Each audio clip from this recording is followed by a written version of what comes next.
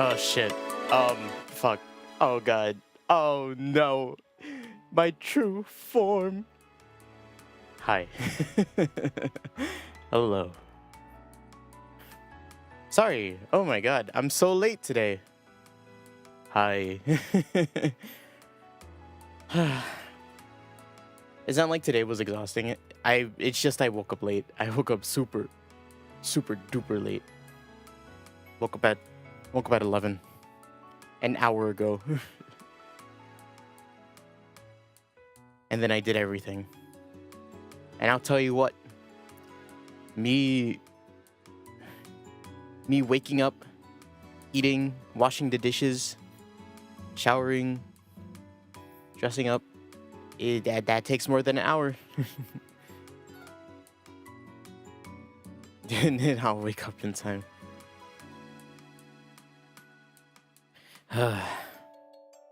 Yif, am I right? But yeah. How are y'all doing? I am so fucking... I'm not tired, actually. I think I'll be out of this tired, not tired feeling in like a bit. It's just yesterday was so productive, and I kind of overdid it.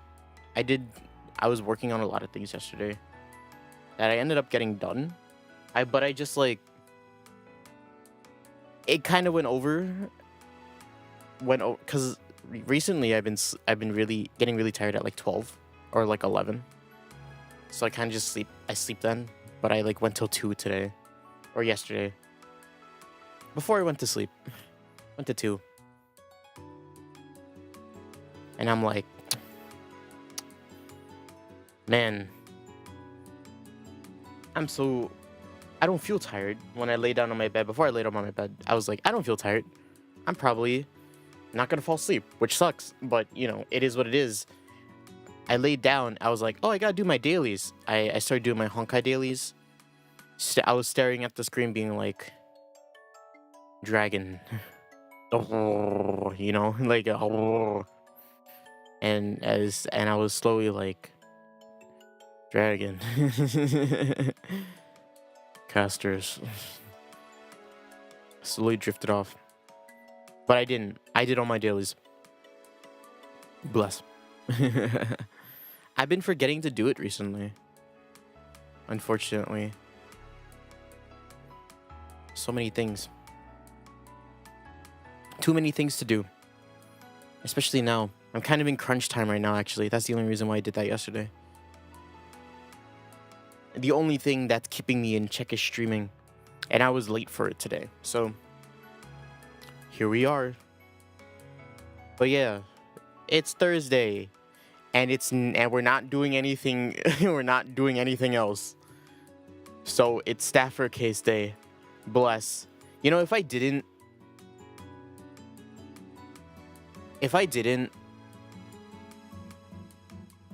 I canceled that 1 week, and then the puzzle was last week. If I didn't do that, we'd be on what?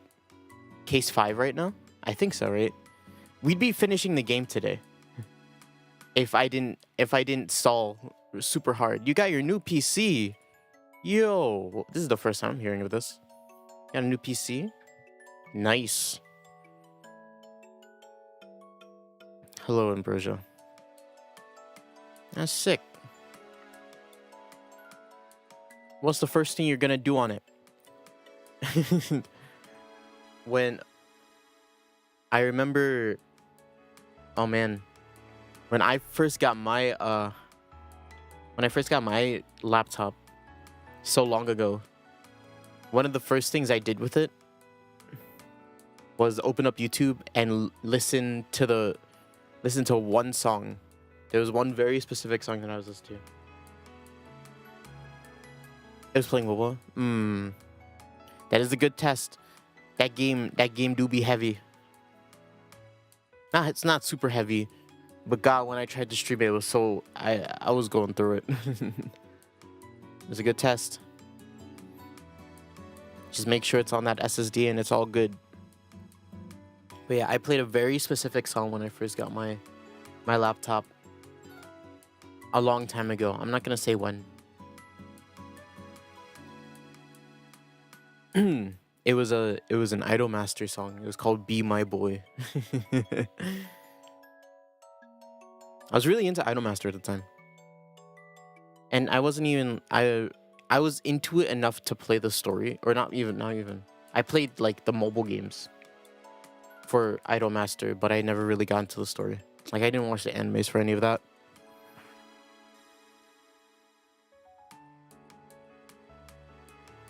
But yeah, I sat down, listened to that song, I'm like, hell yeah. And then I think I played Apex on a trackpad after that.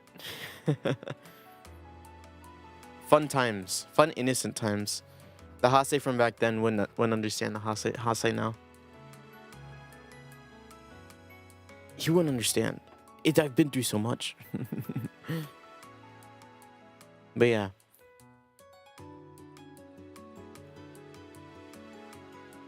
You got Zani on your first 10 pull? Okay.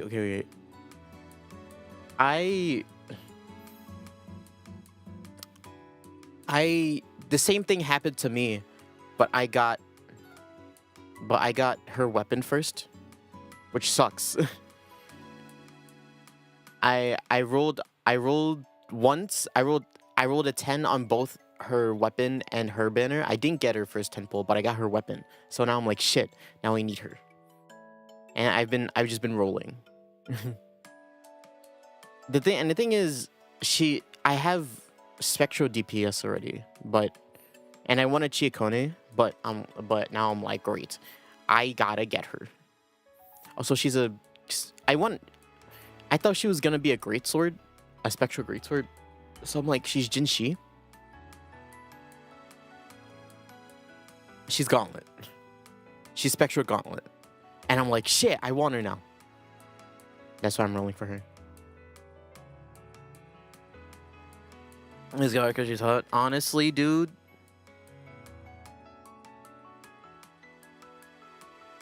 Five-star Hase. What does 5-star Hase look like? 5-star Hase is when I get a live 2D. I've been thinking about that recently. Not getting a live 2D, but like a redesign. It's been on my mind. Also, I downloaded Infinity Nikki. How does that game work? Do you like roll for like clothing? Is that how that works? Is there 3-star and 5-star clothing in that game, and then you take pictures with it? You roll for the clothing? That's funny. God, I did get the skirt that I really wanted, so now I have to use these. I have to use these black pants, you know, like, or these tights. Ability clothes. Ah, I see. Okay, that makes it a little bit more worth it. Yeah, I never really. I've said this before. I'm not a big fashion guy. I like have like 3 main outfits that I wear, and like they are like everything outfits. It doesn't even matter the season. I don't really care if I sweat that much, because I never take anything off. So no one's gonna know, right? And I don't really mind it. So I just have the 3 that I wear. Right? But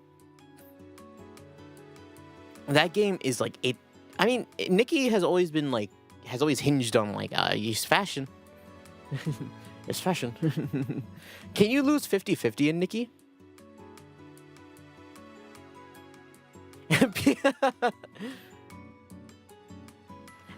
They made the One Piece worse. My One Piece dress. I can't. How could they do this? My sunflower dress. The sunflower outfit got nerfed. Straw hat, sunflower dress, team comp got thrown under the bus. All right, it's being power crept. I do love a good like Himawari like outfit.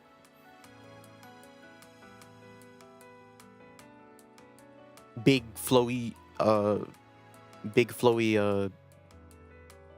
hat with white pure white one-piece dress. There's a there's something in the simplicity of that that's so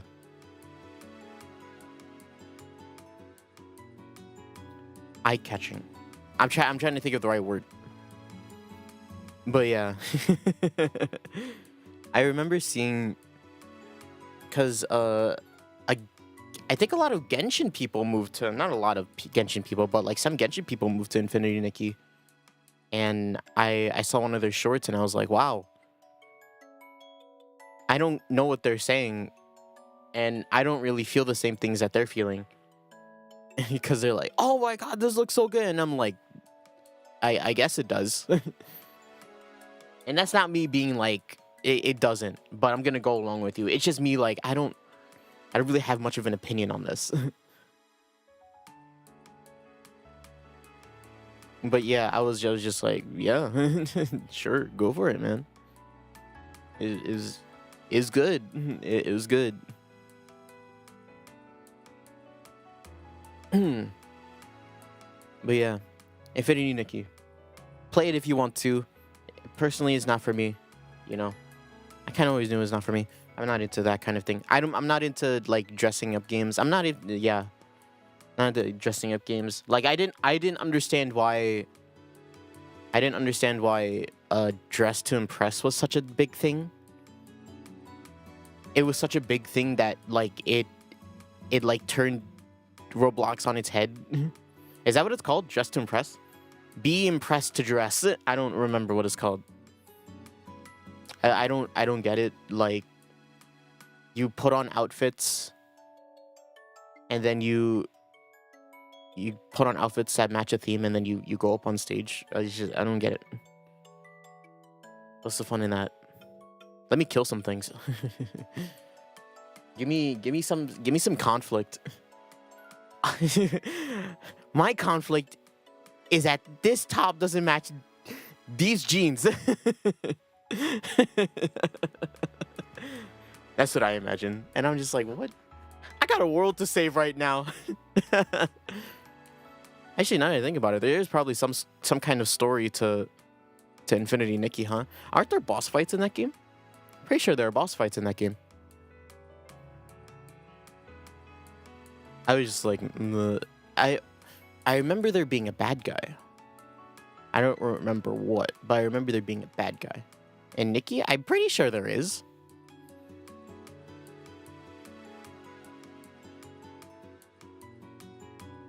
I remember there being one big bad guy. Yes, many. Okay. There's many of them. There's many big bad guys. Not as much as Wuwa. I think Wuwa is like the mecca of like, hey, we're gonna skill check you. but I just didn't expect it. I thought it was just a game where you went around and you like. But there's like 4, I think. Ooh, I see.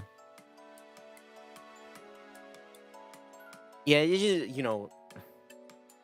You see Nikki. You remember growing up that Nikki is the game where you dress up characters, and then like it starts with the main character's guy like cheating on her. Is that what happens? Is that what happens? And then she's like, I'm gonna glow up, and then she glows up, and then the guy's like, I'm sorry, I didn't mean to cheat, and then she's like, no. Which is based, extremely based.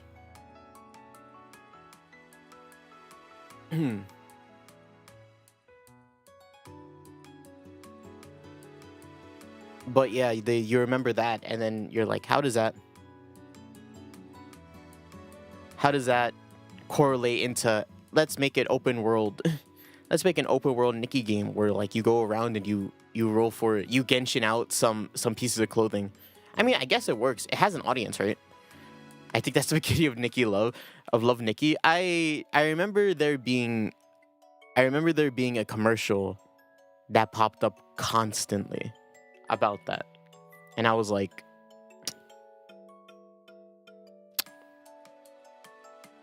that dude sucks for cheating.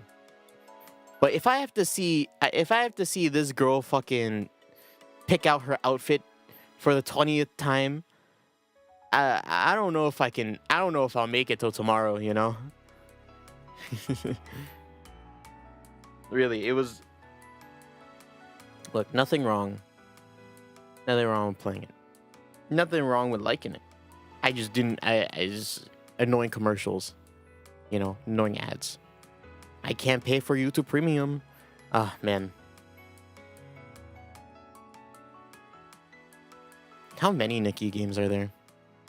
There must be a lot, huh? It has like a... Nikki has like a cult following. I don't want... I mean, I'm not. But I don't want it to come off as if I'm like... Nikki sucks. This is me coming off as... It's just not for me. Good.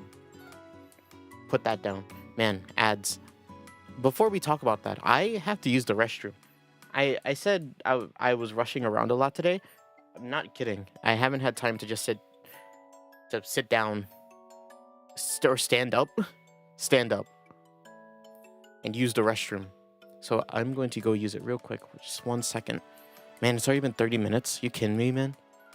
I'm about to run out of things to talk about. That's what the timer means. Give me 1 second, guys. I gotta take my gloves off first.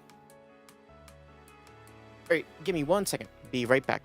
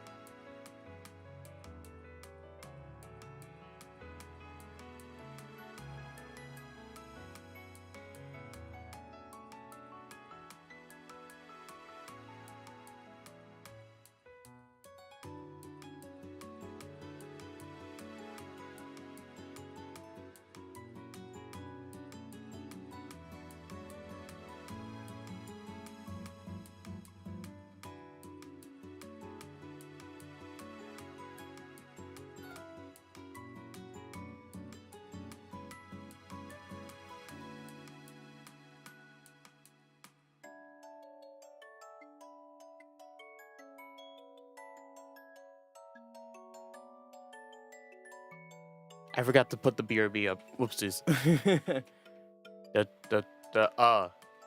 Hi, I'm back. Hi, Sock. What's up?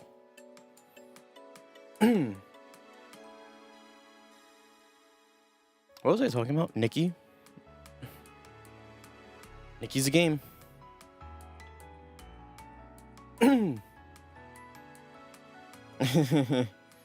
Yeah, I just went to the bathroom real quick.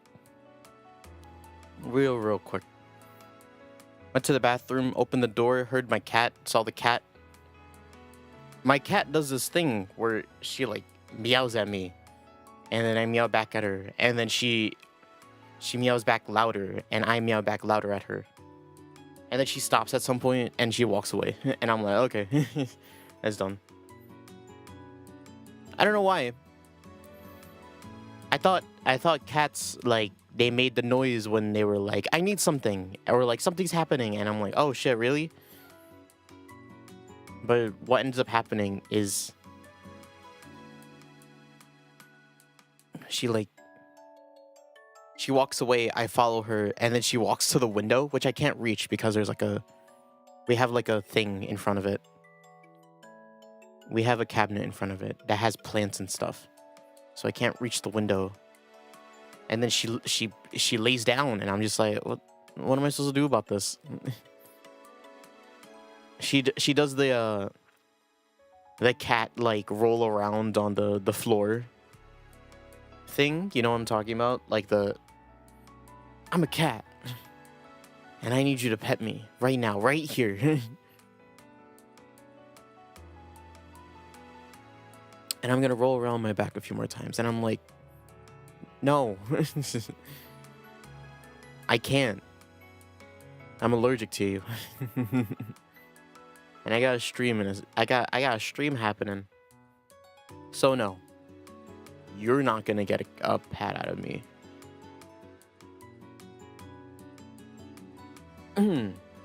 Man, what was I thinking about earlier, other than Nikki? I don't know enough about Nikki to keep holding this conversation. Oh yeah, I was thinking about I wasn't thinking about this a lot, but it was an idea that popped into my head recently. But like recently I on my YouTube feed, one thing that came up was like how to design your VTuber. And the thing is, I was like, first of all, are there enough VTubers in the world where you have to make a tutorial for this? It's one of those things where like I've been watching a lot of D&D stuff recently. I don't get like those like how to play like I don't get those like how to play like videos for D&D, because I've always been like, isn't just make the character that you want to make, you know? Like, what if you want to make a monk that high rolls in intelligence, then like do it.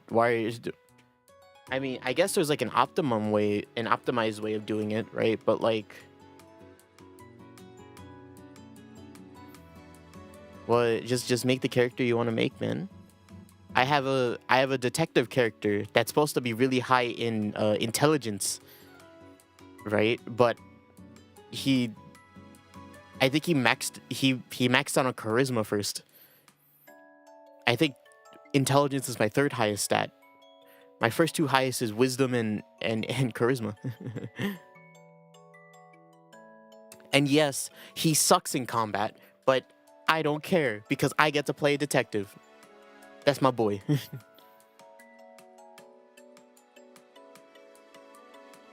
I love Petey. That's my boy Petey. But yeah, I don't. I might get it in like video games, you know, like you want to. I mean, I'm certainly not like I'm not a stranger to min-maxing, or not even just getting strong enough. I don't min, I only max. Like min-maxing. What is the definition of min-maxing? It's like the minimum amount of effort for the maximum amount of results, right? I just max. Min-max. Meaning? Min-maxing Stardew. Minimizing weaknesses and maximizing strengths. I see. That's what min-maxing is. But yeah, I don't get it. Just like, I think the point of especially in D&D, like the point of a character is or the point of making an interesting character is having like a flaw, at least having a flaw, right? If you're just there, I mean, I guess it depends on the campaign, right? This is the beauty of D&D. Your game can be whatever like your DM wants it to be. But like, you know, if I were to ever run a D&D and I got fucking like, I got the world's best like fencer that has the reaction speed of a hummingbird.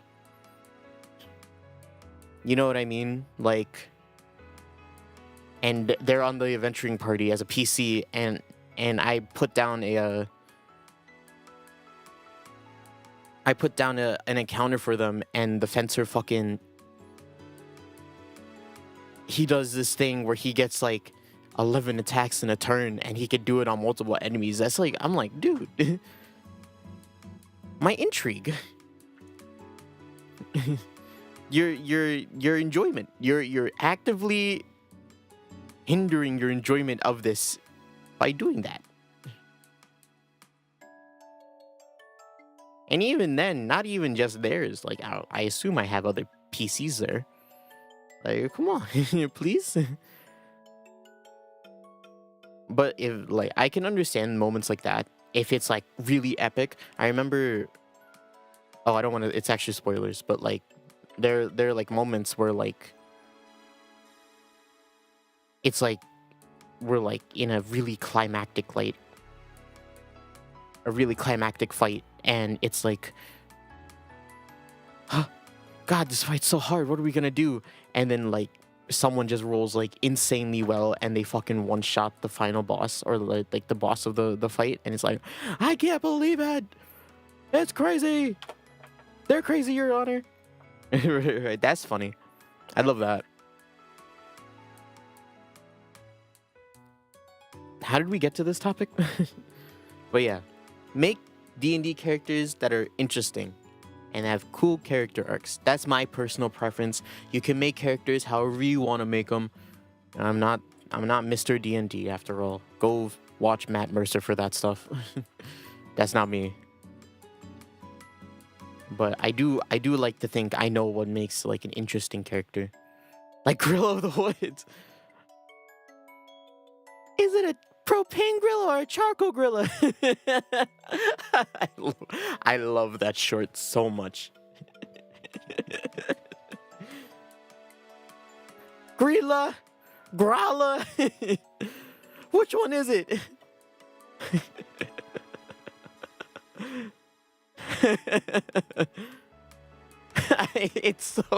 It's easily like, it's one of my favorite like shorts from them. Still, that short is so old. It's like one of their first, and yet it lives rent free in my mind. I like to think that I don't have that much brain rot, but Grilla is one of them. I have Grilla, and then I have like 5 give me. That's it. 5 give me is a play on 4 give me. I don't even know where I heard it from. I think it was a Game Grumps thing that I heard it from. Yeah. He beatboxed. 4 give me. 5 give me. I can't beatbox. But yeah, that's so funny. I don't watch Legends of Adventurous, I think they're called, right? I don't watch them. I'm mostly a D20 guy.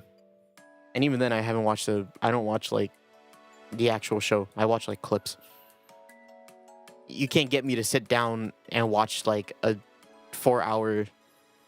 2 to 4 hour episode of D20 because I already don't like movies. So, and it's unfortunate because I do like, actual plays are something that I'm interested in and I want to pay attention to. I just don't have the time to sit down and pay attention to them, you know? And I can't multitask. It's just one of those things. I can't be like, especially I can't be working on music and listening to the show at the same time, you know?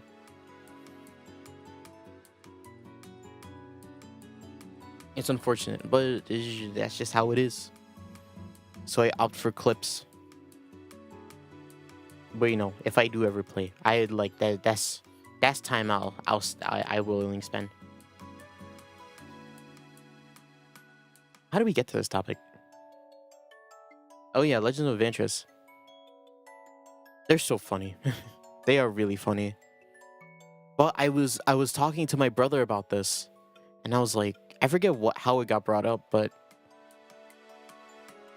I think I brought up, there was a conversation that me and my brother were having, and then I brought up Legends of Adventurous, and they're like, Hase, the difference between our group and their group is that they're funny. And I'm like, dog, we're funny.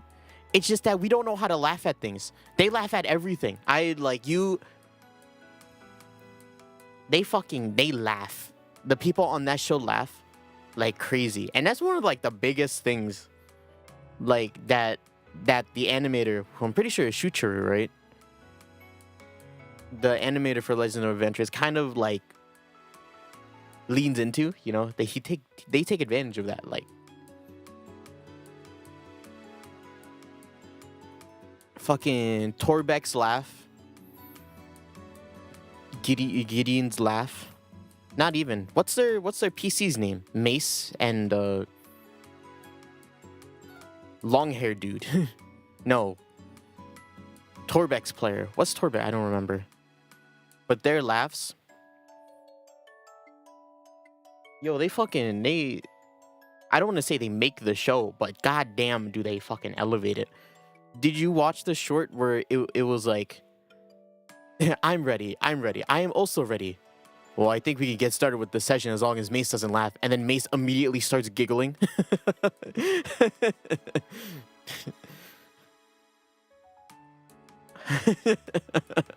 Like, what? Bro knows how to laugh, and he'll laugh, you know? He ain't afraid to. But them laughing, like, you know, it's contagious. If someone else laughs, you're more inclined to laugh if you see said funny thing, because you're like, oh, he's laughing. If I find this funny, that means I also think it is funny, and I won't be like it won't be socially awkward, you know, because that's a thing in today's society, where it's like, aha, I'm being weird by being the only one that laughs, you know? That's just how the world works. Or I don't even think that's the right explanation, but that's how I see it. But you know what I mean? You know what I mean? You does know what I mean? Yeah. Fun times. D&D's fun. D&D's fun. Funny people make funny moments of D&D. But there are also heart-wrenching moments in D&D, you know, and it's an experience. It's all an experience. I want to talk about something else. Man,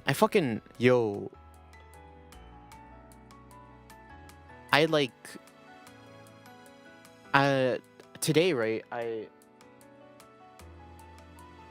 a dirge. Ah, man, don't apologize. Don't worry about it. Play your dirge game.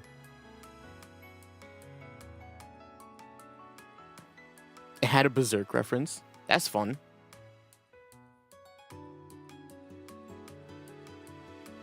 Griffith! Ah, I see. Play your dirge. Play your Baldur's Gate 3 dirge.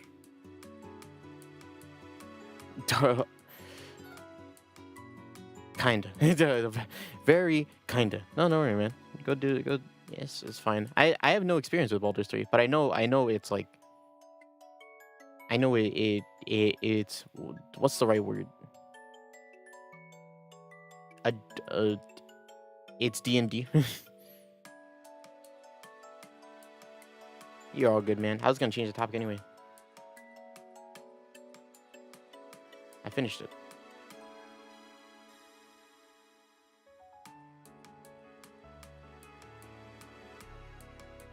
You got out of hell. Are you... What's his name? God.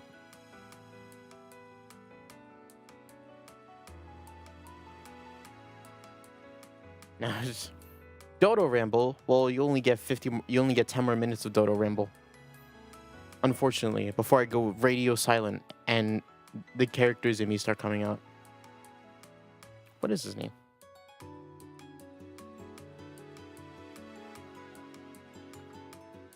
Oh, Guts. How could I forget that? Your Guts. Oh, my party die.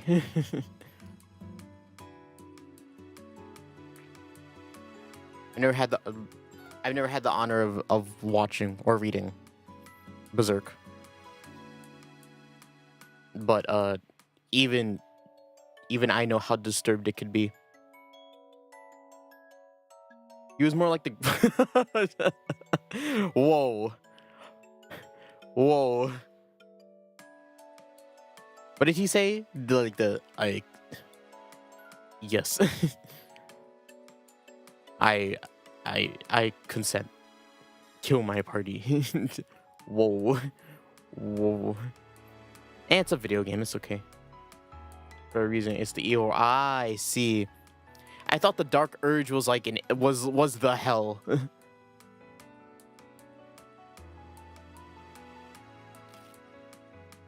Welcome to the dark urge.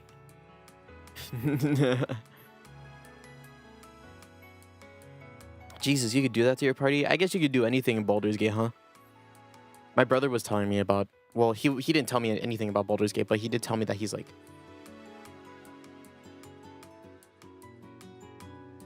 I think he did tell me, like, he was like, I need to finish Baldur's Gate, and then I need to start Expedition 33, and then I need to do something else. And I'm like, how long could Baldur's Gates take? How long could that game take? How long is his one playthrough of that game?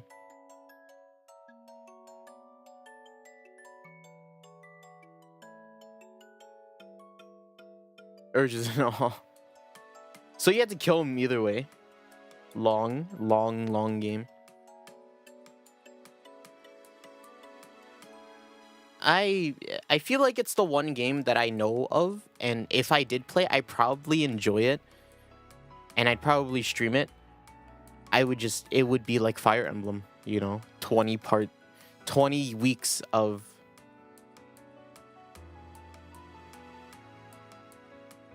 You crack 60 hours easily? Damn. God damn. That's a game right there. But yeah, it's like... It'll be like Fire Emblem. It'll be like... well... You've reached week 20. I think you enjoy it, which is... I'm King of Vague. Ah, I see. Maybe, just maybe, you know. It did hit its final update recently, so I assume it's gonna start going on sale. Maybe, just maybe. But only time will tell. Yeah, I had, like, it's not even like I've been purposely, like... It's not even that I've been, like, purposely, like, avoiding, like, stuff about Baldur's Gate. I've just been, like... You know, it's just been one of those things where it's just, like, been outside of my realm of, like... things. Oh, God. I feel a sneeze. Never. Yippee, 12 new subclasses. Yay. Is there an artificer class? I think the next D&D character I want to make an artificer. I was kind of averse to it at first because artificer in D&D is like in a weird spot where it's not an official like core book class. Unfortunately not, but damn. just gotta make my own artificer then. But yeah, I like it's not a part of like a core class. It's not a core player's handbook class.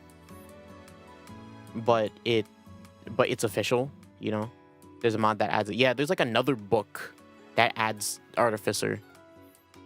But it's in limbo in a lot of terms. Like I have 3 copies in my library. Who owns this game? Oh, I own this game. But yeah, it's in like limbo and for a lot of things. Not like playing wise, but like I remember watching a video about artificers, and they were like,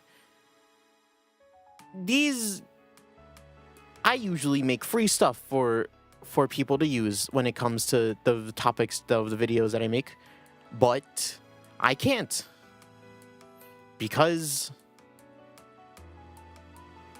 artificer's not in the main book, and that means something doesn't apply to it, like the what doesn't apply to it? It's like the terms of services of consumerism, something like that. That Wizards of the Coast has, and it's like I'm like, okay, and that really it doesn't have anything to do with me. But I was just like, really, whoa, let's tick the negative, the negatives mark on that one. Maybe I was thinking, I thought I had the most unique idea when it came to artificers, where I was like, I want to make a character that fucking like punches people with like big gauntlets. You know what I mean? Like, I wanted to make a dude that had like mechanical gloves, right? And I was like, yo, this is sick. I'll be like Vi or Risley, you know, like I got robot gloves. What are they gonna do about me? And maybe I'd expand on that idea. I'd love to do that. But then I was reading an article about it, I think. I was reading an article about it, and I was scrolling down on my artificers, yes.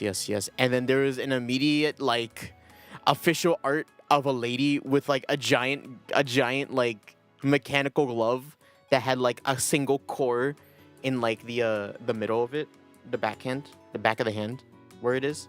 And I'm like, damn it. Like a Sailor Moon transformation. That'd be cool. I'd love to do that. Whoa. But yeah, it's just like, I don't know, maybe I'll cook something up. Unless I was on your end. Huh? No. Please. Should I check real quick? I do want to check before I start stream. Just in case. Please be on his end. Please only be on. I need to keep talking so I can test this. But what are ideas? What are more ideas for artificers that might be unique? Oh wow, you can hear myself. Seems fine. Just a hiccup. Sick. I mean, artificers. I mean, they got guns, right? So they have the guns. They have maybe there's weapons. Yeah, you could do a weapon. The guns are the most common when it comes to artificers, because what other class is going to use a gun? You know. Guns, punching, there's kicking. You can get like shoes. You can get like My Hero Academia like Ida kicks. Maybe. What else is there? Head.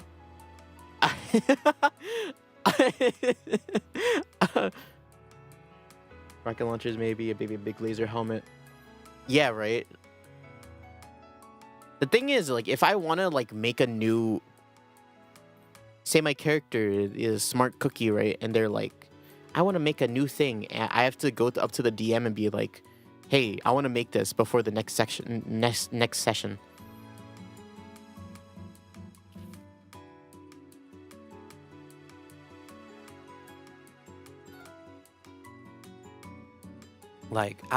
And I gotta be like, all right, let's crunch the numbers on this.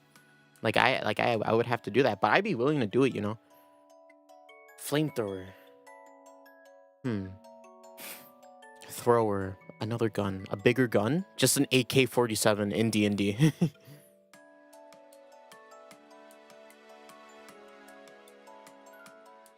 That's true. Any class can do anything as long as the DM wants it and is willing to, you know, help you create it, or is willing to let you create it and you can collaborate with it, like a new god for the warlock, you know,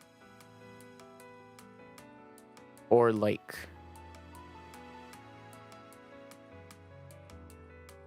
turn the DM until he agrees. I would like to make a warlock that made a pact with the god of fertility. What? That's funny. Now that's funny. It's gonna be one of those campaigns.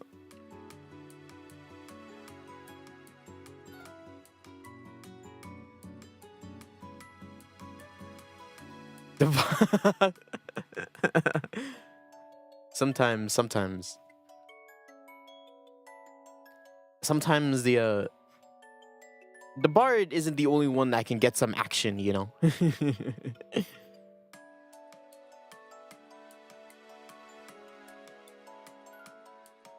God, there's so many things, but I can only think of guns. I think the bard's overplayed anyways. They might be, but I'll be honest, I haven't seen, at least in like the shows that I've been watching, the horned ones. I see. It's you know, it's one of those like running jokes that's kind of like, it's grown stale for people, but there are like mostly like new people who like love the joke. So, you know, it's one of those like, let's not rain on their parade, but also like, you know, the bars can be more than that. You know, it's one of those moments. I can only think of guns. Maybe I just really want a gun, but like a cool gun. Maybe I have a revolver that I can like, that I can Wild West.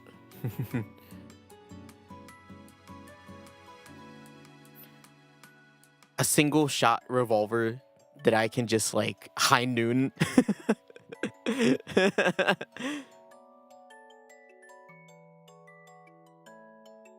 Arc thrower.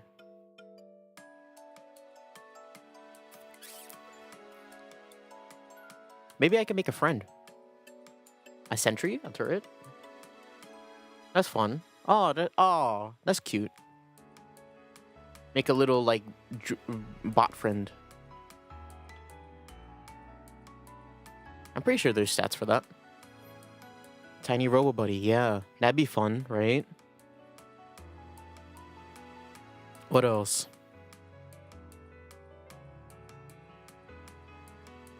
Just write everything down. Just steal it.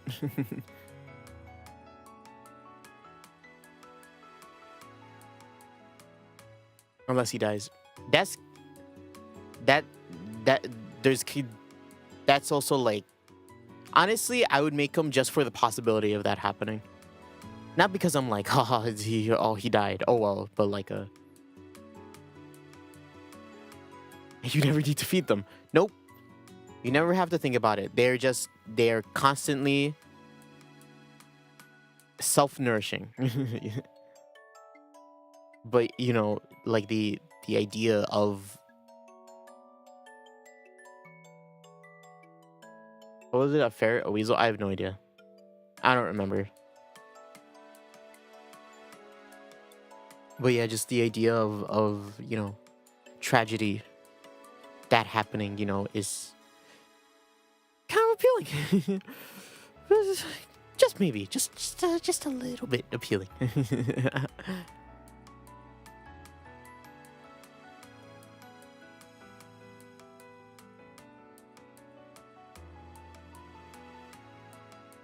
Oh my god. It's 1 o'clock already. Well, to be fair, I was kind of late today. Gotta get started on the game. Alright, gamers. Before we get started with the game, you remember this? You remember that this is a thing that we do on the stream? Why is the cap above? You go here. There you go. Oh, that's why.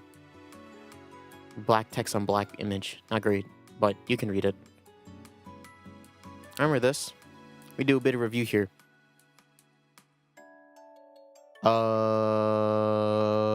What was I gonna say?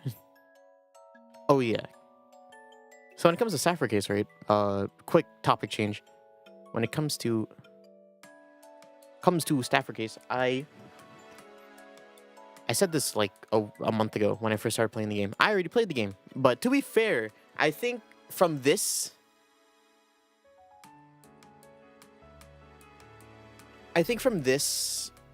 point on, like chapter 3 to beyond, I kind of really don't remember. 1 to 2 were the ones that really stuck with me, and then 3 to 5, which are the rest of the cases in this game, I don't remember that much. So honestly, this might as well just be a new experience for both of us. But this is here because I basically already played the game, and it's basically my favorite game of 2024. And so what we have here is a little reflection slide that I do at the end of every stream, where I just go through what I like about the chapter and what I dislike. Because, I don't know, maybe one day I'll work on my own detective thing. Who knows? Whether it be a TTRPG thing or just a video game. One or the other, you know? Maybe, just maybe. But yeah. This is what we gleaned from what, 2 weeks ago. If you don't remember the last case, first of all, spoilers. If you haven't watched it, go watch it. Second of all, yeah. Go watch it. But yeah, spoilers. I'll talk about spoilers now. But yes, understood. Godspeed. Go watch it. Get out of here. Go have fun with that. But yeah, last time we investigated the creature case where the boss was killed in the office, and in the bad ending, we just concluded that it was the vice president. We just concluded it was the vice president, and we ended the case there. Nothing really big happened. We were just like, why was he in the tunnel at the time, or the vent at the time? He's venting, so he's sus. But then we got to the true ending, which we realized that he was being controlled by a man, by the Mammal Man, and the Mammal Man made the vice president teleport the creature into, or made the man teleport the other animal tamer into another room, so that she commanded the lizard to go into the office that killed the guy. That's what happened. And then we got a whole thing about Thena being like showing off her badass side. I also made her British because she is the most British out of all of them. Much to my dismay, because I made her 2 of the not British voices. And then it was a whole thing about people dying or her killing people when she was in probations. And then we had a talk with Redfins, and she was like, yeah, she's always been like that. And I'm like, and then Note's like, I don't know how to think about that. And he came downstairs, he was like, I don't like you, but I don't necessarily dislike you either. And Dina was like, thank you for being neutral and not saying what I do is good or bad. And I'm like, okay, I can see it. And then that's where the chapter ended.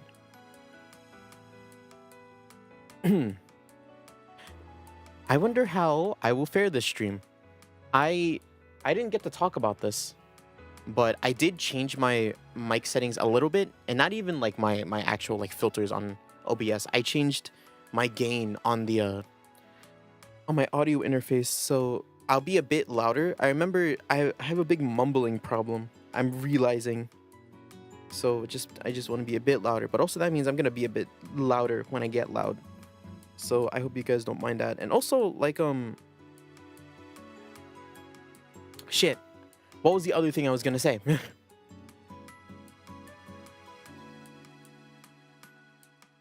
Oh yeah, I tried to like, I was gonna, so for the Kingdom Hearts stream, right? I don't know if you guys noticed, but I put like blind playthrough in the title of that stream. And I was like, and the reason why I put it there was because, you know, it's a blind playthrough and maybe people would be more interested in that. And so I eventually, like, you know, I put it and then I did it, and, you know, it did, you know, it did what it did. But for this stream, right, I wanted to put like, I think I've always advertised these streams as like, it's mostly voice acting, unless it's already voice acted, right?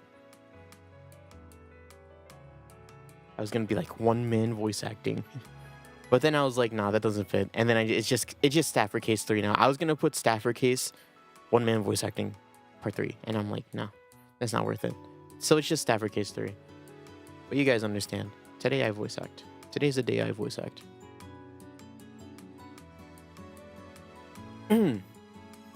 But yeah, let me just set things up real quick.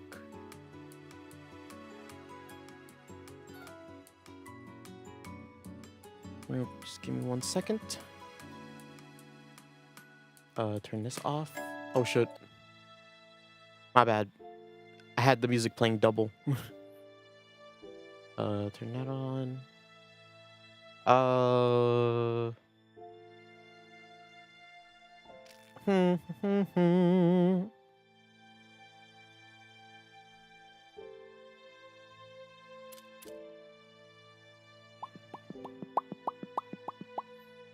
Okay, I think we're good.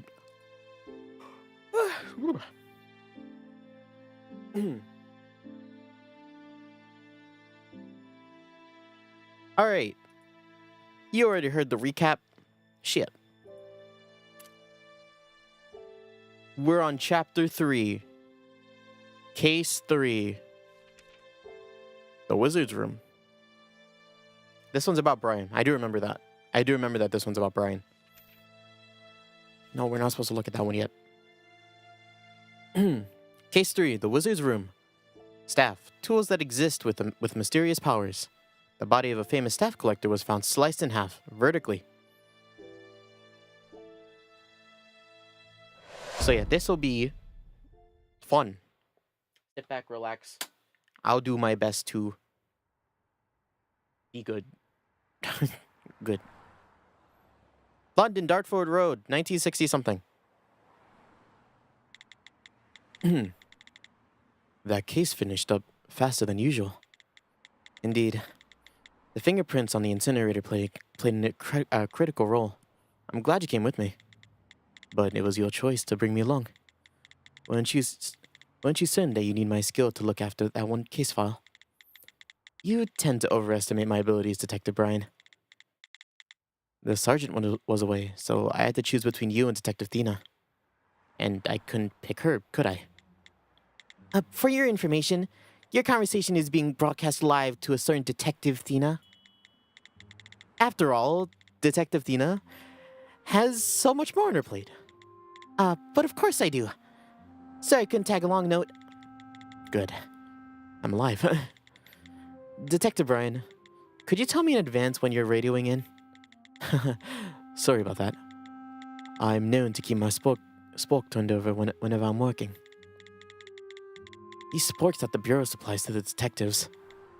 If you speak with the spork part facing down, you can transmit to any other spork in your set. Honestly, it looks kind of ridiculous talking into an upside-down piece of cutlery, but the quality of the transmission is vastly superior to any existing walkie-talkie. It fits in one hand, and the sound is so crisp that you'd think the other person was right next to you. It doesn't seem to have a limit on the range either, and for the reason for that, these sporks we use. You said that they're a manifestation of staff, right? That they are. It doesn't work through mechanical means, but by a skill that shares sound, allowing for calls of such high quality. Skills, just like the staffers. Yet, unlike the staffers, staff needs a trigger. A trigger? Note, as you may know, most staffers are able to will their power forth whenever they wish to. However, since staff is inanimate, certain conditions must be met for the skill to happen. We call this condition a trigger. In the case of our sporks, the trigger is the fork prongs pointing to the ground. Whenever that happens, it uses its skill to share sound. A trigger. Like we're setting off a gun or something. No, sometimes you ask rather obvious questions. Aren't you supposed to have learned all this in school? I couldn't go to school.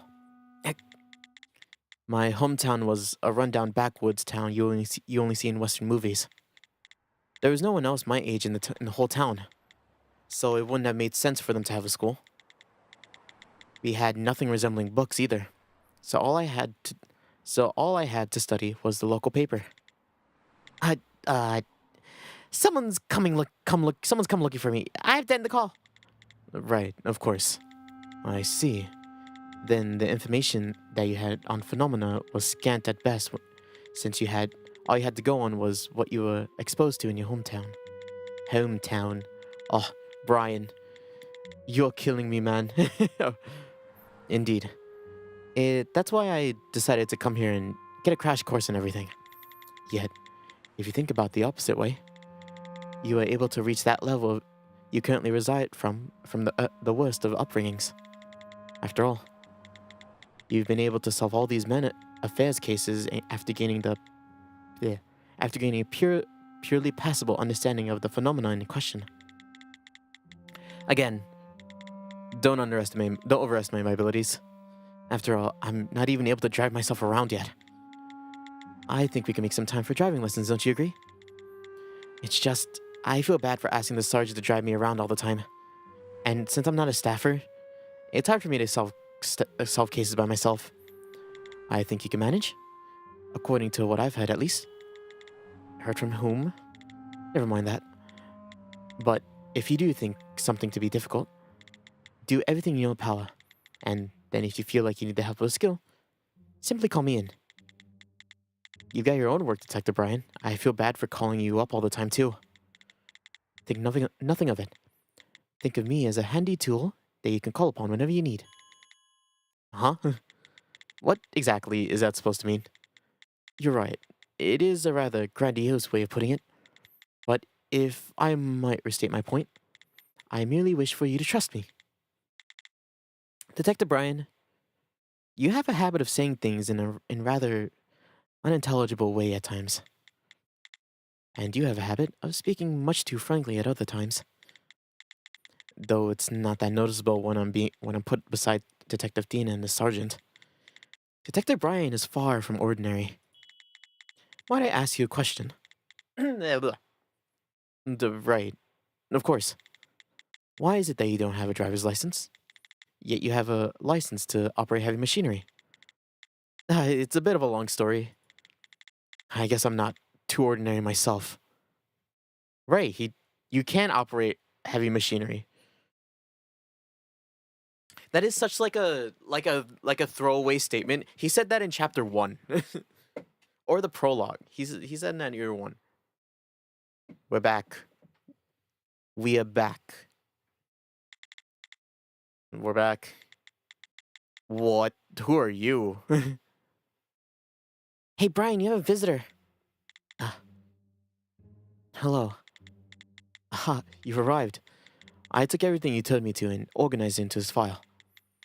Oh, I had no idea you'd actually do all that, honestly. I was expecting to get nothing but a stern talking to. With this, you'll be able to go about your daily life. But if you wish to attend a festival or the sort... No, this is quite enough. The past 6 months have been difficult without this. Thanks to you, sir. I can get on with my life. Yeah, my gratitude. I hope to see you again if I get the chance. Well then, shall I make us a pot of tea to make the paperwork easier to swallow? Detective Tina, who was that? A staffer immigrant. No matter how hard life is here, there's no place with clear regulations for staffers in London.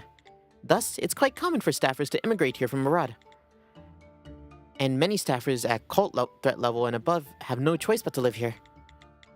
However, to engage in activities outside one's residence, it's required that the staffer acquires something like a bureau file first. And if an immigrant isn't top priority for approval, that can take quite a long time. That's all quite unfortunate. But processing those files isn't Detective Brian's job, is it? Brian must have seen that woman causing a scene this morning at the front counter on the first floor. Then what happened? What do you mean? That was the end of it. I'd wager Brian just offered to help out of the blue. This may be my own twisted morals here, but don't you think the kindness Detective Brian shows to those around him is a bit much? I don't think that's a question of twisted morals. I think the Buddha himself would turn his nose up at Brian's meddlings. No matter who's asking, that man is usually take on the... No matter who's asking, the man will usually take on the favor. Usually. Uh-huh, usually. Detective Brian, could you clap for me? Like this? No, with more fervor. Or could you go buy me some pastries? Note. What pastries would you like exactly? No way. I'll take a croissant. You get it yourself. That didn't work. Huh? Why didn't he listen to you? Call it karma. Did something happen to you in the past life? Indeed. It was when we decided to break things off between us. After all, after that, I refused to fulfill a single one of Stina's requests.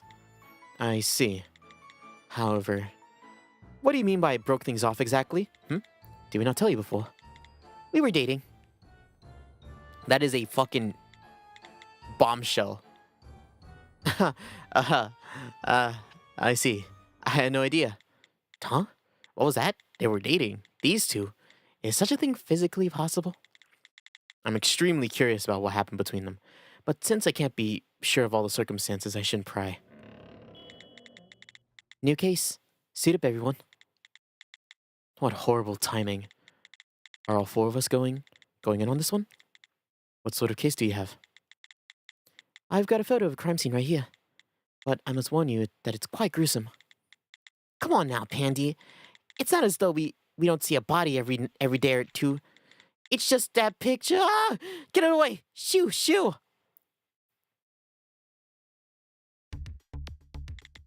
Can we get it as evidence? I would like to see it again. In the picture, that body. Indeed. It was sliced in half. Vertically at that.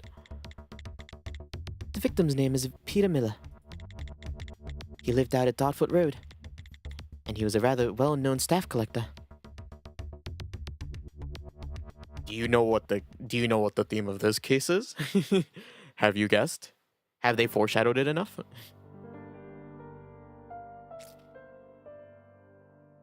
Right, I forgot about her. I'm telling you, I forget everything about this case, basically. This is... should I say this? I'll just say it. I'm pretty sure this is my least favorite case in the game. Unfortunately. But we'll see. Maybe I'll change my mind. Just maybe. Also, just tell me if I'm like too loud or if I'm peaking as well. If the audio like distorts. Just gotta make sure everything's a-okay. Detective Brian, could you elaborate on what we were talking about before? What were we talking about before? Ah, about the case. You must not have heard the sergeant's explanation before. No, it's about... I understand. That photo did do a number on me as well. I imagine you must have had a hard time focusing. No, I mean, you're not wrong. I see. Well, if I had to summarize it all...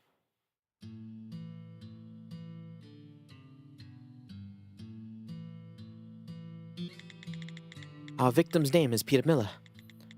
Rumor has it that after retiring from the military, he amassed a considerable fortune by investing in an automobile company. However, the reason his name spread through certain circles was because of his unique collection. He collected staff, right? Indeed, he did. It seems that his collection contains a number of unauthorized staff that has not been inspected by the Bureau. Unauthorized. Only staff inspected by the Bureau and labeled a threat level above Bowie or under may be purchased by private citizens. Owning staff with a threat level cult or above is a crime. Thus, our victim may have had dangerous items in his collection that have never been inspected. It seems as though bribery was enough to keep it from the ears of the Bureau's officials, yet his name is famous among collectors. Also, the victim was found splayed out this morning, just as he was in that picture. He was in front of the storage shed. Yeah, he was found in front of the storage shed he keeps his collection of staff in. On the morning of the first on the scene, discovering the body, was none other than the victim's wife, Elle Miller. She's a staffer, but her threat level sits the lowest at unarmed. She doesn't have the skill capable of slicing a man in twain. Such a feat would be impossible with any ordinary object. However, the victim's collection, stored nearby at the scene of the crime, is full of objects far from ordinary. Considering the state of the victim's body, it's a high likelihood that unauthorized staff from his collection played a part in this crime. This case will be centered around investigating the staff of his collection. Give me 1 second.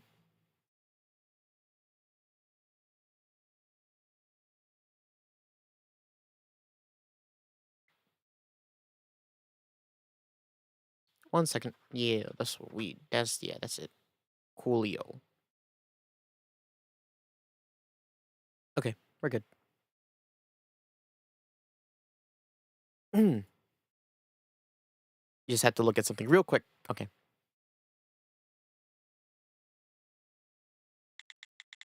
I was actually trying to inquire about his relationship with Detective Tina, but he is correct in his claim that this is no ordinary case.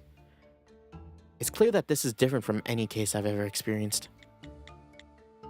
Let's get rid of idle thoughts for now and focus on the case. After all, I'm a detective. Were you perhaps not talking about the case, but talking about my relationship with Tina that we mentioned before? If you're curious about that, it's not exactly a secret. Shall I fill you in? Sure. Alright, I'll tell you right after we finished our investigation. After all, we arrived at the scene of the crime. Alright. To be perfectly frank, I have no idea why you wanted to hear about it so badly. I imagine you wouldn't be all that interested. But I am. In fact, I found my interest to be growing recently. Very recently. I really need to know about your relationship with Tina. To be fair, despite the fact that I say that this is my least favorite case and that, Brian, I think, and Brian is basically the least intriguing of all the detectives, even though they're all I think they're all good characters. He is the least of them all.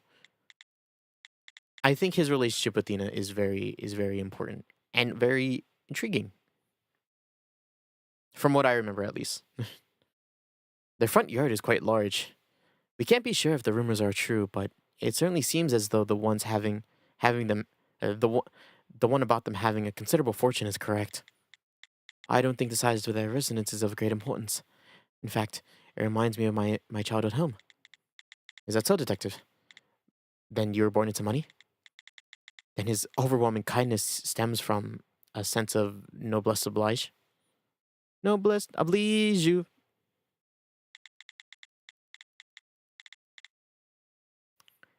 Not that any of that matters, with the situation as it stands now. Hmm? Perhaps the storage shed over there is our crime scene? It seems as though Sarge and Thena have beat us to it. Step lightly. After you. Detective, Thena, which one of you drove here? Ah, you're here. Sergeant, is this our crime scene? It is. You saw it in the picture before, yes? Yeah, though I'm trying to erase what I saw from my memory. I've seen mutilated and dismembered bodies before, but this is the first time I've seen one sliced through vertically. And that means she's the one she's seen one sawed in half horizontally. Even if it was a person who did this to our victim, cutting a body in half vertically would not have been easy. It's fair to say that there must have been a reason for doing this to the body. Jesus. There's something that's caught my eye before. What's this balloon-like outfit the victim was wearing? It's a protective suit. I heard that he always wore that when he entered the storage shed where he kept his staff. And that shows us just how dangerous the items just how dangerous the items in here are. That's right. Let's begin our investigation here. Now, Brian and I will take care of investigating the area around the body. I'd like to get a trace photo and a complete memory server at the same time. Think you can handle that? Sure, shouldn't be too difficult. Where is Thena? She's probably setting up a thing, huh? Doo. Save real quick. Then we'll leave that to you. Let's get right to it. We've got at least 2 different places to investigate waiting for us. I don't know what it is. I think am I losing my British? Oh, sorry, I didn't do that next to the mic. Damn it. Give me 1 second.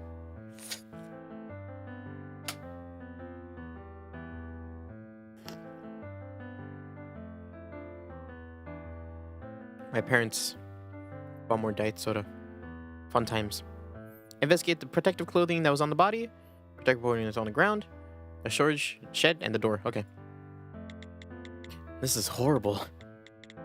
Even without the body, just the trace left behind. Trace left behind can help me envision the scene. Probably even more so because I took a good look at that picture before. Right, that. It was quite rough. Sorry about that. I thought it unfair if I be the only one to see it. Then it was intentional. I'll stop with the jokes. If the victim was wearing this in his final moments, there's a good chance his voice remains in it. If I read the memories it contains, I should get something. And is there anything else left? I couldn't tell what the victim was saying. All I got was the victim yelling at the top of his lungs about something in his final moments. Does that mean he got in a confrontation with someone? Even if it didn't, it hints that the victim knew his death was coming before it happened. Rather unfortunate, really. There is one word I was able to make out, though. What's that? Clean. Clean? Yes, clean. What's that supposed to mean in all this? Clean. This scrap of clothing. It was his protective suit. It looks like he was wearing it. Now that you say it, it does have quite a lot of bloodstains on it. I'm not sure why this one's lying here, but it must be where he usually stores his protective suit. That lines up with the memories I read. Seems as though the victim hated tidying up. It holds the memory of a jolt as though it was tossed into a chair or something. I feel like I could imagine that. A sort of jab. Yet, is there a problem? The way this protective suit seems to have been tossed away feels a bit unnatural. It's like the victim was in the middle of putting the suit on when he missed a step and was thrown off. I know my explanation isn't doing much to help you understand. I must admit, it's hard for me to wrap my head around what you felt. For now, just write down that the movements felt unnatural. Alright. Oh. Oh. Oh? And also, what happened to the suit what happened to the suit all of a sudden? Did he do something to it? From the memories I received, it was as if it blew up like a balloon. I imagine it must have inflated to absorb the shock of and protect its wearer. It sounds like one of those airbags you find in expensive cars, no? From the look of it, it's been ripped in half. So I'd only hear the sound of all the air escaping. Even with such a function, I think it's safe to say it failed to protect the victim. Funny. Good job, Note. And the door. Pretty old door. This house looks nice, so why not get a nicer door for it? There's a sound. A voice of a younger woman. A woman. That's probably the victim's wife. Can you make out what she's saying? She's angry at someone. She said, "You can live your life in there for the rest of your life." And then I had a hard collision. You can live in there for the rest of your life. What is that supposed to mean? Sounds like a parent yelling at a child during their trip to the market. Don't you agree? You think? I didn't have any parents to yell at me, so I wouldn't know. Sorry, my mistake. Why is he apologizing? It's sadder that you aren't more mindful of what you're saying. Hey, Brian, don't blame Brian for this. That's my boy. The victim left behind. The victim left behind. The footprints left behind. The footprints left behind by our victim and his wife, and also, There are 4 footprints from someone we don't have any information on yet, Sarge. We have an unidentified person. What are we supposed to do with that? What do you think? We leave the name blank and figure out who's the owner of said footprints. This is a good sign to come of things. We have a suspect besides our single witness. When were the prints made? Right at the stroke of midnight. Midnight? They were up in the middle of the night? People were out here that late?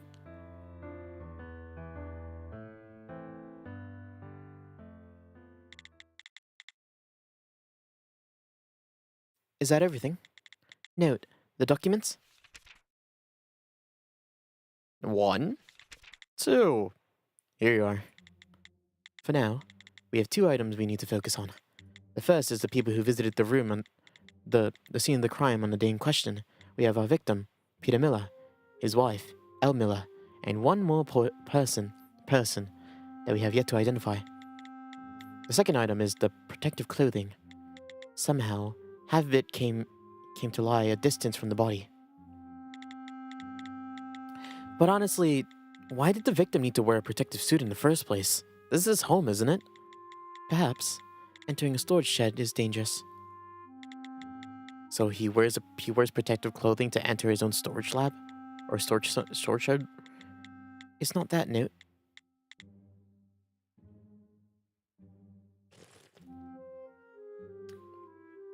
Coincidence? 2 historical moments happening at the same time. Hey, you know it can only mean one thing, that I'm not the Pope.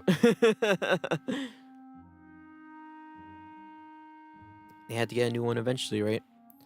It's not that. No, it's not the storage shed itself we should be paying attention to, but the items contained within. Of course, the staff. The staff contained within the room is all unauthorized, which means we have no idea what skills each one carries. Is that a death note?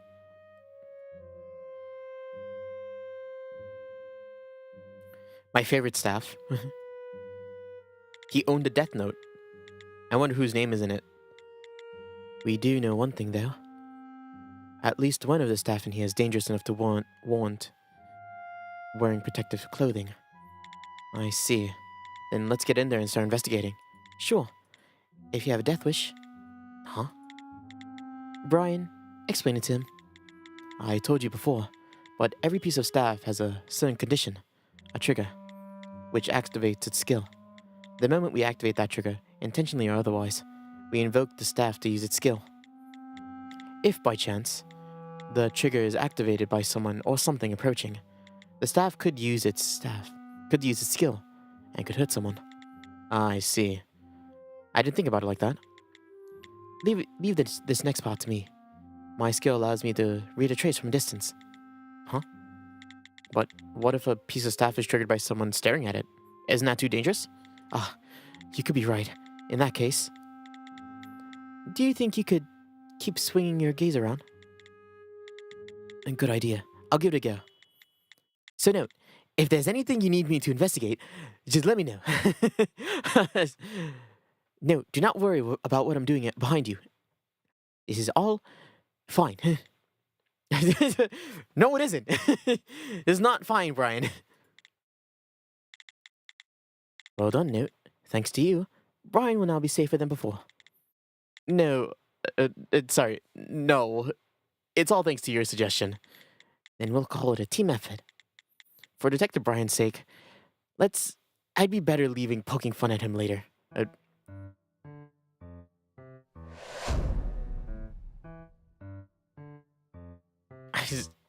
Their faces.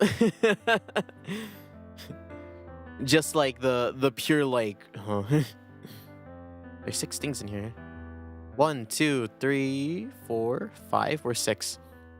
Where's number 6? I don't know where number 6 is. Oh, the door again. Let's start with the door. This door has been taped open so it won't close.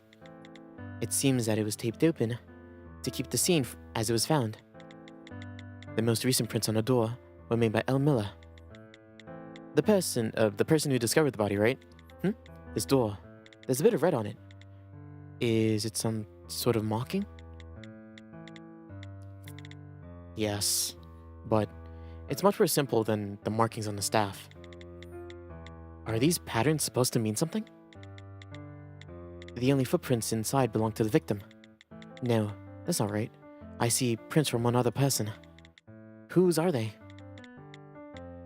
I don't know whose, but they're matched to the footprints we found outside the storage shed. Then our suspect entered the storage area as well? Rather suspicious, don't you think? When were the footprints left? Midnight, same as the one out front. The owner of these footprints didn't stay very long. So at that time, there was a third person on the premises. The death note. There's a black notebook over there. Is that a staff as well? Thoughts on that notebook, Note? Well, since it's on display, it's gotta be a staff. Is that all? Unlike the other staff in this room, there's no red marking on it. Or maybe there's somewhere else I can't see. Could be. So that's notes on the notebook for you? Yep. Aren't you holding back well? What do you mean? There are fingerprints on it, but they're different from the victim's and his wife's. I don't see anything that matches the documents that you brought along either. Perhaps they were made by the same person who made the footprints? We could assume so. But there's something that concerns me about them. These prints were made at 1 a.m. The footprints outside were left at midnight. If the owner of those footprints touched that notebook, then our suspect was in here for over an hour? What was that person doing in all that time? Traces on the ball. Ball! What is art exactly? That is quite a philosophical question. But if we were to give such a question its due, that would require a great deal of time. How about we hold that discussion for next time? I'd rather not open that can of worms. Shall we call this thing a statue then? And since it's on display here, it's staff. The hand clutching the golden object that could be interpreted in a number of ways. The red pattern. I see a number of similar markings in here. What do they mean, though? What could they mean? What do you mean? That's a phonograph, right? It's the first time I'm seeing one in a person's home. That's because this model comes from quite a high price tag. I doubt it's just for listening to music. Since it's on display here, does that make it staff? It's antique, but I see the victim's handprints on it. Good that you can see so well. Though, we still don't know what skill it carries. Is there no trace that stands out to you? I see one thing that strikes me as unusual, but though I can't make it out. What's that?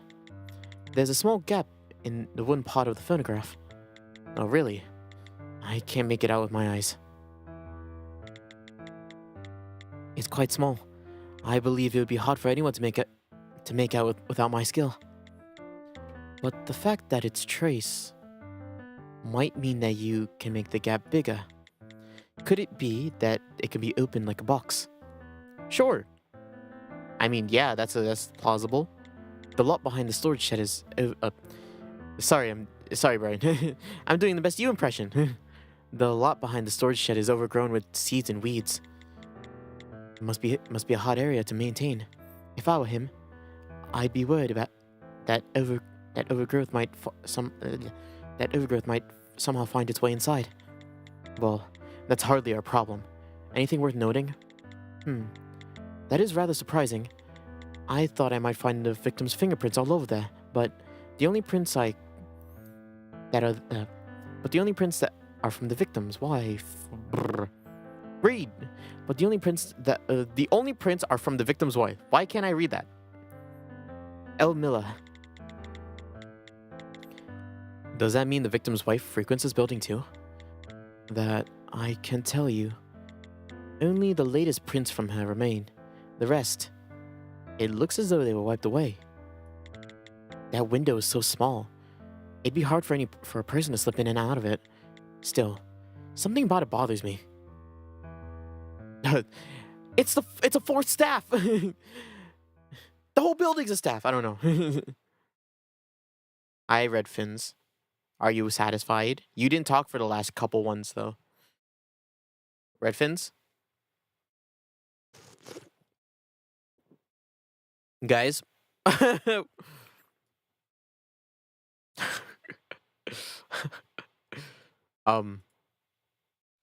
Okay, there you go. I have to click there. Just like guys. Out of everything we've investigated thus far, the most suspicious finding is the footprints of our unidentified suspect. There's nothing else that particularly stands out. There's one thing that bears remembering though. There may be hints about the triggers somewhere inside. Just in case, I'll take a normal picture of the interior too. Pandy, help! I can't handle this by myself! Uh-huh. I had a feeling. You're such a meanie! I'll be right there, Athena. Hold on a bit longer. Sarge, speaking of Athena, where is she exactly? Athena's investigating a different crime scene. A different crime scene? Didn't I say it before? There were two places that needed to be investigated. One was the interior of the shed, and the other is elsewhere. But another crime scene? Isn't the body right here, though? Well, half of it is. Where do you think the other half of the corpse went? Great. The other, it disintegrated. We have to climb to the second floor. Wherever we are going, it's far from the shed. Sergeant, this is the victim's home. Are you telling us that the crime didn't happen in front of the shed? You two will see when you get there. It's too much of a chore to explain, so just follow me. Okay, this is the room. Our second crime scene. At some point, I was able to imagine what was behind the door before it opened. I could smell that familiar scent. The scent of blood.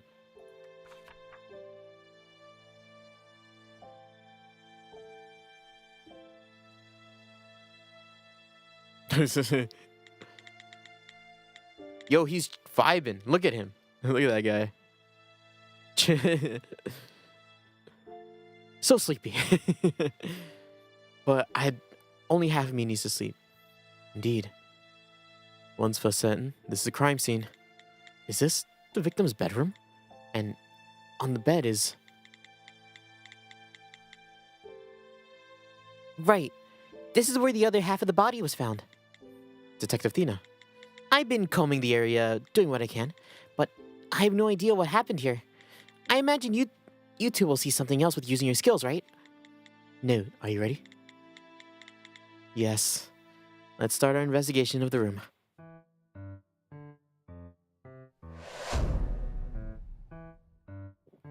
Yay. We have Thina now. Bed. Bed. Bed. Floor. Clock. Where's number 4? Where's window? Where is the 4th thing? 1, 2, 3. Where's 4? 4. Where are you? 4, give me. 5, give me. Where is it? Where is it? Where is it? Where is it? Where is it? Where is it? Where is it? Where is it? Where is it? Where is it? Where is it? Is it specifically on the bed? No, it's on the floor. No, where is it? I'm getting angry. Fine. It's a pocket watch. Looks rather expensive, no? The victim's fingerprints are all over it. Was this his... Considering the time of the prints, he used it this morning too. Then why is it here? True. A man normally keeps such things on his person. Hold on a minute. This hour hand. It's reading 7 hours too early. Is it broken? But you just said it was used this morning. Did someone mess with it on purpose? No, that's not it. It has no memory of being manually wound backward. Then, is it really broken? What would have broken it? Half the corpse was on the bed. Was moved 2 hours ago. That was probably when the police came to cart the body away. I apologize, but I think that's all my skill can tell you. Then I shall read the memories this bed may have for us. I forgot their voice. Oh. Sergeant, did you uncover something? I did, but it wouldn't be right to go into details about it. Why is that? It's a matter of privacy in regards to the victim and his wife. Ah, gross. Gross. Still, it was an unexpectedly rich piece of information to harvest. Excuse me. Now we know that there were no bad feelings festering in the bedroom. Ah. I mean, I could go into the dirty details if you insist. No, thank you. I'll pass. I don't want to know about the victim and his wife's story. Look, it is the drawer. I don't want to know about it. Is there anything inside this drawer? Ah, that one? I checked it out earlier, but I only found an empty notebook note. I see. Again, doing well to restrain yourself. How have you been expecting me to react? Hold up, this notebook. The first page is torn out. There may have been something important written there. Whatever it was on that page, it's been long enough that the notebook holds no memory of it. However, the page was torn out quite recently. If that's the case, I might be able to remark it with my skill. If I read the impressions on this page and trace them out, the writing from the page before reappears. So she can use her skill like that too. Done. The parts written before, I see prices, people's names. Is there a receipt? How much money changed hands? 5,000. 5,000 what? Pence? No, pounds. What? You could buy a mansion for that much money. This is the 1960s, huh? That money does not come easy. I almost clicked skip. Oh god. I'm trying to click the save button. Oh, there's no save button. Hold up, how much did I miss? Was it a receipt for an estate sale or something? You'd be justified in thinking that. But something about such a huge sale being written out in a notebook just feels wrong. Could I have a quick look at that? Here. The only prints on this receipt belong to our victim. They're over 5 months old at that. So over 5 months ago, someone made a sale for something worth £5,000. That's right. And the other party in the sales was Zadvaring. Zadvaring. I should remember the name. Floor! There are footprints on the floor from both the victim and his wife. That's odd.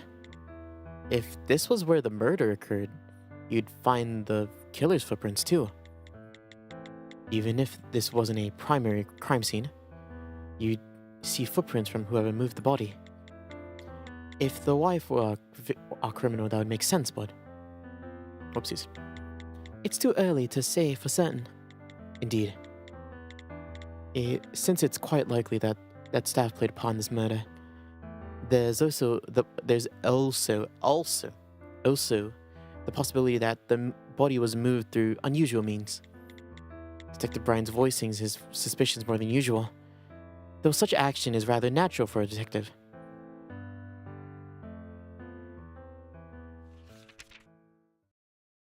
Yay. Yay. Shall we call it there? So, did you learn anything new? There are parts I find suspect, but the thing that bothers me the most is the trace left on the floor. Indeed. You're talking about the footprints. You talked about them just a moment ago. Just a moment before, no? Which set is suspicious? The victim's or his wife? That's not the issue here. The issue is that there isn't another set. What? The most remarkable feature on this case is that the victim's body was moved in 2 different places. Yet, if someone were to have picked up the body, we would have seen the trace evidence from that person. Aha! But we don't have any evidence of that happening, right?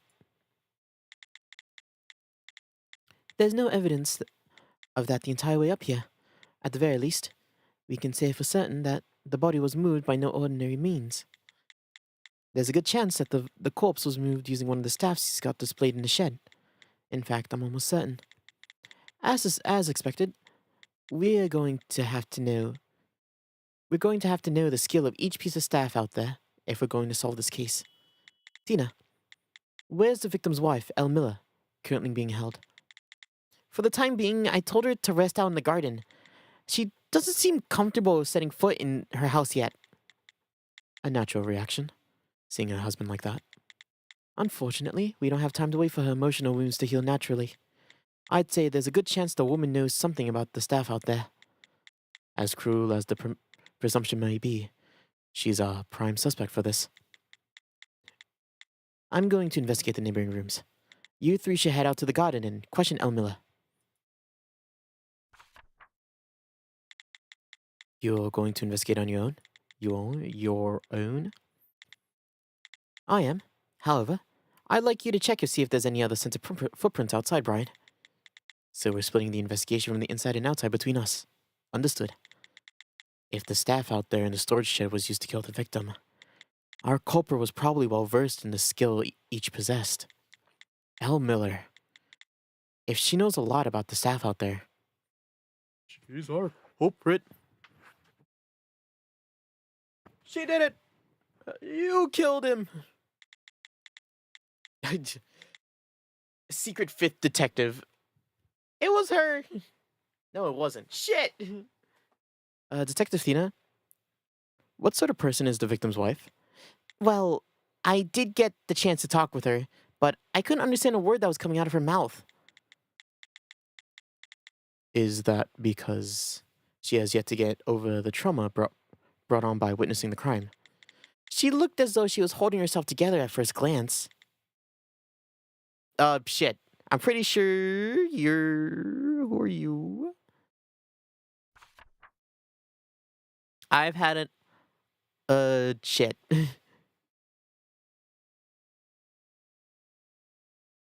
I've had enough of this. If you like the place so much, you can live in there for the rest of your life. Hey, do you think the person shouting over by the storage shed is... I take it back what I said about her holding it together.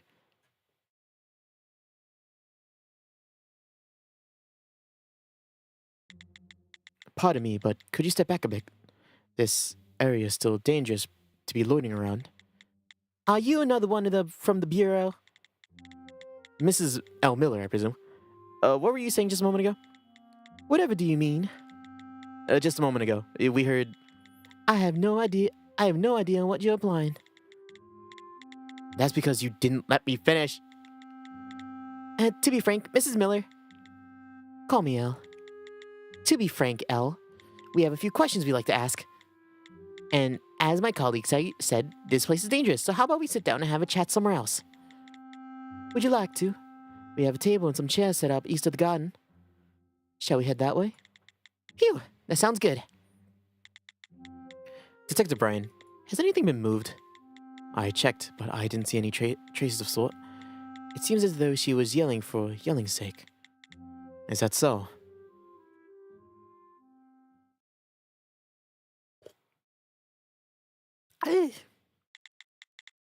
So, what is it you wish to talk about? I have some questions regarding the staff in the shed that we were just in. I do apologize, but I don't know much about my husband's collection, so I don't think I'll be of much help. We're not looking for a professional opinion or anything. Even the most basic information would be a good start. I'm terribly sorry, but I don't know the first thing about staff.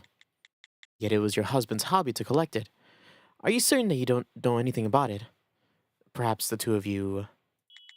Have you ever been married, sir? Me? No. Then consider this a learning opportunity. The key to a happy marriage is keeping your nose out of your spouse's affairs. Fuck. What? How do I do your voice? Huh? Wouldn't most people say the opposite? Even in marriage, a relationship is between two separate individuals. Once the two come to live together, they begin to show each other all the unpleasantries they were able to keep hidden while they were courting. As they do, all the affection they had built up pops like a balloon. Out of all those unpleasantries, nothing is more off-putting than my husband's crazy hobbies. Before the staff, it was rare minerals, and I thought I was going to lose my mind how he would go on and on about them all day. That was when I put my foot down. I made the decision that personal hobbies would remain just that, personal. Thus, it's quite the given that I know nothing about staff. After that decision, my husband and I grew closer. Others grew envious of our harmonious marriage that we were able to maintain. Do you see now? I get your point that you know nothing about staff, at least. It's partially your fault that she went on like that note. She lost her husband today. You have to consider a person's emotional state before you toss out your questions. Right. She doesn't seem to be grieving that much. Well then, could you give us a statement regarding the time and circumstances of your coming upon the body? I know it must be hard for you, but it would be of great help. A statement? I already told you everything to your colleague here. Was that what you were talking about? I was listening, but isn't there anything new you'd like to add? No, I told you everything. I witnessed the very moment my husband died. Detective Dina, why didn't you share such an important piece of evidence with us? About that, you'll understand when you hear it from her. Then there's a reason behind your actions. Ma'am, I'm sorry to be such a bother, but could you repeat everything you told her for my sake? I must say, listen more carefully this time. If I must. Shit.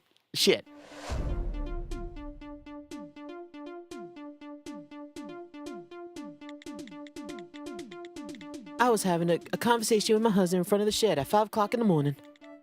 My husband, as usual, was inside. I didn't bother to go inside, choosing to lean on the door instead. We finished our conversation, and just as I was turning to leave, I heard my husband call to me with with great urgency in his voice. I turned back to him, and there he was, in such a state. What the fuck? Really? I can't believe it. You're so unreliable. Here, her testimony. Now that is one doozy of a statement. Every word is accompanied with abnormal heartbeats. She seems so composed, but she's really quite shaken up about this. It was her husband who died after all. It's no wonder such a statement came to a shock to you, Dina. I told you. Perhaps the trauma brought on by witnessing what she did Perhaps it's the trauma brought on by witnessing what she did that's distorting her memories like that. But the stab playing a role in this case. Even such a statement cannot simply be ignored. Besides, we can't say for certain that she's not feigning insanity. True. I've seen my fair share of statements that don't make sense in cases I've taken thus far. But there is a possibility she's speaking utter nonsense, right? If that were the case, we would need to find out whether she spoke the truth or not. Well, to start, why not take a closer look at her statement? Making use of the abnormal heartbeats is a big ask. But if I can find something odd about it, there's a good chance that this whole statement is false.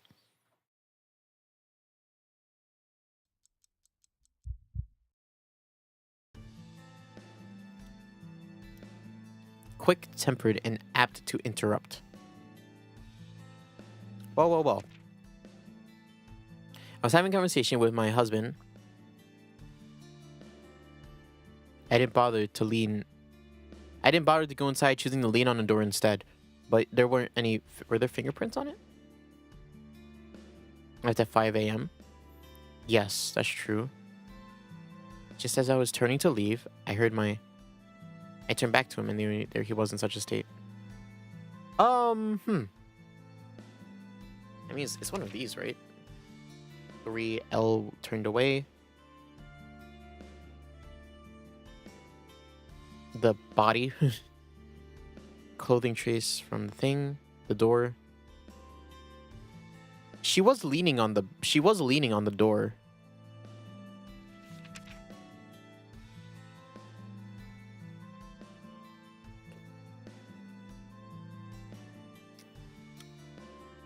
I was having a conversation with my husband.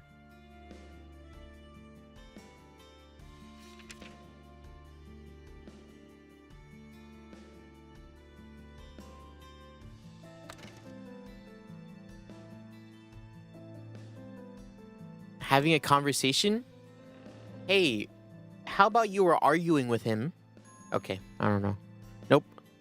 Damn it.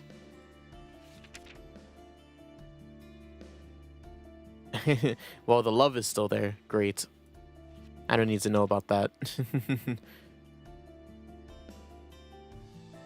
Husband was inside, right? He was inside. Yes, he was inside at the time.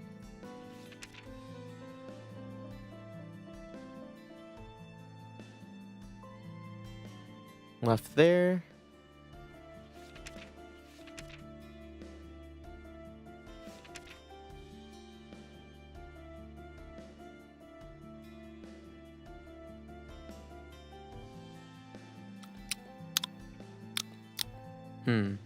My husband, as usual, was inside. I didn't bother to go inside.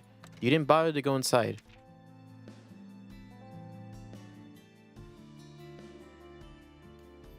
Then why are your fingerprints inside the door?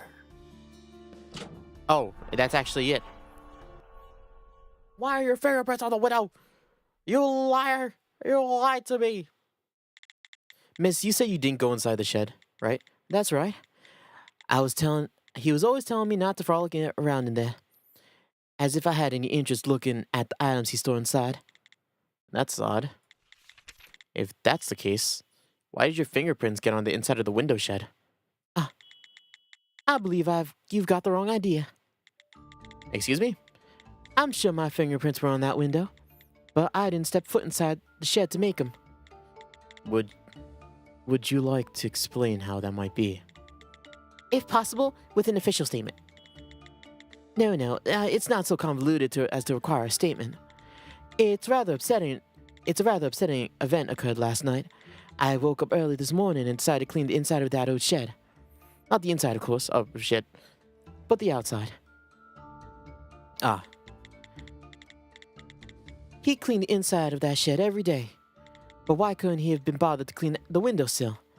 I couldn't stand to see the layers of filth that had built up. And I couldn't stand it any longer, so I gave that window a good cleaning, glass and frame. I even reached in to get the inside sill. So, which is why it's natural for my prince to be inside. But then he had the nerve to get angry that I did that, which led to a little argument. After that, well, I told you what happened. No, what are you thinking about this statement? You think she's telling the truth? Do we have any clear evidence that supports Miss Miller's claim that she cleaned the shed? I mean, we don't have that, but we know that they had an argument.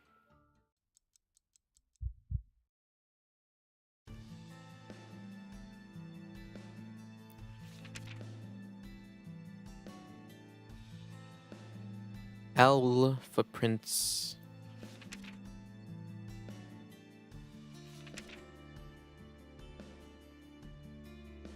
Wait, she said she woke up in the morning to do it?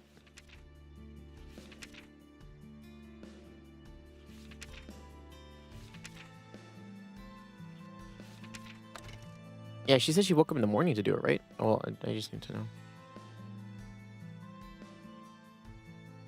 A rather upsetting event occurred last night. I mean, yeah, she woke up early. Maybe, yeah, right? It's not that?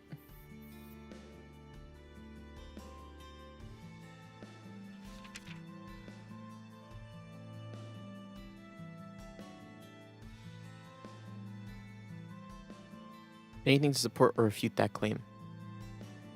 I guess it's both, huh?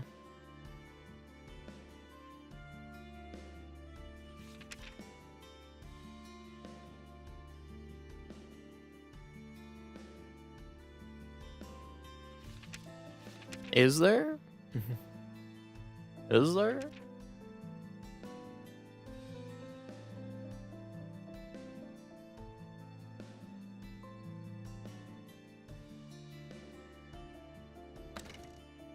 He shouted the word clean before he died. I see. Okay.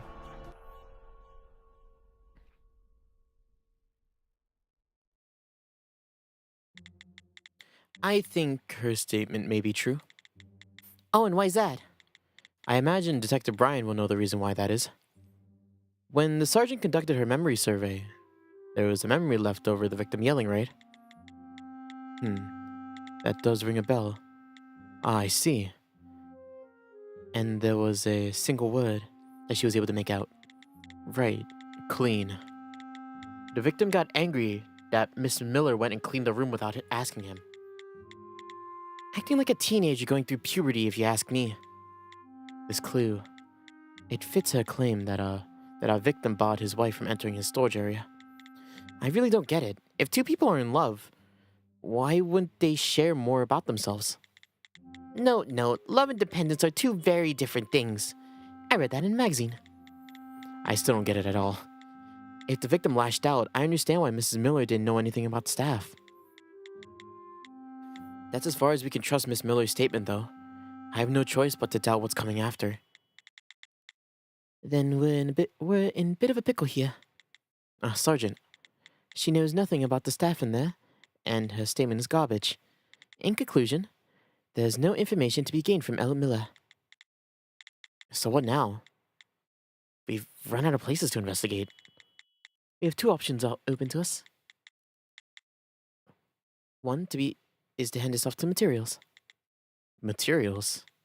That's the department that specializes in analyzing staff. After all, it's dangerous for us to go poking around at a bunch of unauthorized staff when we don't know what the skills they hold. It'd be easier to leave that to the professionals. But if we do that, this case will be completely out of our hands. No matter what information materials may glean off this case, it'll be property of the Bureau. We won't see the staff being mishandled again, but the information they uncover will never see the light of day, meaning no one involved will know what happened. Not the best of choices. What's our other option? We question someone else who may know something about the staff that the victim possessed. Do we know someone we could question? The victim kept everything a secret from his own wife. Well, what do you think, Newt? Someone who might know something about the staff the victim had in his possession. Do we have information on such person? It's Zad. Zed? Zad? Zad Herring. Zad Vering.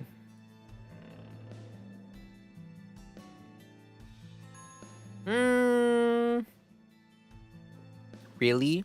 Then it's the person that made the fingerprints or the footprints.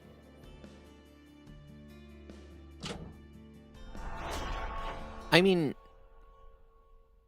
I guess is it taking it a step too far to assume that we could go talk to Zad? I mean, it was we only know it's a trade. I just assumed that it was a staff that they're. I mean, he's a staff collector though. Oh, whatever.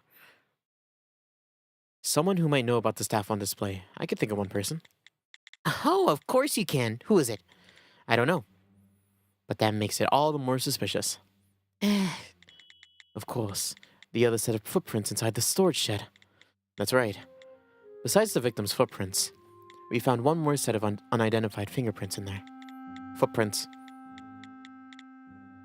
True, but how do you know that this person knows enough about the staff?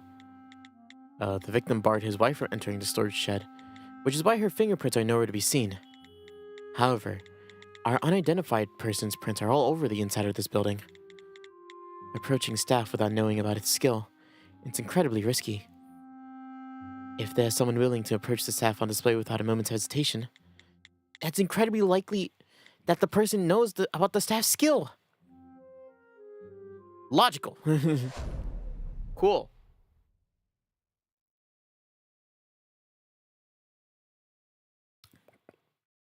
Hi, L. Miller. I see.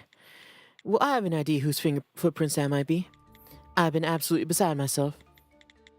So I must have forgotten. We had a visitor last night. I couldn't tell you at the exact time, but we were just about to climb into bed and go to sleep. Dear me, how could I forget a thing like that? Huh? Who was it? Really Montague? A friend of my husband's and a fellow collector. By collector, you mean a staff collector, of course. Come to think of it, my late husband's interest in collecting staff was probably influenced by that man. There was only one set of footprints last night. I believe it would be correct to assume that those footprints were left by Willie Montague.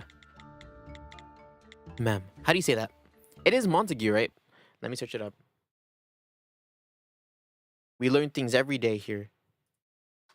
Pronunciation. It is Montague, right?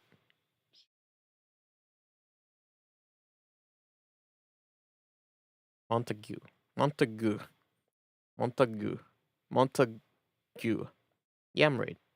Montague. Gue. They don't ooh it. They ooh it. But Montague. Okay, I'm right. I'm right. Ma'am, would you perhaps know his address? Indeed, I do. He lives quite close. Thank you for the information. Oh, sorry. Then that settles it. Shall we go find the owner of those prints and question him? I was leaning toward handing it off to materials and taking a break, but it seems we must be bothered to carry on. Don't make me laugh. I've never seen you hand off a single case. There's always been one person vehemently opposed to the idea. Well then, it seems our next objective is to find Willie Montague and find out about those 3 pieces of staff we have inside the shed. What's wrong? Hearing you say that, I just realized something. I see only 3 pieces of staff in here. But I remember him saying something that he purchased those pieces. He said something like, "What luck. To happen upon 4 pieces of staff is rare." Of course, we had just moved here, so I may have just misheard him in all that clatter. 4 pieces of staff. If what she says is true, could there be one more piece of staff floating around somewhere? Who knows? Let's go talk to Mr. Willie. I think I remember Willie. Oh, we're with Tina. Why?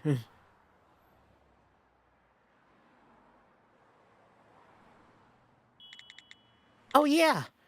Was the inside of this car always this nice? You had to ride in the sergeant's car, huh? I really thought I was going to be crushed in there. It was a rather traumatic experience. Brian must have shoved himself in between all those files, but we could have fit a third person in here. He must have worried about leaving Pandy all by her lonesome. He's so polite it bothers me. Detective Tina, I've been meaning to ask you something. About the dating and breaking up with Brian? Piqued your curiosity, huh? How'd you know I was gonna ask about that? I could tell from the look on your face. I'm the head of interrogations, after all. It'd be nice to see some of those abilities in their actual cases. But no, you must not have a polite bone in your body. You know you're not supposed to pry into some long-dead relationships, don't you? Huh? Is that so? Sorry. I'm, not very knowledgeable when it comes to relationships. Like I said before, there was no one my age in my hometown, so the love stories I heard were from those in their 40s. And also, let me stop you there. Sorry, I didn't mean to cut you off like that. Why is Detective Tina apologizing when I just started talking about my hometown? So, oh, like she actually just cut him off to start talking about her thing. She seems to be tiptoeing around that idea. I don't think Note has any qualms with it. I don't think. So, he and I have known each other for quite a while. We were at the Stafford Training Center at the same time, but we only started dating after I transferred to this division. A Stafford Training Center. I've heard about it once. I wonder what sort of place it is. Did we start dating right after I transferred? Anyway, we were together for about a year. We didn't separate over anything in particular. It's just, I didn't feel all that special when I was around him. Huh? He's so nice to everyone around him, right? Then imagine, whether it's his lover or some random person he just met on the street, he treats you the same. I wanted to be his everything, so... is this the place? No, did you see the building with the blue roof over there? I think that's Montague's apartment building. Yeah, I think you're right. The address is the same as the one Miss Miller wrote down. However, the building's way older than I imagined. Oh.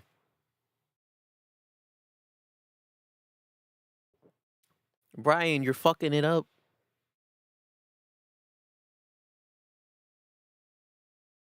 I wanted to be as everything is a crazy line. Isn't it? It's such like a big whoa. Wow, really? Well then, I guess we can just waltz right in since the door's wide open, but where is he? Is this the right room? Or no? Did he just find out that we were coming and run? If that were the case, he'd be making our job easier by confirming that he's our guy. Tracking him down would fall to the blokes at the probation's office. For now, let's wait for Detective Brian and Sergeant to get here. Their investigation might turn up something. Yeah, I guess I might... I just felt a slight vibration coming from that corner. Oh, Jesus.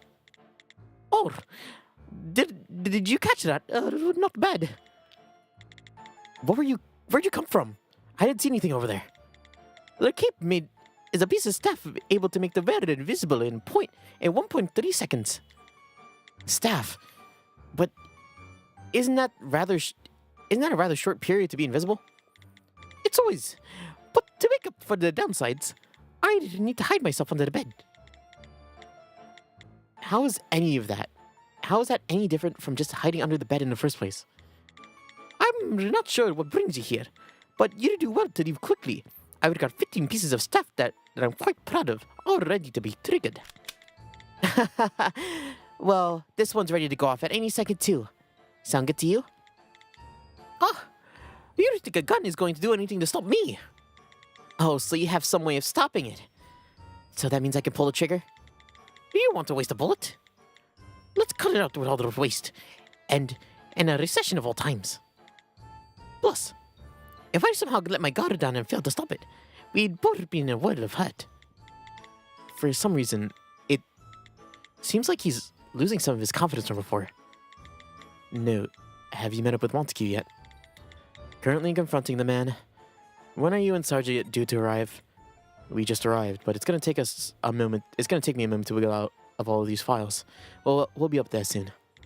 Seriously, where would you be without my help? I'm so ashamed. Isn't the sergeant the one who got you into that mess? The staff with the power of communication and that takes the form of a spork. You locked with the bureau. That's right. You know about these sporks? Though the bureau has never made an official statement about them, their existence is quite well known among characters. Rumors abound regarding the bureau producing staff in the shape of sporks. I see. I think I know why you all came looking for me. I'd imagine this is about my friend and associate Peter Miller. Could we get some information from you? I guess I could help. Officer Brondi, would you mind lowering the gun? Does that mean I can't shoot you once? I can be making holes in my wall. It's a matter of setting up the proper environment. Plus, you wouldn't have to fill out paperwork for discharging your weapon officer. Doesn't that just seem too much of a bother? I mean, in the end, he can't stop a bullet. Mr. Montague, you visited the Miller's house last night, did you not? What if I did? Well, we have no choice but to label you as one of our suspects in the case. I mean, there's no need to be so worried. This is only a formality. We just need to know what really happened last night. There's not much to ask, all right? It seems like the perfect time for my hat to amplify sound. Or you could just use a microphone. Wait, is he even next to a table? Last night, I went to see Peter. You must have already known that, which is why you're here. I visit Peter's house quite often. I didn't step foot inside any storage area last night. I'm not even sure what you lot are even investigating. Just ask Peter if you need any confirmation on any of that. Why'd you lie?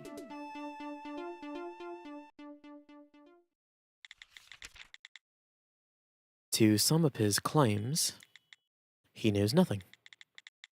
Detective Brian. Rescue mission completed. No, you can't call it a mission you can't call it a rescue when it's your fault, Pandy. I know nothing. That is regarding the case. Yet, I can't help but take offense to the fact that it sounds as though you belittle my intelligence. I apologize if you found that insulting. But for the good of our newfound relationship, I would suggest you refrain from making any false statements. Excuse me, what did you say? Would you like to become a sacrifice for my brooch here? Probably just another useless piece of staff. I bet Detective Brian figured out in the second he stepped foot in here. I bet Detective Brian figured out the second he stepped foot in here to start an investigation. The obvious lie in Montague's statement. You liar! Stop lying. We know everything.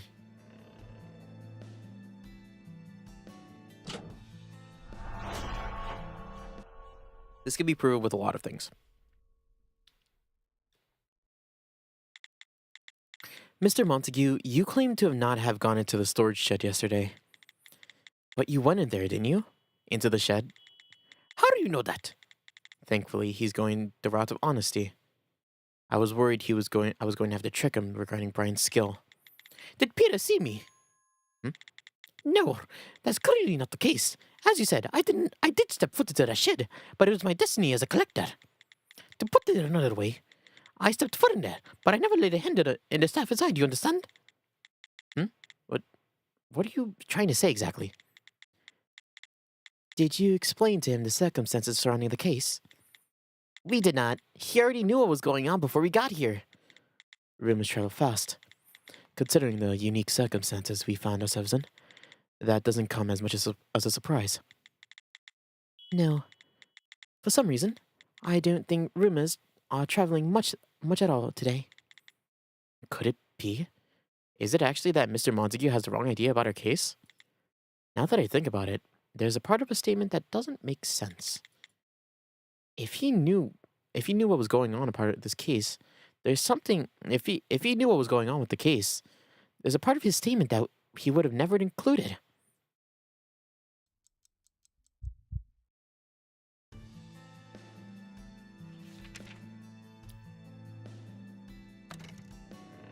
Peter's dead, man. He doesn't know. He thinks we're here to investigate him, like, loitering. Hey. Liar. Mr. Montague, you said we figured out some things if we talked to Mr. Miller, right? What exactly did you mean by that? What did I mean? I meant exactly as I said it. Peter will always have my back. Not the easiest statement to stomach given his circumstances. It's so cowardly to appeal to the affection of a loved one. You still know nothing of this world, my young friend. What bearing is that supposed to have? This has nothing to do with affection. Have you no respect for the deceased? What of deceased? Of course. Mr. Montague, I believe there's been a misunderstanding. I'm pretty sure you haven't quite figured out why we're here. Pardon? What are you implying? I'm sure you mentioned that you're here to investigate Peter's case. That part is correct, however. This case is about the body that was found this morning. This is no matter of petty theft. A body? Whose? No, hold on. What's going on? Isn't it a bit late to be surprised by that? No, that's the proper reaction. It is, after all. Mr. Montague is just hearing the news of the murder. What? Then, what have we been talking about the entire time? That's the strange part. To think the deceased victim could prove your innocence. That's not to mention the fact that there was no abnormal heartbeat when he talked about his friend. Of course. Come to think of it, Mr. Montague hasn't mentioned the body or corpse a single time. Considering his responses, the case he's referring to is theft, not the murder of our victim. Does that mean he broke into that shed to commit theft? Excuse me! All of this talk of bodies and corpses! Was this victim of yours by chance? I'm afraid so. This morning we found the body of Peter Miller. No, this cannot be true. I had no idea. To think something like this could have happened. I was so sure you are here because of the stuff I stole. Mr. Montague's mask has been peeled away. It won't be that hard to get the truth out of him. Wow. Logical.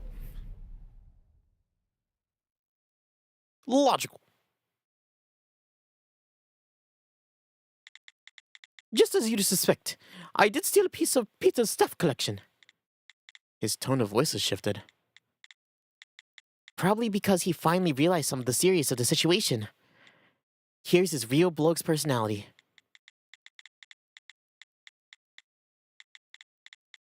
Peter said his collection contained pieces of real historical value. He always kept his pieces hidden very well. But he had a habit of showing off the receipts to let me know how much he spent on them. In comparison, my staff is a bunch of random staff approved by the Bureau. Thus, I have begun to envy him. And then I did something rather childish. That it was. Last night, I stuck into his storage shed, and I stole a piece of his collection. Where's that staff now? It's inside that safe over there. Ah, this one. The fourth piece of staff that was missing from the scene of the crime. If the piece of staff Montague stole is the same one as the one that took the victim's life. Ah, you shouldn't go around touching things. The combination is... It's open. How? I'm a detective. What she just did is close to the work of a thief. Did she just use her skill to figure out the combination? I could have done that too, you know. Though it would have taken me slightly longer. With all the stuff I have locked inside my desk drawer, maybe I should find a new place to store it. Aw, like that nice letter you have in there? Am I too late? What are you trying to pull? This safe's empty. Huh? No, that's impossible. I put it in there at 1 a.m. I'm sure of it. This can't be. It's really gone. Huh? What? Was this another one of his lies? Think about it for a second. You sure he didn't move it and just forgot? It just forgot where you put it. I do believe everything up until putting it to the safe at 1 o'clock is the truth. I see. Then there's evidence that the object was in here at 1 a.m. I see. Then that means they picked up trace. That shows that the safe was opened at 1. Mr. Montague, are you sure you have placed the stolen staff in the safe after you opened it? I'm pretty sure. Then it seems your memory of it is a bit blurry. Then would you mind giving a statement about the theft of the staff and returning home with it? Maybe that'll jog your memory. All right, I'll try to remember.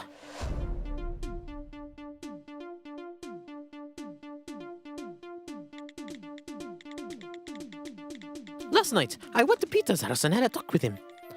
Then when Peter went up to relieve himself, I stuck to his storage shed. Since he always leaves the front door open, I could walk straight inside. That's when I saw his notebook, the smallest piece of staff in his collection. Since Peter is still away, I told his wife I was leaving and headed straight home. That's when I slipped the notebook into the safe. I was surprised that when a dried flower he was using as a bookmark slipped out. I put it back where it was and locked it up in the safe. I'm sure that's what I did, so why is it in there? Did I say something you found odd? Sarge, this is... Indeed. What exactly is going on here? Mr. Montague, there's a rather large problem we found with your statement. It's just... He's from New Mexico, right?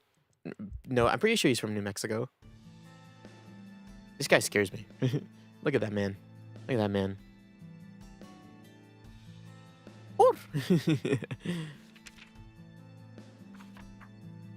What are we looking for?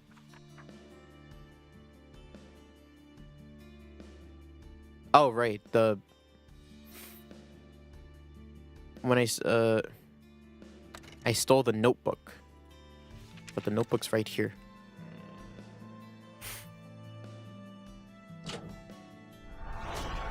Maybe you didn't steal it. Maybe you're just being crazy. Who knows? The notebook in this picture. It's the one you stole, yes? Yes, that's the one. Huh? But that's...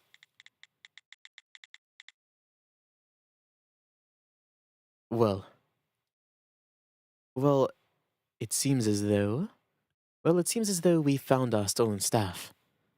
Seriously, where is it? Mr. Montague. Mr. Montague. This picture. It was taken right before we came here. What? When we checked the victim's storage shed this morning, the notebook was right there where you see it in the picture. What? Does this old man know anything at all? I'm not so sure what's going on anymore. All we can tell is that he isn't lying. Montague would have no reason to bring charges upon himself. Also, his heartbeat shows that he really has no idea what happened, and yet... It's true. He stole a piece of staff and locked it inside his safe.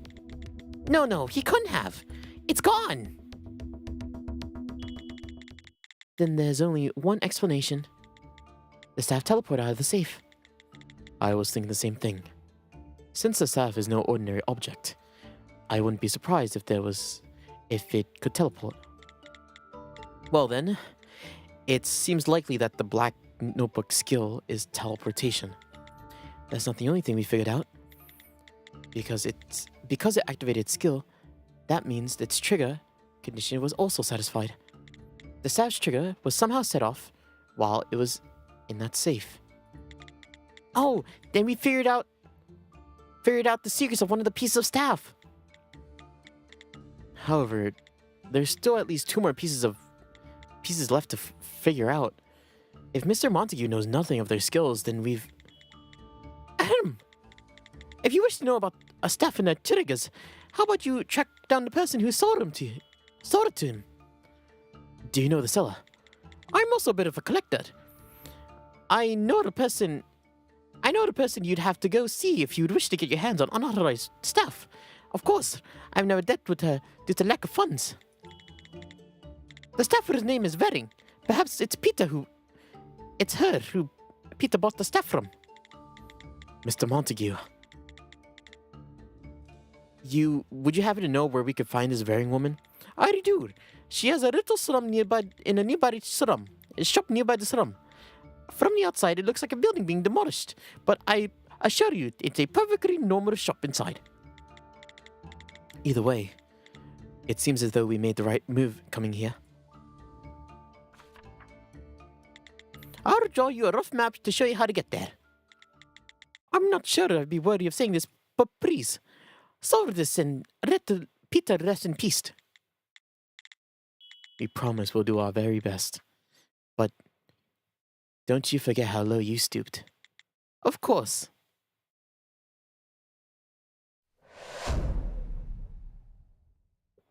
Logical. Who are we with now, Brian? Well, high note. Or are we with Red Fins? We've been tossed around today. This is the level of pressure. It feels like I've returned home. You miss my backseat that much? No. But if I don't keep such a mindset, I don't think I'll make it to our destination. Is that so? Well, it missed you. Yeah? Dina was constantly grumbling, and Brian was way too big. It's just as I thought. You're the only one who really fits back there. It's an unfathomable honor. I can hardly breathe. Right? Sergeant, Detectives Brian and Dina were at Stafford Training Center at the same time, right? That place, what's it like? Well, it's a facility under the oversight of the Bureau. And it's sort of like a school where you go to learn the information necessary for life. However, the rules were very strictly enforced. Are all staffers required to go? That's right. But once 5 months are up and your bureau file is completed, you're free to go if you're rated anything lower than a Colt. However, most students stay for the full 5 years until they graduate. Finishing all of the courses they offer can help a staffer prepare for their future in a number of ways. Generally, no one stays there because they wish to, though. Why is that? Most staffers are admitted to the center when they're 9 years old. Living under such a tight rule is difficult on a child. Do they always send children when they're that young? That's when a staffer's skills begins to properly manifest itself. From the Bureau's perspective, they want to get all of them under a watchful eye just as soon as that happens. And yet, you said most of them stay, right? That's because they're children. They're at the age when they have no power to change the direction of their own lives. Still, most Stafford children are sent to the center. Right, most. The more I learn about this city, the more I detest it. Actually, if there were as many staffers in my hometown as there were here, out of all the staffers I know, only one went to the center voluntarily, and that's Brian. Huh? Why'd he go? Good question. You can ask him, but he never just gives one simple answer. Considering it was Brian, we can at least be sure that it wasn't to live life more comfortably. Because he grew up with money, huh? Has he always just been a nice kid? Is varying... Oh my god. Yes, you're varying.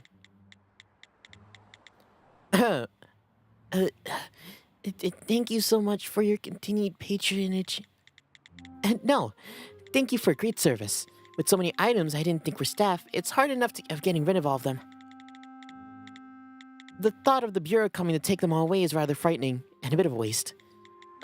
Well, if you find any more staff, you know where to bring it. This store is a place of refuge. Hello there! Everyone hands up. Yeah! Everyone please remain calm. If you don't resist, we won't have any further outbursts. Those are Bureau badges. Let's get out. Where'd you go? I'll be seeing you. Don't leave me here alone. We're basically dealing with like a drug dealer, right? A drug, basically. Zad varying. Threat level unarmed. Skill, pattern-based coordinate interpretation. Judging from your bureau file, I guess we come to the right place. This looks like your average construction site on the outside, but it looks totally different on the inside.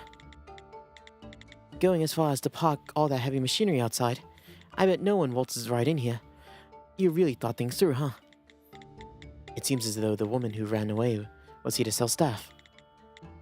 Would you like me to tell you where she lives? The people who do business here all have to give up that information. So, how about we settle for reducing my sentence by 3 years per customer? What does this kid Does this kid have no idea what customer loyalty is? But isn't it a bit unfair to bring only me in when they were half of the transaction? If I'm going to die, I think I'd be better to go out with company. Such an awful scummy thing to say in that whispering, introverted voice of hers. That would be nice, but we're not here to bring you in or anyone else for illegal transactions that have been going on here. Well then. Though we will be arresting you on some sort of charge eventually. Still, if you cooperate with us, I believe that we might be able to reduce your sentence. Ask away. You say who we bury, and I'll hand over the dirt. It's almost funny the trash that spews out of this girl's brain. I wouldn't buy a bean from the likes of you. Miss Varying, Peter Miller is one of your customers, right? That guy, the guy who struck it rich. What did he do? He died, and it may have been the staff in his collection that killed him. Who are we talking about again? Peter who? Miller's quite the common last name, but you just described him as the guy who struck it rich. That was just me pretending to know who you're talking about. I've never heard that name before. Are you joking? Let's not resort to violence.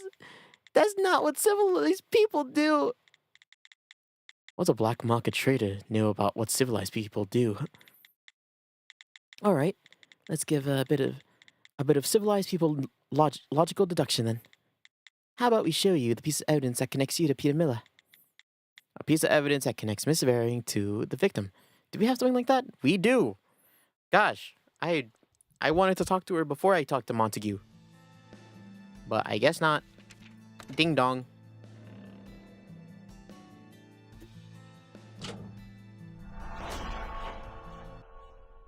So he bought like the 4 pieces of staff from here.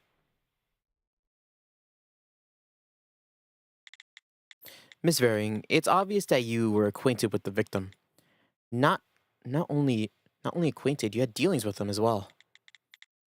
I did not. I've never met that man. Well then, how did the victim come to have a receipt with your name on it?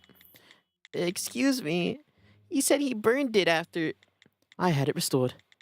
More importantly, I believe you just confessed right there, don't you think? Oh, I just remembered. I had some dealings with the man who went by that name. What a timely memory you have there. Miss Varying, we are not investigating this in order to bring punishment upon you. We're here to ask for your help. We have to first say it on the punishment dished out by the Bureau for any criminals we catch in the act. So it is true that we can lighten any sentence that may be brought upon you. Could you please cooperate with us on this? You can actually lower the sentence? At the very least, I promise I can do whatever I can to the extent. Please, trust us. Alright. I'll help. Thank you for cooperating. Good thinking. Well then, can you start off by telling us the skills of the staff you sold to the victim? About that, I sort of forgot. Again, is she joking? But the deal I made with that man, it happened over 6 months ago. It's not out of the question for me to have forgotten. Actually, I think it'd be more suspicious if I remembered. And if I said I remembered when I didn't, wouldn't that make the cause even more issues? Or wouldn't that even cause more issues? You should thank me for being forthright and telling you I don't remember. Do you think our picture of the staff might jog your memory? Ah, right. Here's a picture of the scene. Of course. Did you remember something? Nope. Okay then. Resist the urge. Resist. Resist. This time it's really not my fault. They all look different from when I sold them. Huh? What do you mean by that? Many of the pieces of staff I sell have a look to them that's quite well known. So to avoid future punishment, their appearance requires altering. And I advise my buyers to make the changes. So it is your fault. Well then, Ms. Varying, it seems as though you won't be able to tell us if the staff in this picture are what you sold to the victim. I definitely sold those pieces of staff to them. That's my mark on the statue. By your mark, you mean the red symbol? Yes, that's a mark left behind by my skill. It takes a single drop of my blood to trace that out. The lines inside the circle can root an object. The lines inside the circle are the route an object traveled. Looking at the direction and thickness of the line, I can tell where it came from. So this is your skill, Miss Varying. Pattern-based coordinate interpretation. Well, before I sell a piece of staff, I have to inquire about the specifics of its staff and its skill and trigger. Only then can I make the sale. If you're careful, it isn't all that dangerous. And yet you don't, by chance, have any existing records of your sales? You do? Not exactly. I don't keep a record of my sales, but I do keep a record of my purchases. For a purchase about 6 months ago, here, you can take a look at my notes.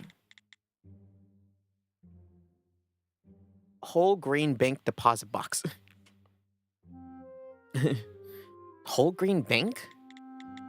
Not that part. Check out the list below, underneath that. These pictures? They're pictures representing the skill of each piece of staff.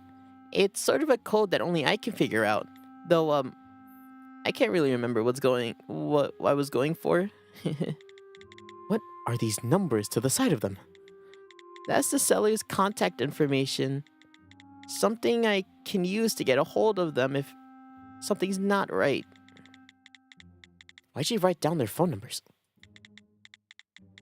The numbers on the right are prices that I decide to sell the prices or the pieces of staff for. It's better than nothing, but it's going to be hard to figure out which staff has what skill from just a list. You don't have to write down the triggers either. You didn't write down the triggers either. And I see a few parts that are badly smudged. You suck at this. I would prefer the details of the skills spelled out in writing. I figured a detailed record would be used against me if I were to stand in front of a judge. But I won't have that problem if I keep it all up here in my noggin, right? If you could actually remember correctly, you'd be correct. Well then, There's only one thing left to do. Zadvaring, what? You're going to be coming with us to the scene of the crime. You can get a good look at the staff and check what sort of skills each carries. What? They look different, so maybe seeing them firsthand will give us some different results. They may look different, but their original staff form remains in each somewhere. If they didn't, they wouldn't be staff anymore. If someone with some knowledge of that original form were to have a look, don't you think that person would immediately be able to figure out something? That may be true, but wait a second. Isn't it possible that one of the pieces of staff in that room killed Peter Miller? It's too dangerous. You just said that you have to inquire into the details of the staff in order to sell it. And that whole thing is safe, if you're careful. Well, how about you put a bit more faith in yourself?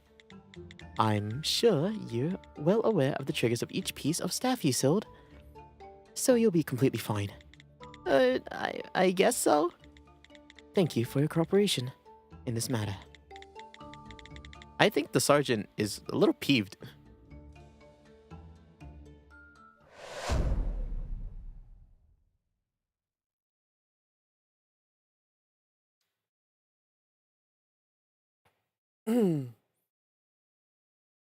Ah, Oh, wow. Both of you are here. you're back. What? Hello there. Since you're here, Mr. Montague, I can only assume. Yes, he just told me everything. I thought Mr. Montague was rather childish, but honestly, he's simply pathetic. Come on, Peter, really have trust in such a man. If you're going to steal something, you might as well have stolen the whole lot. Couldn't even get away from it with stealing a notebook. I swear, madam, I'm so ashamed of my actions. And, what happened to Peter? Yes? Have you found something out? That's our next step. Finding out what happened. Right over there.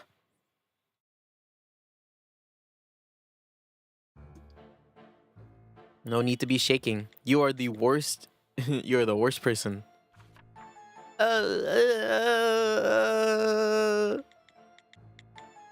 Was she able to properly investigate these objects in the state she's in? Don't worry about it. We've got a protective suit for her.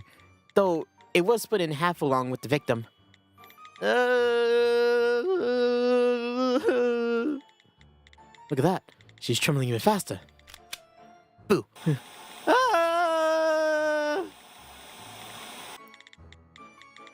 What'd you do that for? Wow, that's stupendous. How fast can she go? She's still human. How can Detective Tina think of such a thing?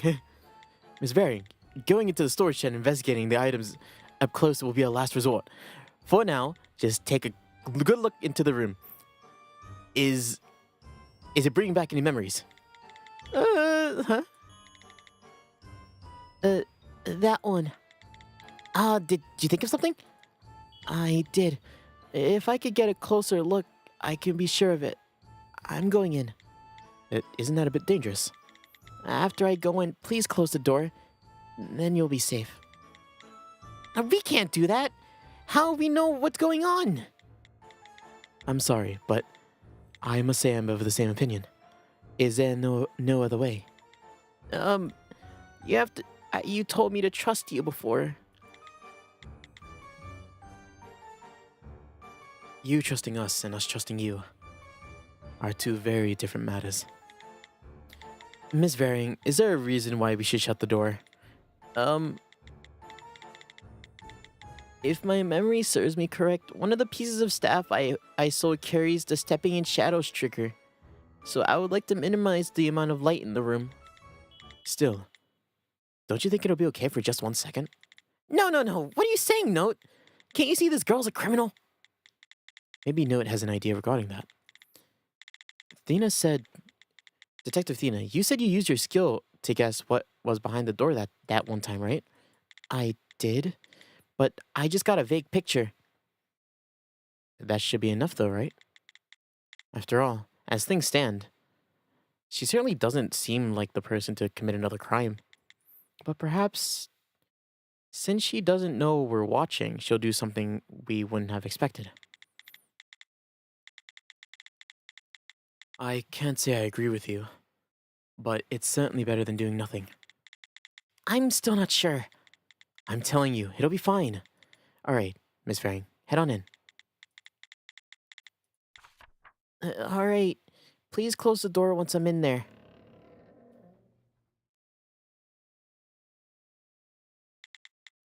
Detective Thina, what's happening in there? Nothing yet. She's just wandering around inside. What's going on here? Sergeant, why is the door closed? Miss Re- Miss Varing is Miss Varing is requested we do this. We're keeping an eye on her with Detective Thina's skill. Don't tell me you did something so idiotic. Pardon? Uh-oh.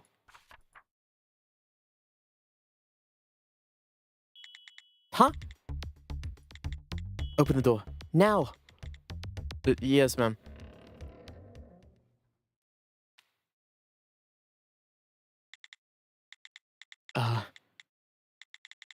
Where is she? Where'd Varing go? She disappeared. You can't be serious. This can't be. What are you doing, Note? You can't go in there. But we might not be too late. This is all my fault. The detectives trusted me and went along with my idea. Get a hold of yourself, Note. You could actually die in there. Understood. I understand the sentiment, but please let me handle this.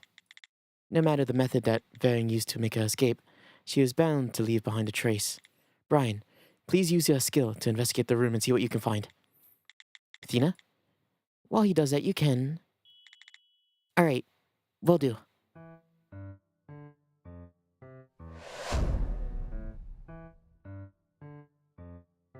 Damn it. Great job, Note. Oh, another set of... The prints on the window, they weren't there before, were they? That's right. Those were clearly left behind by Varing. She touched the window. If she escaped out of the window, we wouldn't have missed her.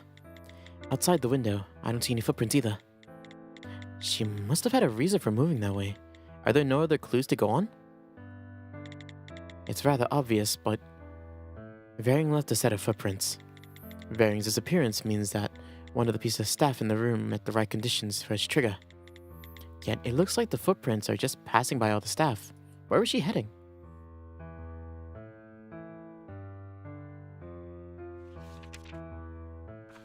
Oh, here it is, the split.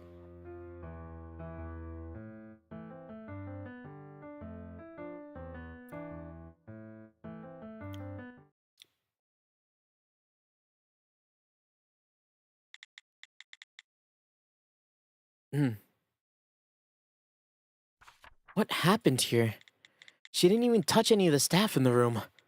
She didn't touch any staff besides the window. And touching it is all she did.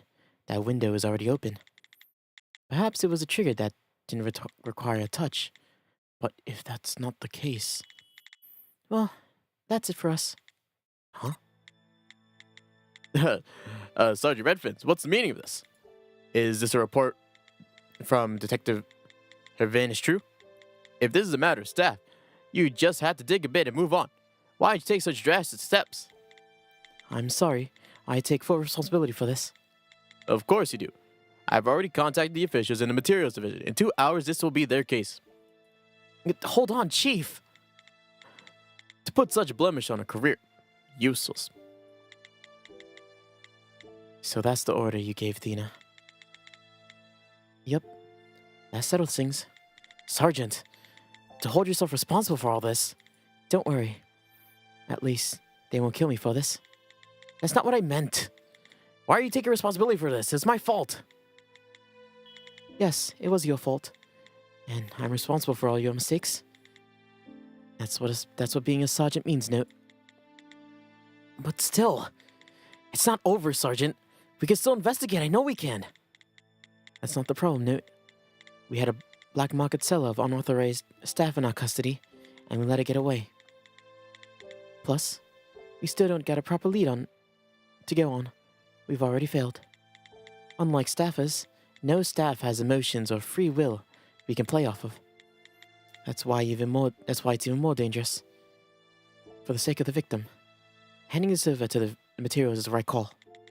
Note. We have no one left to fill us in on the staff. I know you have yet to experience failure when it comes to investigating a case. However, failure is inevitable. Sergeant, you've got to trust me. Just give me one more time. No, I have no idea. I have no idea what's happening next. Yet, you're asking me to trust you. I'm afraid I can't do that. All we have left to do is feed the officers of materials as much information as we can to help them apprehend Varing. Maybe they can predict where Varing might run to next. That could happen, right? After everything, let's not put an end to reasoning.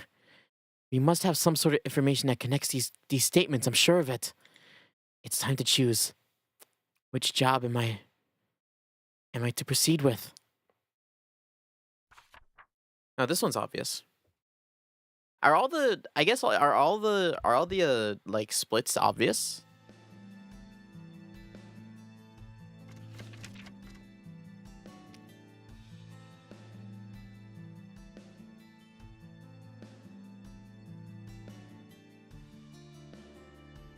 If only I was... Aw, Athena. I do feel really bad for Athena, actually, in all this. Also note.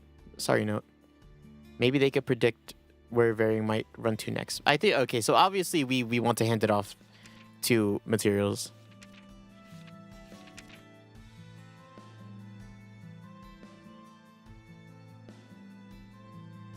Traced out by a line that represents the object's movement.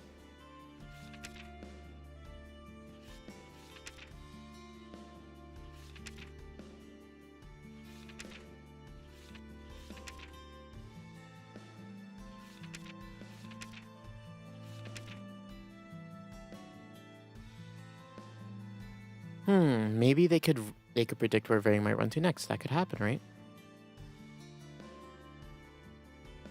I have no idea.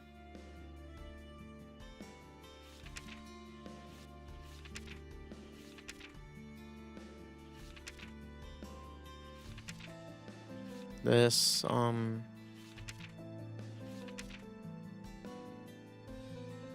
is named the bank where Varing kept her money. She has terrible handwriting. That's funny. Oh, is it actually? Oh my god. I like completely guessed that.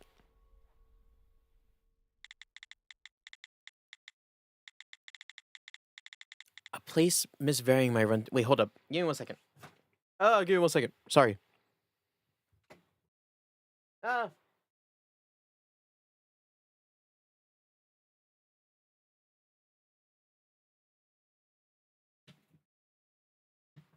place Miss Varing might run to next. I can't say I have 0 guesses where that might be. Do you all remember the sheet we got? Varing's notes, right? They're mostly just notes about the staff she bought, but there's one part that doesn't seem related to the rest. Whole grain bank. Deposit box number 2.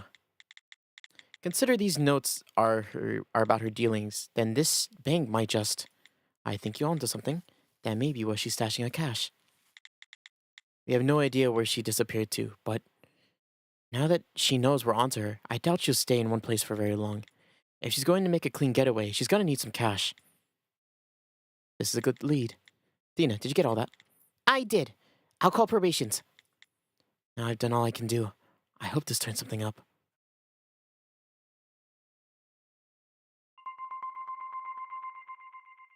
That's it? Wow. What a not satisfactory ending.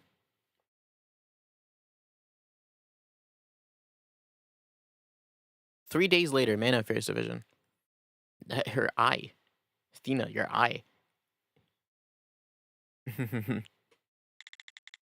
I'm back. Hey, Note. I just heard back from my contact in probations and Zad Varing, they got her. Seriously? Seriously. The information you gave them was a big help, and they wanted to pass on their thanks. Good for you, Note. That's more than enough to make up for a slip-up. You really think so? The, the chief is still acting pretty hysterical. The criminal they caught was unknown to the Bureau. Your tip was crucial in bringing this case to a close. I'd say the reputation of the investigation division has been restored. I'd say the chief's complaints will soon be thrown out with the dirty bathwater. He's not the sort to show interest in anything other than his own achievements anyway. I guess I should count my blessings, but I do feel rather underwhelmed by all this. So Miss Varying is headed to jail? That's right. Probation has taken her in, so she'll be soon transported to prison run by the Bureau, just like all the criminals we catch. Is the place different from regular prison? Well, criminals don't have much say about the place once they're let go. But I imagine a prison for staffers must be run a bit more rigidly than a normal prison. I've got an errand to run. An errand? Where? The Miller residence. I should let Al Miller know we found out. Materials have finished their investigation, but they haven't pinned this on anyone. So it seems that Peter Miller's death was filed as an accident. In other words, only Zad Varying will be held responsible for what happened on that day. I was hoping the news of Varying paying for the crime she committed will put Mrs. Miller's mind at ease. We just got back. How about you rest up first? I mean, we don't have any cases right now. No, I'm going to head over right now. No, would you like to accompany me? Sure, I'll go with you. All right, let's head out then. All you two think about is work. People like you make normal workers like me seem lazy. Detective Brian, you didn't hear any other news from the materials divisions, did you? Nope. Unfortunately, they didn't disclose any information about their cases to the other divisions. Sorry to say. It's alright. You have nothing to apologize for. Let's get a move on. Right. Let's be going. Mrs. Miller is probably in need of some place to direct all that hate she stored up to. That was the first case I gave up on, and that's how it ended. After a bit of drive, Detective Brian was able to fill Mrs. Miller on what he knew. She sold her house and land, moved to Venice, and started a new chapter in her life. Even for an unarmed staffer, immigrating to a new country was a complicated process that required a number of steps. But Detective Brian was a big help in the end.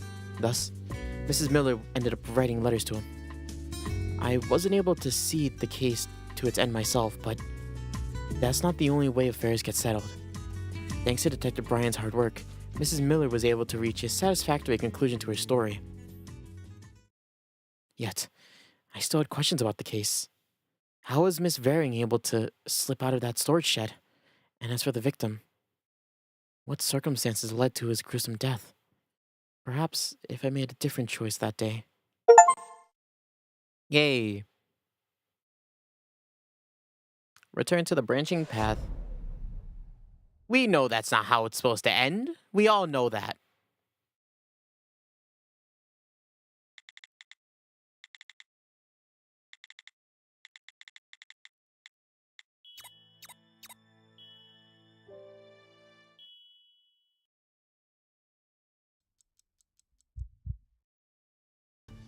I'm pretty sure I know this one. We have no one else left to fill us on the staff. That's not true. We have these people.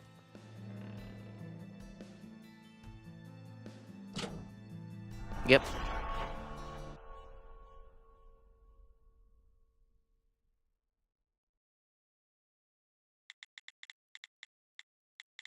What do you think, Newt? Any ideas come to mind? None in particular. Indeed. Then we'll let Brian and Thena explain things to the spouse. Note, you can head back with me and... sorry, but, do you think I could remain here in Detective Thena's place? There's something I'd like to tell Miss Miller myself. Alright. Just don't be too late getting back. Okay. There's the sergeant heading off then. Detective Brian. Something the matter? Just a moment ago, you said that there was no one else who knows about the staff, right? Well, you're wrong in assuming that. What do you mean? In Miss Varying's ledger, she wrote the contact information for the sellers who provided that staff, right? There's a good chance that the sellers would know what skills their staff had. Unlike Miss Varying, They probably aren't around a lot of other staff, so they might know more details about the specific staff they had. Note, are you presuming we? Let's reach out to all those sellers and find out what skills they're dealing with. Then we'll solve the case before the sergeant hands it over to materials. I have no choice but to disagree with you there. The chief's already set his mind on this. We'd just be blowing this up for no reason. That's why it's only going to be us two working on the case. Even if we fail, Detective Dina and Sergeant Redfins can still hand the case over to materials. Please, Detective Brian, for me. We really shouldn't this time. Man, I wish Detective Brian would help me out if I pleaded with him. I guess this isn't as simple as asking him to go buy me a pastry. What's going on here?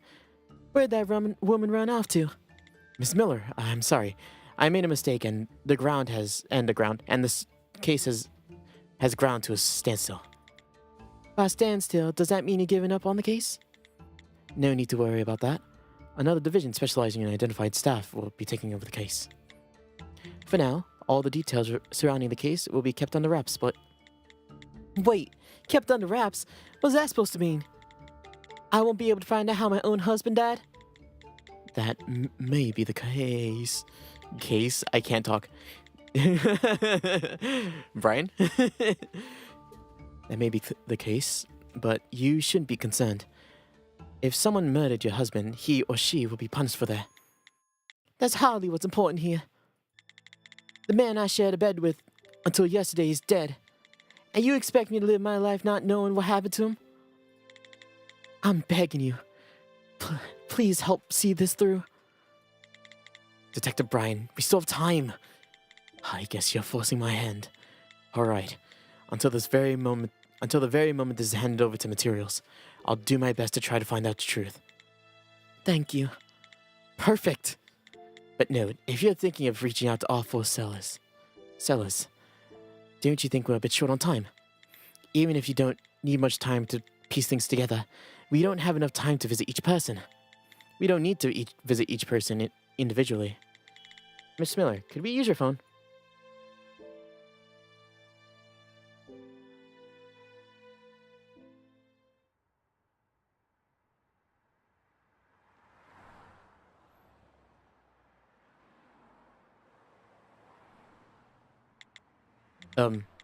Detective Brian, I'm sorry to rope you into this. Honestly, I was hoping to do this alone. You need someone to drive.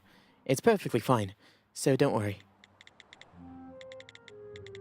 Like I said, think of me as a handy toolie to be used. No, I really can't. I can't think of a person, let alone a senior detective, as a tool. Is that so? I thought it was a rather good metaphor. I'm still not sure what's good about it. Staff, like tools, are different from people in that they have no free will. In a way, they're more dangerous than people. But once you figured out their skills, they're as easy to manage as any staffer. They can even turn out to be as useful as our sporks.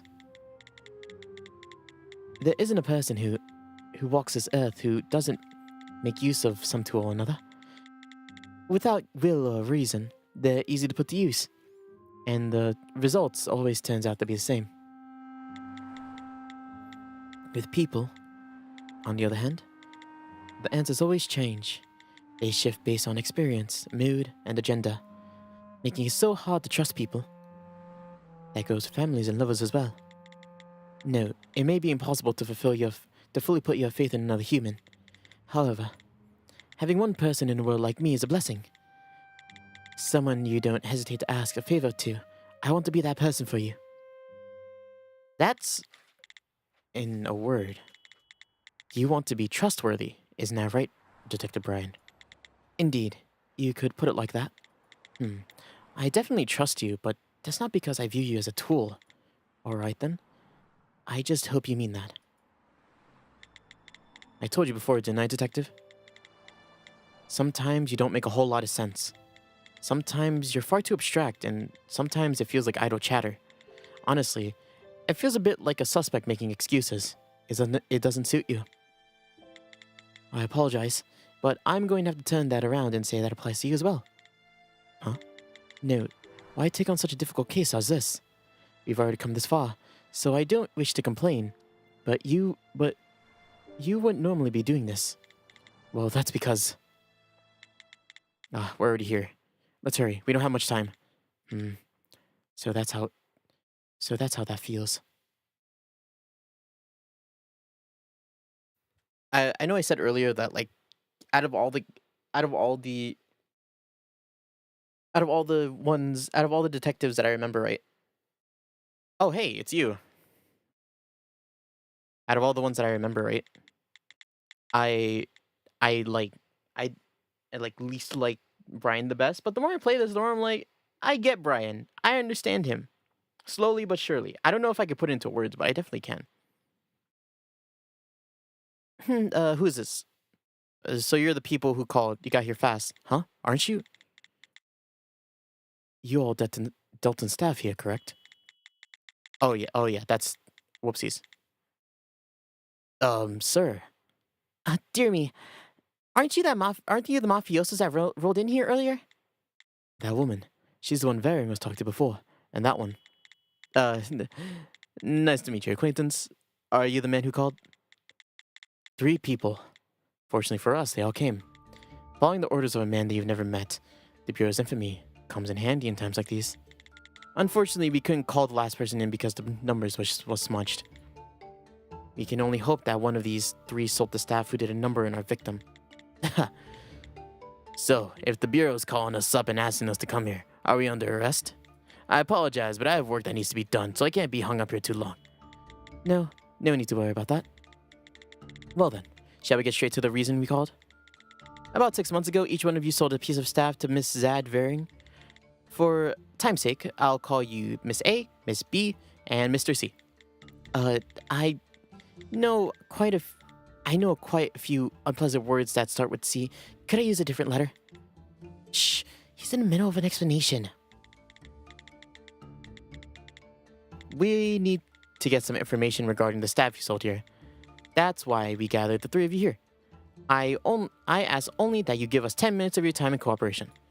We're not going to arrest you. If you promise not to make any more illegal transactions, we'll turn a blind eye to this. No, I think you're taking this a bit. Please, Detective Brian, for Miss Miller's sake. You leave me no other choice.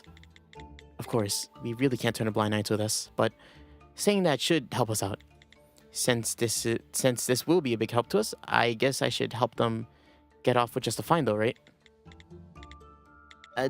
If what you say is true, then I have no reason to object. What do the rest of you think? I don't think it'll be too hard to help him out. Plus, I owe the gentleman in green a debt of gratitude. I'm in. All right. Then, would you all start by having a look at this picture? Can you identify any of the items in the staff, or in this picture as the staff you sold? Nope. Mine's not here. Mine's not here either. I don't see what I sold. It's as though the part Varing said about changing the form of the staff was true.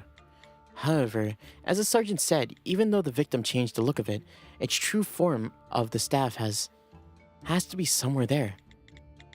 If we want to figure it out who sold the piece of staff, we should start by hearing what sort of staff each person sold. Note, whose explanation would you like to hear first? Speech select what? Did we just choose who? Oh, okay. We'll just start from start left to right. I had no idea we meet again under such circumstances. The papers you gave me before turned out to be a great help. Do you know how long it's been since I legally stepped into a pub? I'm glad to hear that, but in truth, I can't say I'm happy to be meeting you like this. About that. When I first got into London 6 months ago, I didn't have a pot to piss in. I've been carrying around that staff like a talisman for some time. But Miss Varian told me her price. I sold it in a heartbeat. I later found out that it was illegal, and oh, did my heart skip a beat. You see, we have very little staff where I'm from, so there aren't any rules to regulate it. Same goes for where I'm from. Bad luck. That's what I said. Though, it is my fault for not looking into it beforehand. So, what sort of staff was it exactly?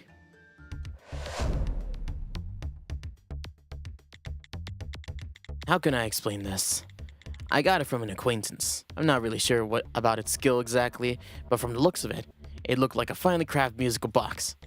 You know, the one that plays a tune when you open them. But since it was a staff, you started seeing stuff when you opened it and the music played.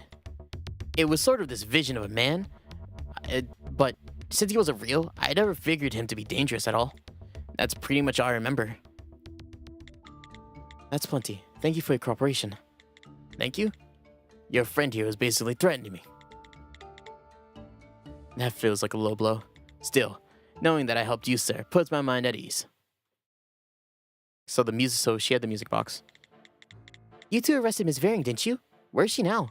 Well, we're actually not too sure about that. Oh my, did you already toss her out to sea? As you must know, we aren't members of the Mafia, we are detectives from the Bureau. Yeah, I know that. Is that how the public views the Bureau? I shouldn't be surprised. Well then, Miss B, would you care to describe the staff you sold? Sure, you can count on me. The staff I sold was a yellow rubber ball. It's right there. The ball is right there. It was rolling around the storage area of my department store for a while. But then a mouse went and that was playing with it suddenly caught fire. The top part of its body was burned to ashes, so it was as dead as a doornail when we found it. Poor thing. The store manager told me to throw the ball out since it was dangerous, but I sold it here instead. Miss Varing said its trigger had to do with stepping in its shadow. That's all I know. You sold quite the dangerous item. It seems the victim's protective clothing was to protect one against that one. From what you said, I gather you work at a department store, right? That's right. It's about 3 blocks that way. You should stop by sometime. We've got a promotion going on where non-staffer customers get a 5% discount. From the sound of your event, it sounds like staffers aren't too welcome there. No, quite the opposite actually. We're well known for being open to staffers at any level. That's why we get so few non-staffer customers. Thus the promotion. Are the staffers, I mean your main customers from the sound of it, angry about the promotion? No, they understand. Actually, some of them suggested we raise the discount to 10%. By staffers, I mean staffers are all quite used to the discrimination they face. I doubt that would get much of a reaction from them. I see. Ours is the best department store in the whole Bureau. Bureau? Borough. We're especially well known for the black tea we carry. Maybe I should pick up a box on the way back. Since I played loose with the rules back there, I guess it could serve as an apology. Sounds like the stable job you have there. So what's the reason for all these illegal sales you're doing? If your luck turns bad, you might find more than a fine waiting for you. Oh my, you got the wrong idea. Miss Varing said the sellers aren't punished. That's not correct. Both parties in an illegal staff transaction are brought to justice. Unfortunately, it seems as though Varing tricked you. Well then, I don't feel bad for her sinking into the depths of the ocean anymore. We didn't throw her into the ocean. Then please do. Trust me when I say we won't. Until you rang, I forgot I even sold that staff. If my girlfriend finds out about this, she's sure to break up with me. So I was thinking up of a way to cover up this mess. Thankfully, I won't have to worry about that anymore. Then it seems you're aware that trafficking unauthorized staff is illegal. I was, but I also had some financial trouble 6 months ago. I wanted to buy my girlfriend a present, but I didn't have enough to cover it. And you decided to turn to the black market? I thought the woman you're in a relationship with would approve.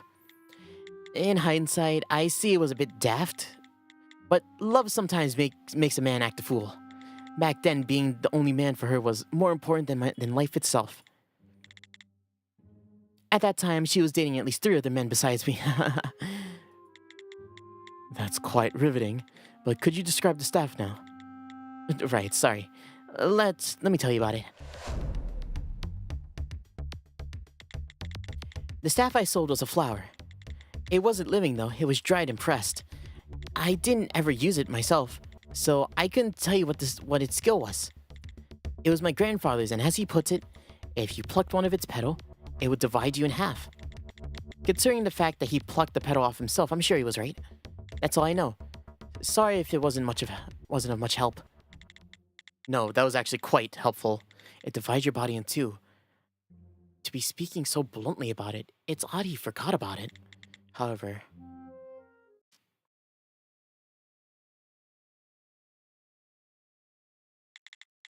that's all from Marcellus. Yep.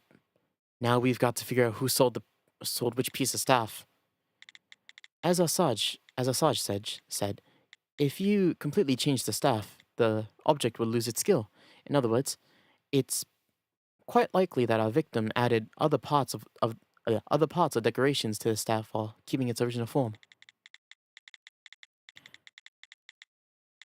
It'd be nice to tell if we could tell them apart just by looking at them, but without knowing how the victim altered each one, it would be no easy task.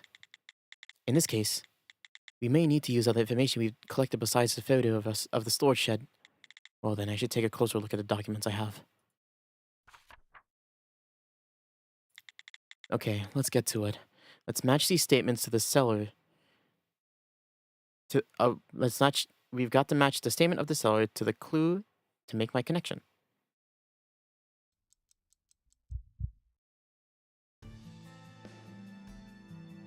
Oh, okay. It was a finely crafted music box. This one. That's not it.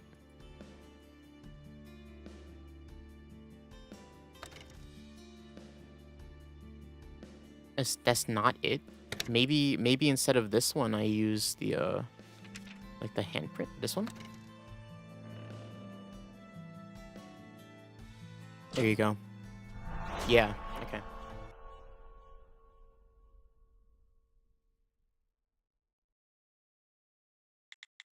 I found it, Miss A's staff. Ah, is that so? Where is it? I think it's in the victim's storage shed. Of course, you can see it in this photo. I told you before, it wasn't in that photo. No, it isn't. But right here, on the right. On the right, then the phonograph. No, sir, I just told you. The staff I sold was a music box. Of course. We're well aware. What Note's trying to say is that this phonograph was built around the music box. Built around it? Ah, then that's just for the camouflage. That's right. The bottom part of the phonograph is much like the music box. It even has a handle. It's quite easy to see how it might work. But note, it's hard to tell from the picture. How about this one? What's with the black and white photo? It's a record. It's a record of trace evidence Detective Brian was able to collect. I can say that much. Of course, you can see right there in the phonograph. There's a gap. Thinking back to it, it was like some sort of lid. Exactly. The handprint on top isn't where you'd expect it if you were playing a record. Instead, it looked like the handprint you leave behind if you're opening it. Now that you say it, that space definitely looks big enough for my music box. It looks a bit different from the item I sold, but maybe, just maybe. No, I'm sure it's the same color as my music box. With that, we can say for certain that they're one and the same. Great. Now we just figured out about the remaining two staff from the statements. Cool. Then Miss B is the ball, the very yellow ball that she described as a yellow ball. This yellow ball. There's a yellow ball in its hand. A golden ball holding the... But isn't it in the shadow in that picture? Isn't the whole thing a shadow? That's really dangerous. Detective Brian, do you think this could be...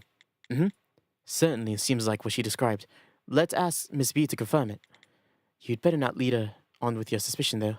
Suspects tend to give answers that the detective is looking for, so there's a possibility that she could be making the wrong assumption from a vague memory. Miss B? Yes? If it's all right with you, could you take a closer look at this picture? I'd like to confirm that... I'd like you to confirm that the staff you sold actually is pictured. Pardon? I guess I could. After all, it's not that hard to have one more look. But I don't think it'll be of much use. I just told you. I sold a yellow rubber ball. There wasn't anything like that in that picture. You know, that might not actually be true. You might just have gotten the impression that it was a rubber. Again, pardon? What do you mean by that? As you know, it's illegal to own unauthorized staff. To put it another way, the person who bought the rubber ball probably wanted it to make it look like something else. With that in mind, please have a look at another look at the picture. Okay. Ah, right here. The sphere held by the sculpture of a hand. It sort of looks like a rubber ball. Perfect. With that weird drawing on it, I couldn't make it out at first, but on closer inspection, it is the same color and texture as the ball I sold. The marking was left by Miss Varing's skill. Now that I'm thinking about it, the marking shows where the original piece of staff is from. Miss B confirmed that the ball with the marking on it is hers. That can serve as evidence that his staff. I mean, if I told you it was going to look different, I could have told you that from the very start. Did we leave that part out? We did. But that's because we needed to explain it quickly. Note, your mind works a bit quicker, so you tend to get ahead in most conversations. You could just say that it was a mistake. You don't have to package it like that. Again, overestimating my abilities. Great. Now we need to find out the one remaining staff from the statements. And then Mr. Man had the flower. And that's proven by Mr. Montague's thing. Ding, ding.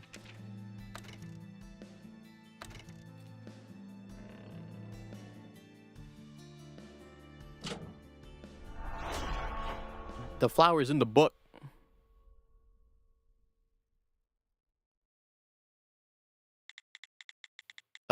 Mr. C, would you happen to remember the type of flower you sold? I remember it being a forget-me-not. It was small and blue. What's certain is that we can't see Mr. C's flower in this picture. Right, dried flowers are pretty small to begin with. It could be tucked away somewhere. If our luck is bad enough, we may never be able to find it by looking for it. You're right, but thankfully, Lady Luck is smiling down on us. Did you forget, Detective Brian? We heard about a dried flower once before. Montague said something about one in his statement. It's good that Detective Brian never strays far from the point. A little boring, but very good for the situation we find ourselves in. Mr. Montague tried to steal the notebook and hide it away in a safe. According to him, there was a bookmark that fell out of it. And he said that the bookmark that fell out was a dried flower. No wonder I didn't see it in the picture. The staff I sold was tucked away between the pages of that notebook.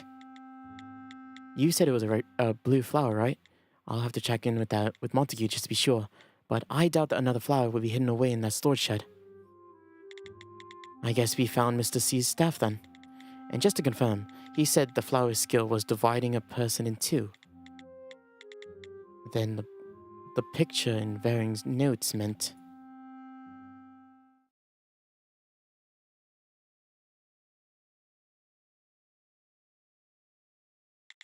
Alright. Now we've matched all three staff with their sellers. Right.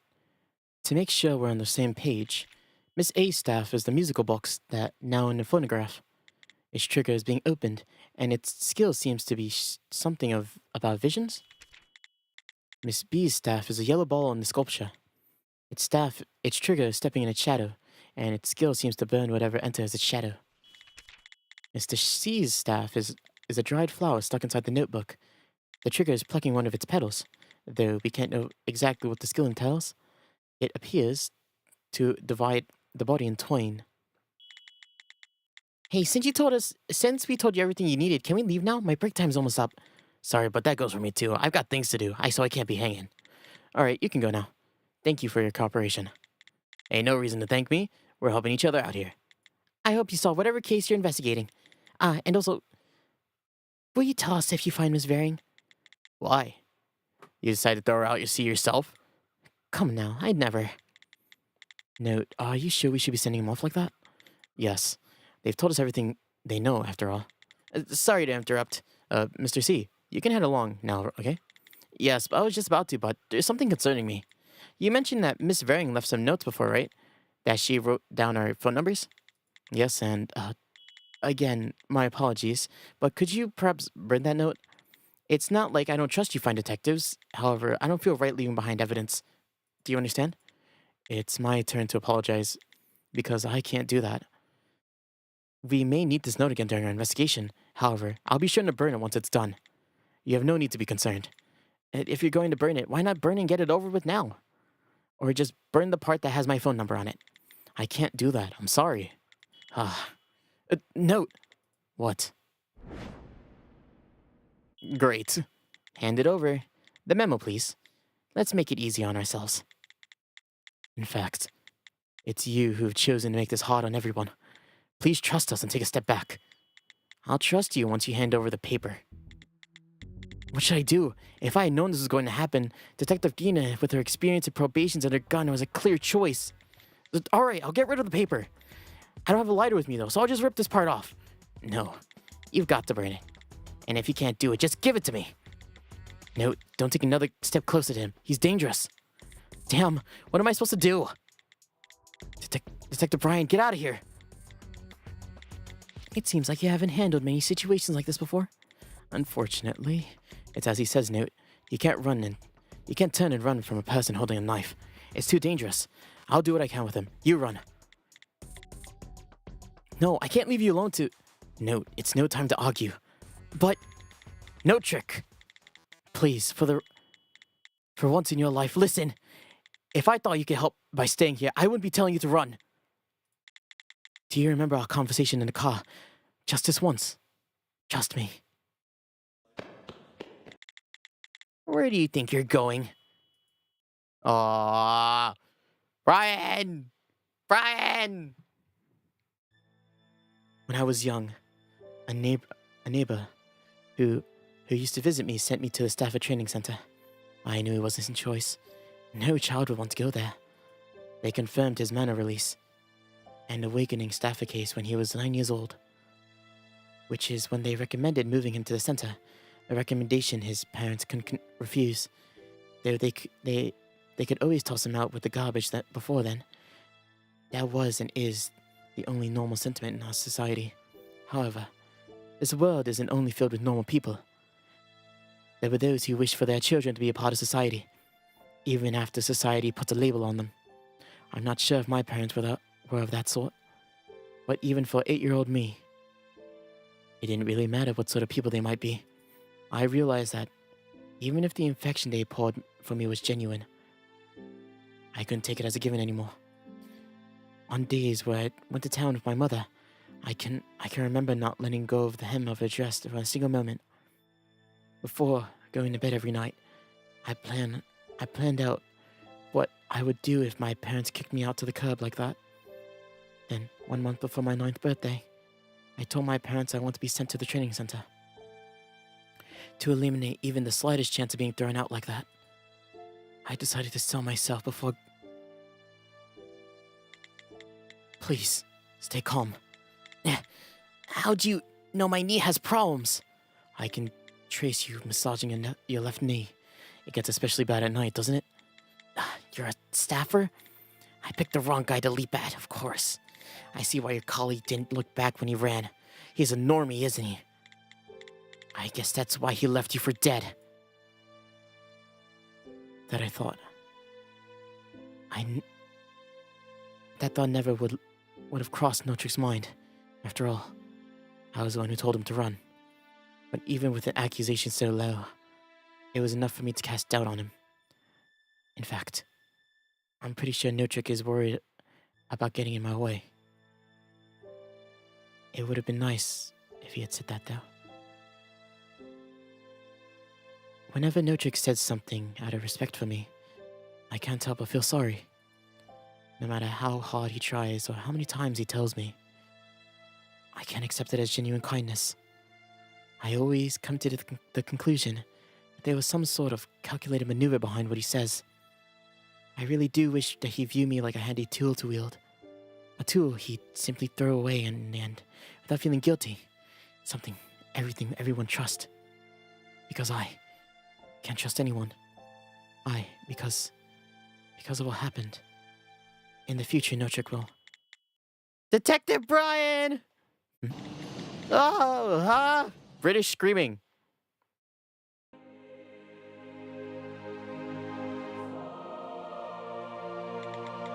Detective Brian, are you okay? No, what are you? You're safe now. Leave everything to me. What on earth? No, seriously, what are you doing? This place is disguised as a construction site, yeah? The perfect thing just to be happen parked outside. I mean, if you knew that, it's fine. I know how to operate it. You know I got a license. Right, I do know that, but... Anyway, Detective, this is my plan. Use the dust and grime to hide while I made my way out of the building. Find you based on the sounds you made by your opponent, and then... I already had him beat. Well then, Should I lower the bucket? I would appreciate that.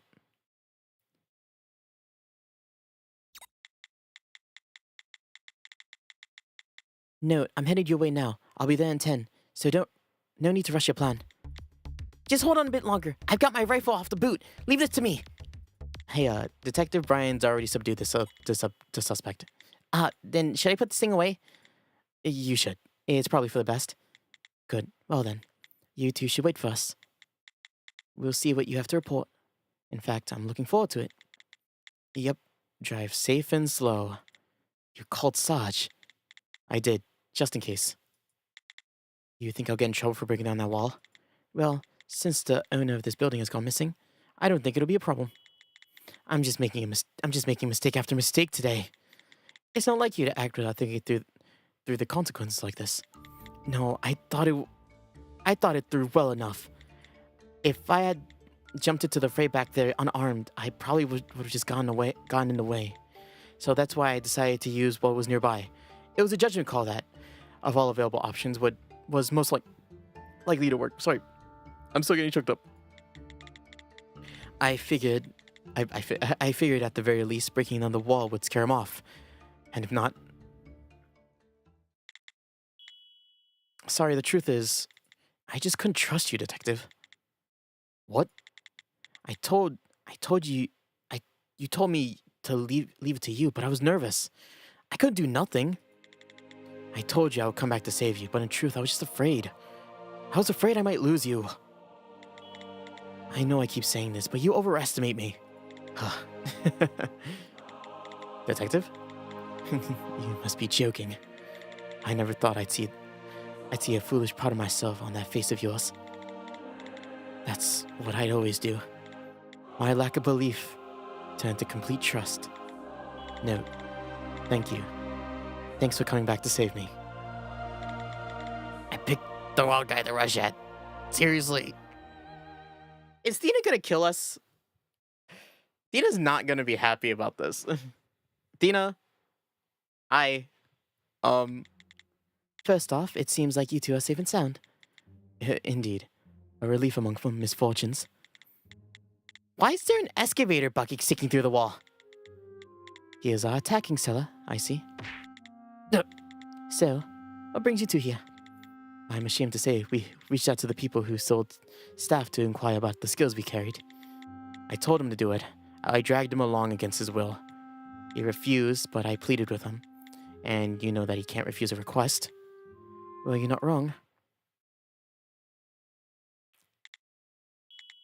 Note. You found it easy, didn't you? Stop that. It was my call in the end. I know that. You're the one in the wrong here. But when a person who will literally do anything you say, you'd be an odd duck not to use him. But no, you, especially you, I wanted you to be the odd duck. Sorry I pushed you. Brian, wait in the car with Tina. I'll figure out what your punishment is after I'm through here. Alright. Are we following Brian and Tina? Okay. You wanted to hear something funny.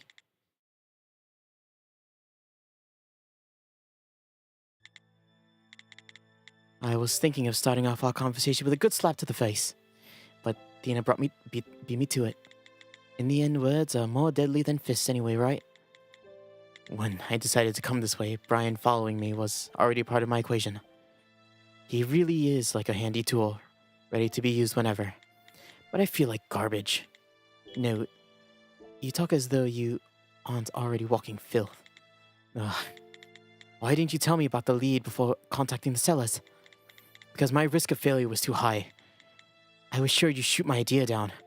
Note, when I'm on a case, I think of Brian as a tool as well. What? Not just Brian, but you and Thena. Even I'm a tool, not a person. Trust, affection, emotion. None of those can be turned into logic. The thought of losing one relationship is enough to send you down a path of no return. This is just a theory of mine, but you can't mix people and reason. Filter all things out. After all, only logic should remain. Take you, for instance, Note. You should have convinced me to come with you. You should have confronted my logic, smashed the stubbornness holding it up. Of course, I know what sort of person the sergeant is. I know, but still. Why'd I hide coming here from the sergeant? What exactly was I afraid of? That's enough time for self-reflection. Back to business. Note, did you find anything? I did. I found out the staff that took our victim's life. Oh, then let's be off. We be running out of time. Detective Tina? Note, I heard you're the bloke who took down the wall with the excavator. You're no odd duck, you're insane. As expected, I have an eye for people. I had no idea that part would be that would be the part that put an end to her anger. Sarge, just as Thena says, we're running out of time. How about we give you our report while we drive? It'll take us about 15 minutes to return to the scene. Okay, everyone. Get into the cars and flip over your spokes. Let's move. And note, I'll be wanting to hear about that excavator later on. They didn't automatically assume it was me. Did everybody forget that I have a license in heavy machinery? Of course I do. Am I Brian? Hi. Brian's my best friend right now. Athena assaulted me and Redfin assaulted me with words. All right, I'm scared of them.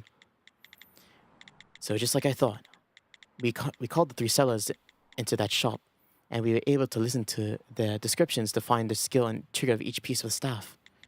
The information Note learned from the sellers about the staff is as follows.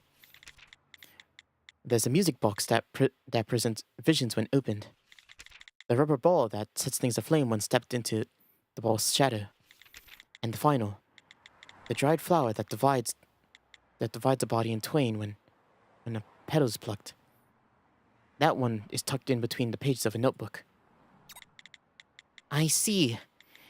Then the fact that Varing wasn't able to identify the staff doesn't seem so far-fetched anymore.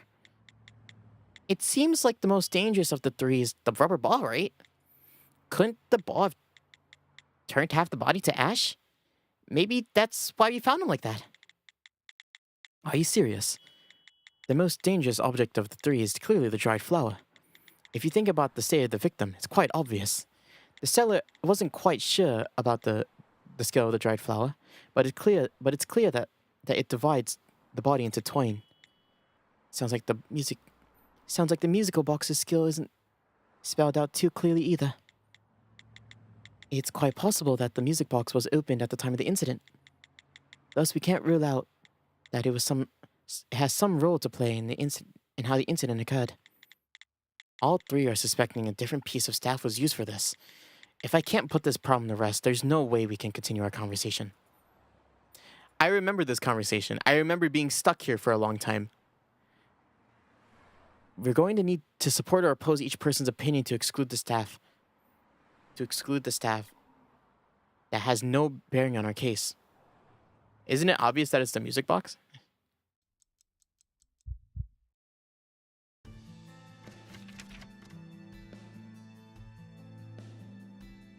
Because like this, the last time it was open was a week ago. Red fins. Damn it, you're so dumb sometimes. In truth, if it were possible for the victim to have opened the music box, we couldn't rule out that the music box was involved. But as for it being opened, we must discuss that it is a possibility. Which means you're certain that the music box wasn't opened. Yes, I'm certain. Sergeant, don't you remember the trace photo from our crime scene? Detective Brian investigated that the music box using the Detective Brian investigated that music box using his skill. I see.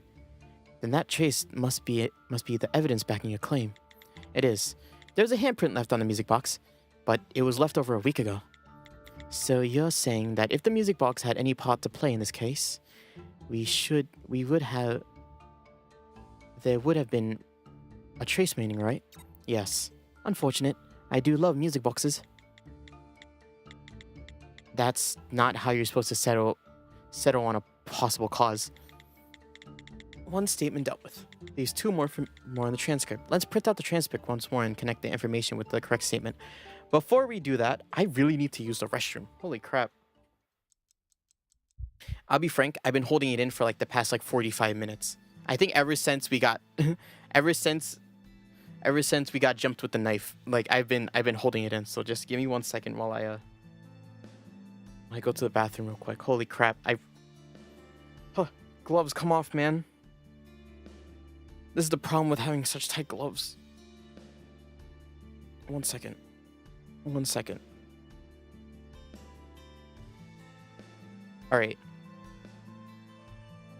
1 second. Yeah, 1 second. I will be right back. 1 second.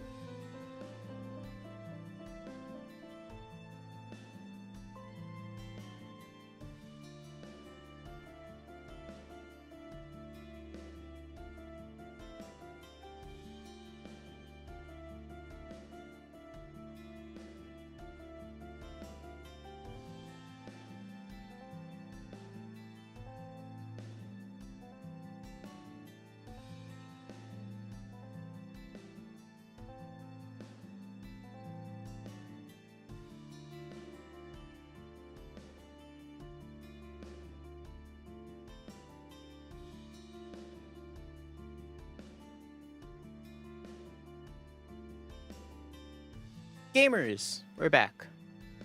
Yeah, I really just needed to go. It was on my mind for the past however. I'm like, ugh. Are we almost done? Okay, so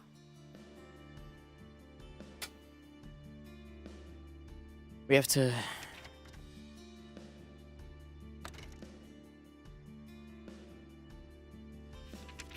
but it didn't. But it didn't. Yes. It didn't burn the body. Dina.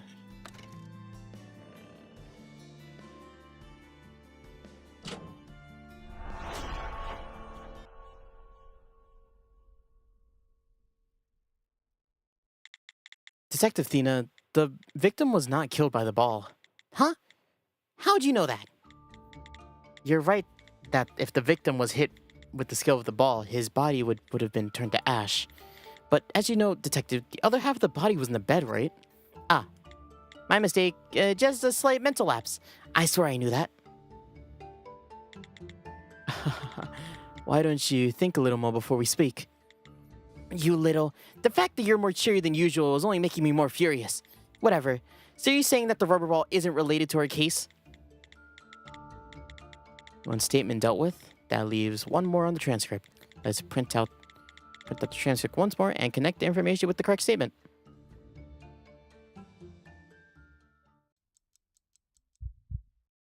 I mean, how do I say like it was the flower? What do I show his body? His very split in half body? It is. No, it isn't.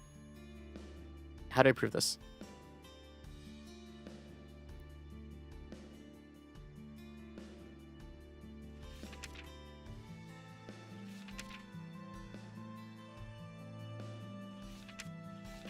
What did Montague do?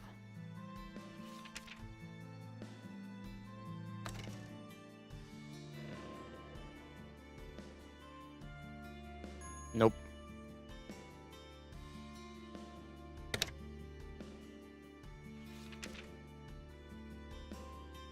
When Peter got...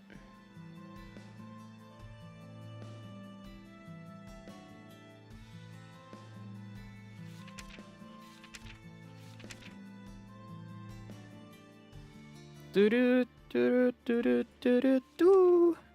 Do-do.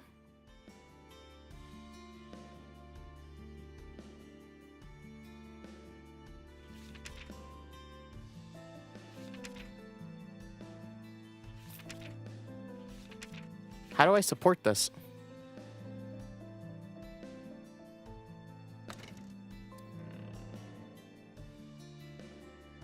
No. I don't know what it is. Is this the part that I was stuck on? How do I be like, hey, he fucking... Hey.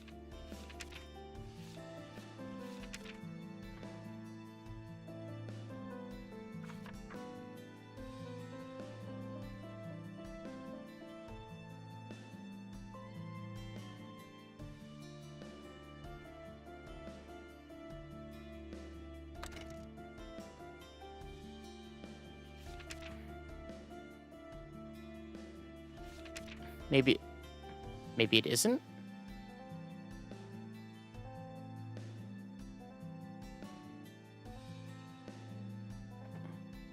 I mean, I'm with Brian on this one.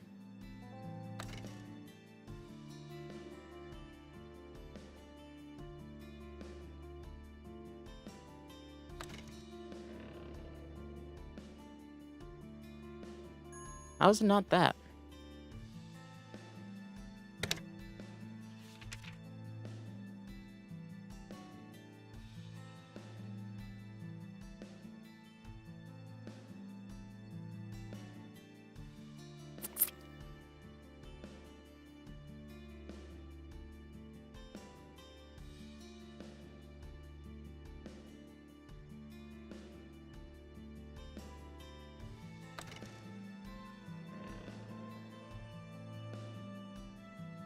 Nope.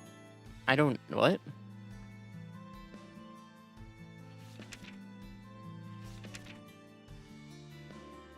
Five months before...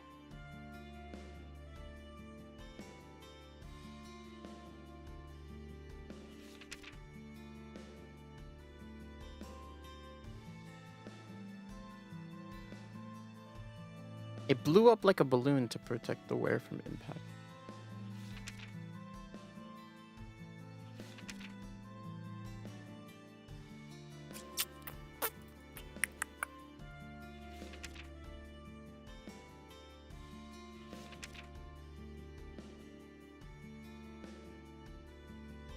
Is it not it then?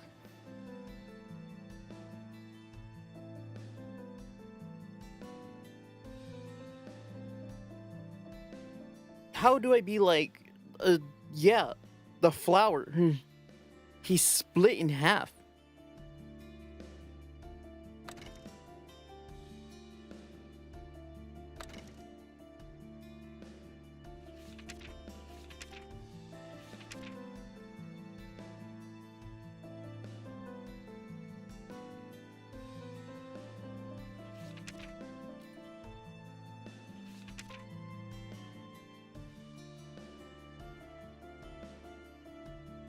Um.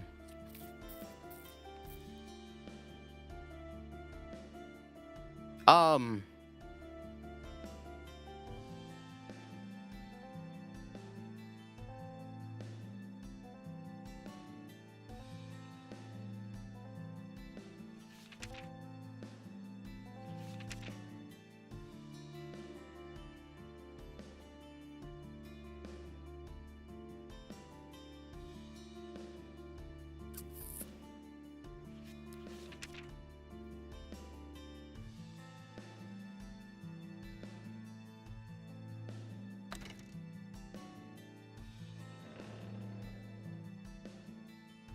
Nope.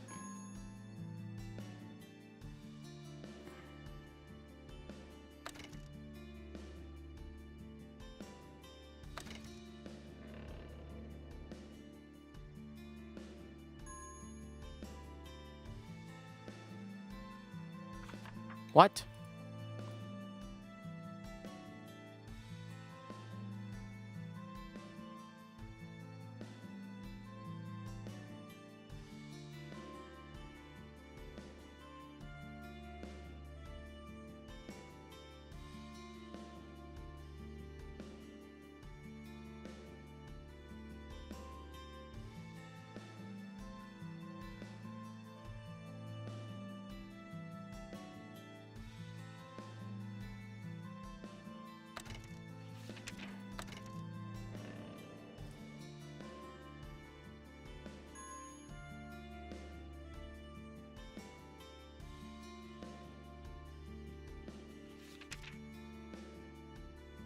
Uh.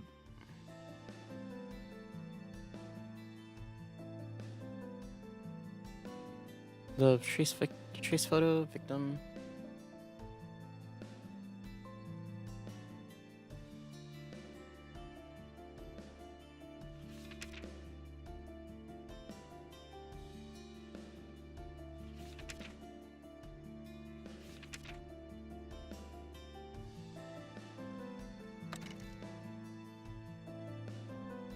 Is it because they had stolen it? Was it because it was stolen?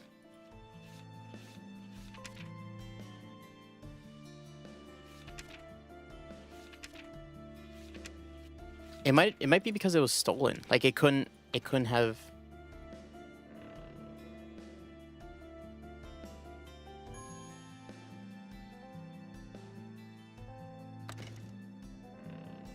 Right?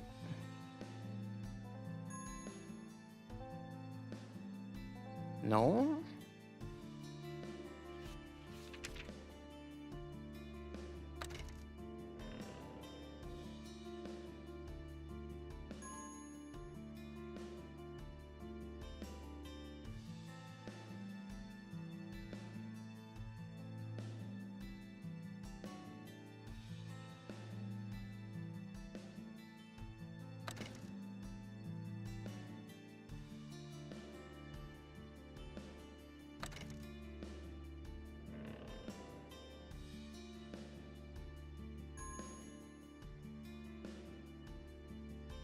Really?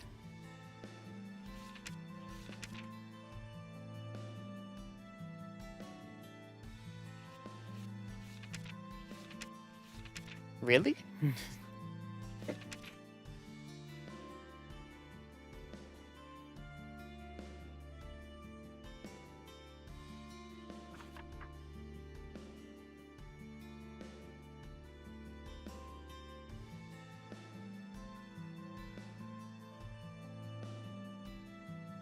Only then can the staff be.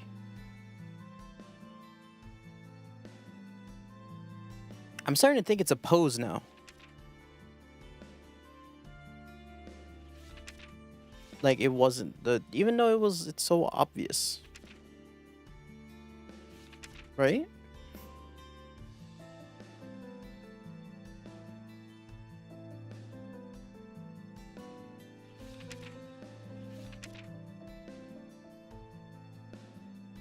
Tells us how dangerous it is. Since Peter was still away, I told his wife.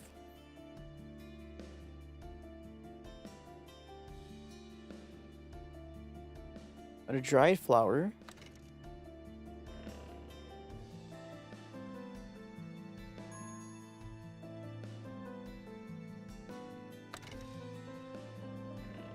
It's not this.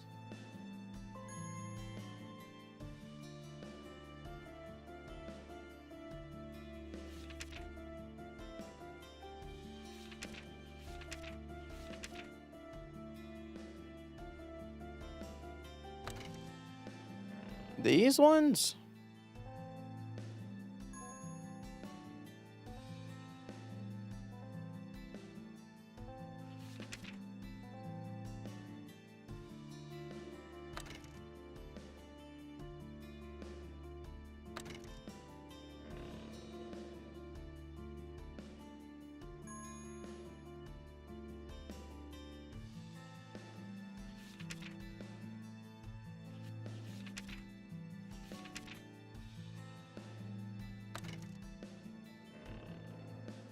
It's not dangerous because it's in the notebook. I don't know.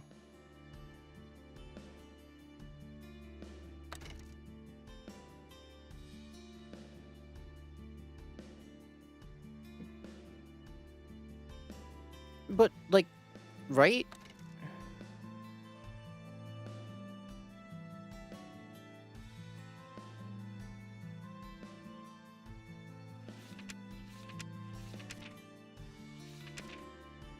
Yeah, this is the part I was stuck on. This is the part I was stuck on. And I still don't remember.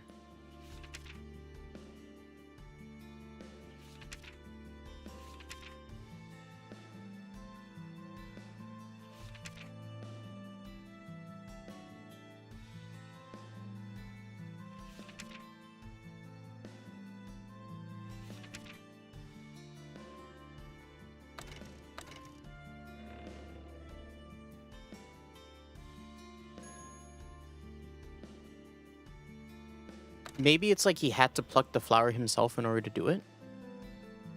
Oh my god. Really?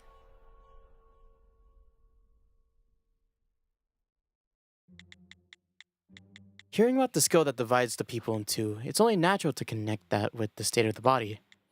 Right. The state of the body is by no means a common sight. Thus, it's quite obvious to say it was the dried flower that caused it. Indeed, that would be the case if the dried flower's skill were ripping the body in two. By the way you're phrasing that, that's not the case, is it? Detective Brian, do you remember who the original owner of the flower was? Of course, that was Mr. C, the seller who attacked us. That was thwarted. No, I mean the person who owned it before Mr. C. Oh, indeed. He did say his grandfather passed the flower on to him. That's right. So everything Mr. C knew of that flower, he knew from his grandfather. He said that his grandfather used the staff himself. He did. Yet, he mentioned nothing of that killing him. Exactly. So, what? Wait, what did you just say?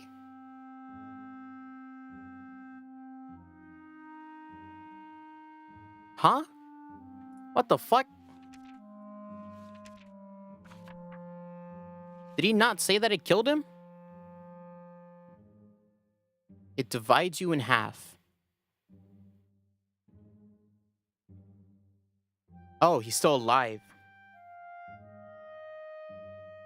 Exactly. So even if someone were to use that skill, it wouldn't necessarily kill the user. In other words, the skill divide the body in two, as he said, doesn't actually rip the person into two sections. The dividing part must be interpreted in a different way. For instance, maybe it creates a replica of something. Why don't we think a little more before we speak? Indeed, I was too hasty. The memory of seeing the body like that was just a bit too intense for me to miss her. rather obvious detail. Then the dried flower isn't directly related to our case. Why do you sound so cheery when you're wrong? It's quite upsetting. If that's all true, doesn't that mean it's capable of teleportation? Eh?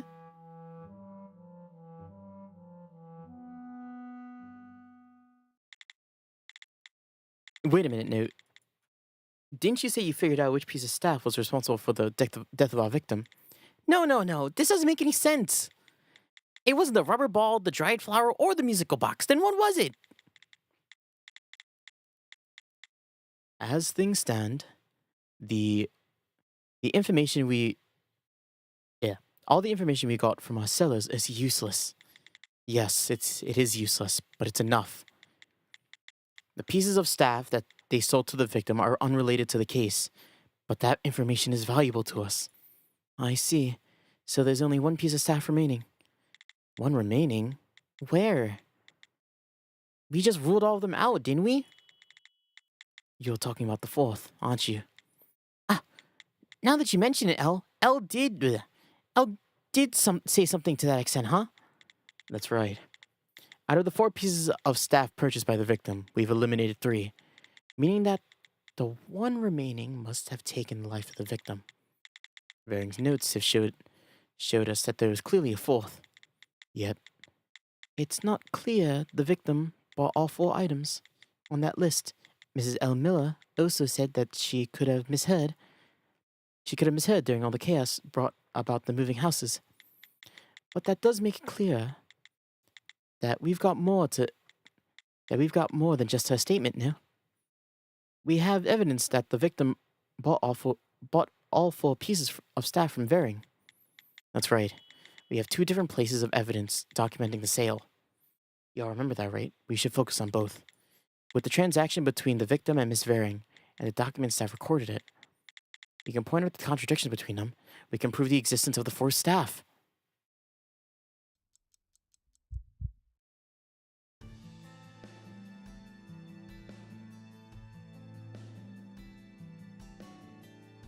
All that's left to do is to figure out what it was ordered. What it was. I'm pretty sure it's the clock. This one? Nope. What are we doing? I was not paying attention to what they were saying. That's right. We have 2 pieces. Oh, we have 2 different pieces of documents.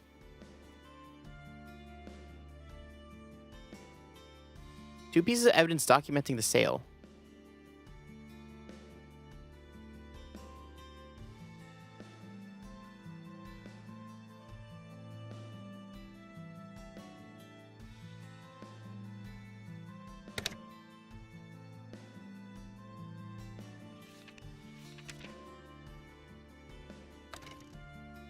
Is it the amount that he paid for it? It is. Yeah, he paid 5,000.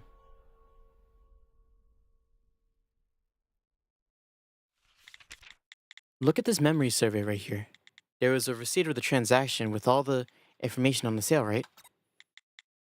You've got the documents. How are we supposed to look at them? Sorry. Force a habit. According to the receipt, the sale amounted to around £5,000. Again, that's so much money. He should have just given it to me. What's that number supposed to mean to us, Newt? I can't think of any significance to such an amount. It doesn't mean a lot taken by itself, but take a look at it alongside Miss Varying's notes. Let's see here. Detective, eyes on the road. You look forward. I'll just explain it to you. My word. Habit is a terrifying thing indeed. Detective Brian has seemed quite tense for a while now. He didn't hit his head back there or anything, did he? Miss Varying has the price of each item for sale here. In her notes. What?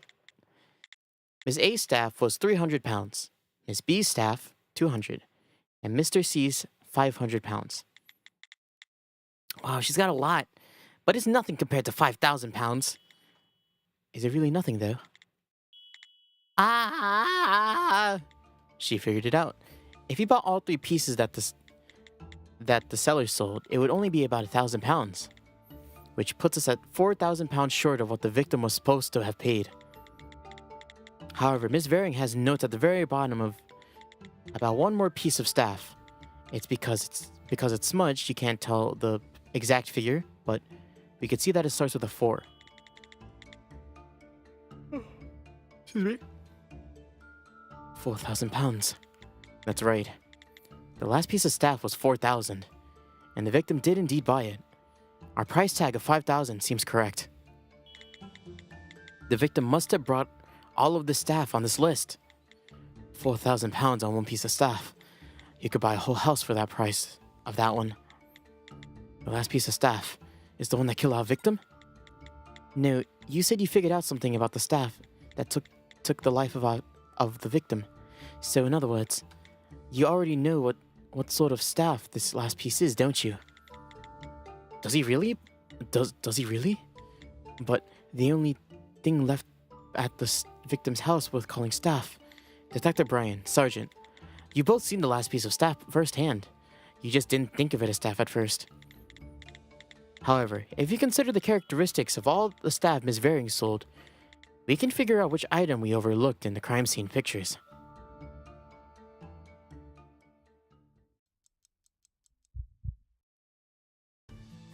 Oh, oh shit, it was this. Oh, shit, it wasn't that.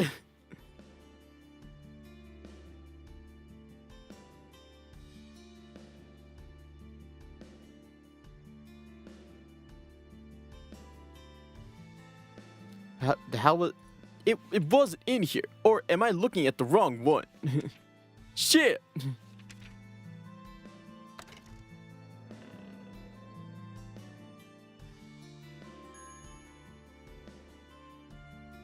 What? What the fuck? Really? Ah, obviously. It's outside the window.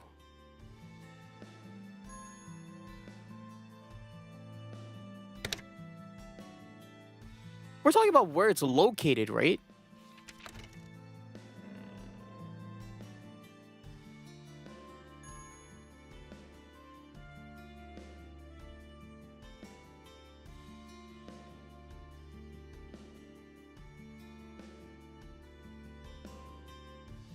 What?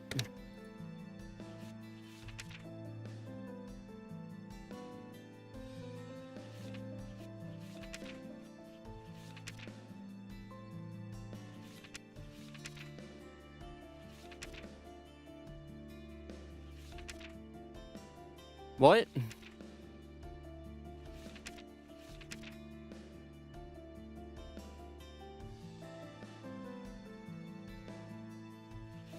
Do do do do do do do do do do do do do do do do do do. Wow.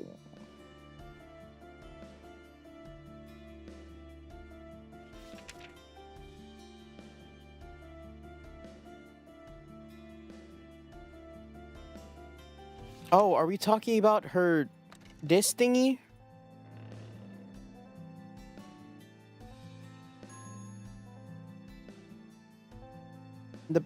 The pattern. We're talking about her skill?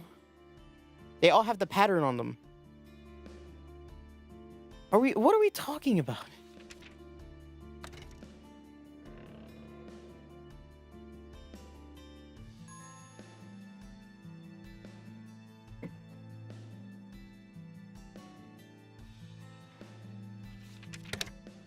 What are we talking about? It's the floor of the room. What?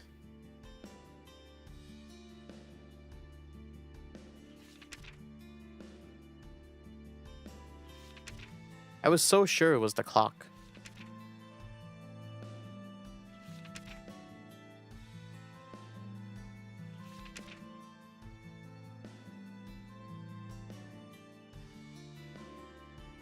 fourth piece of staff was considering what?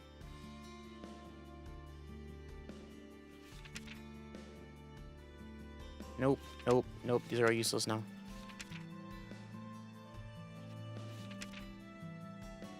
I told his wife that I was leaving. Just ask Peter. Okay.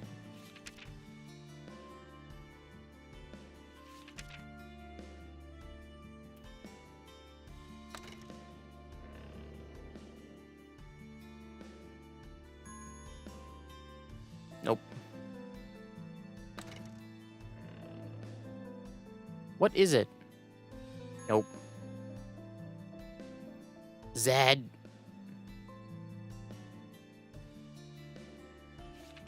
Zed varying. What the fuck did you do?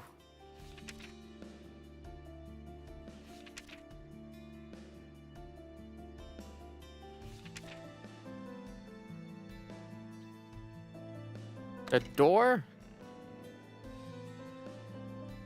No.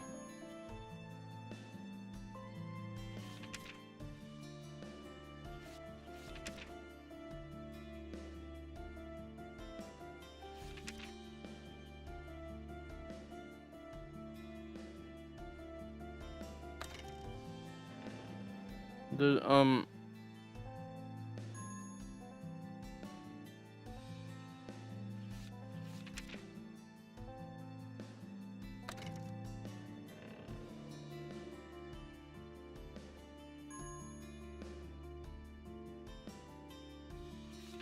Nope.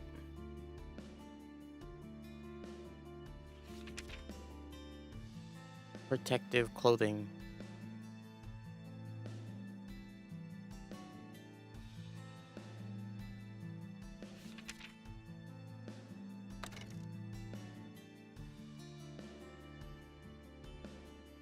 It's not this? You're telling me it's not this?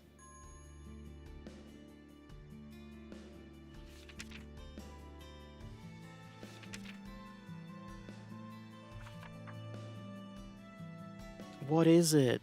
I don't know what it is. Considering what all the staff bearing soul has in common, it's obvious.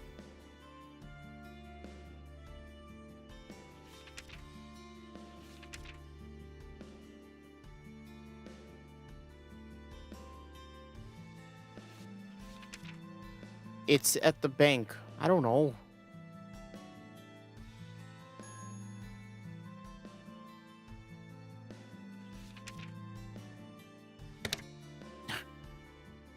The window. I think I already tried this.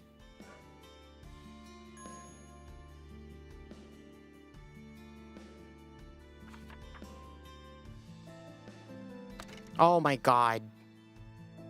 Give me a second.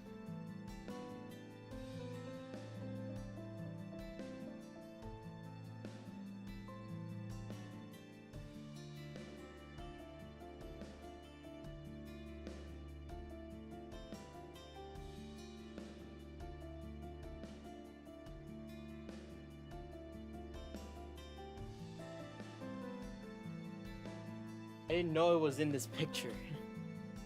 Gosh. Alright, I'm back. Sorry, I had to check something real quick. Oh my god, I can't believe it. I didn't... If it didn't have this orange glow around, I probably would have seen it.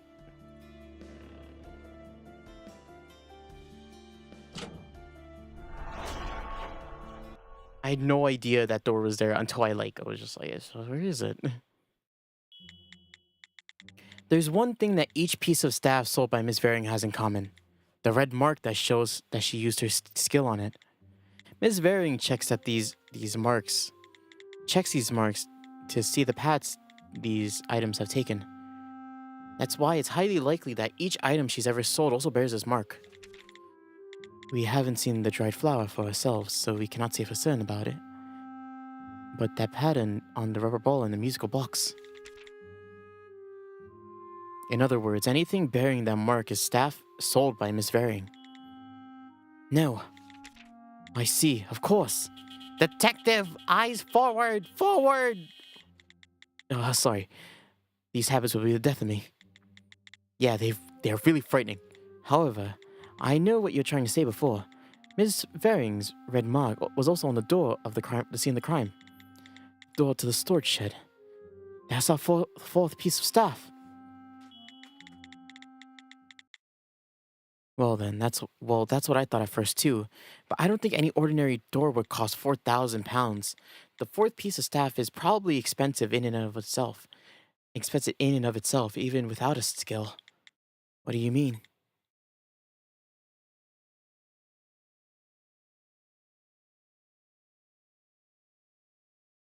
Oh, perspective change.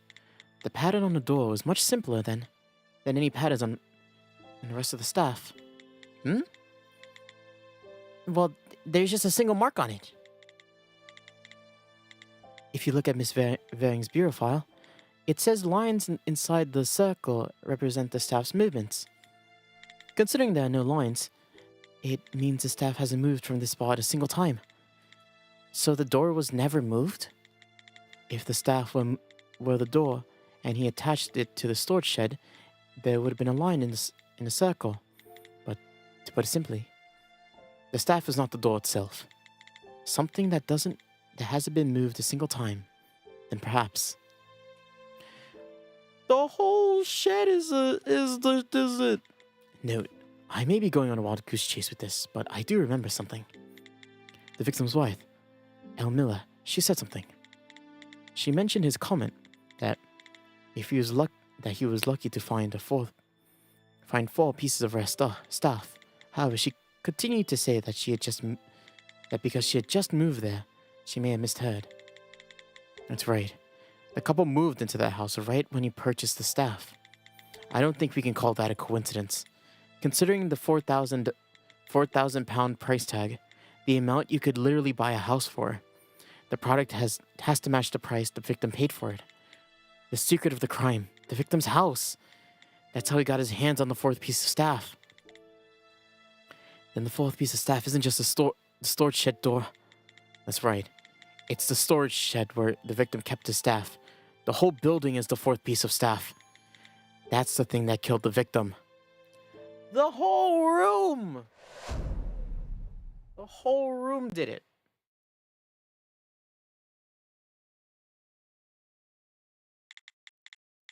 The storage shed where he housed his staff collection. I would have never thought of that.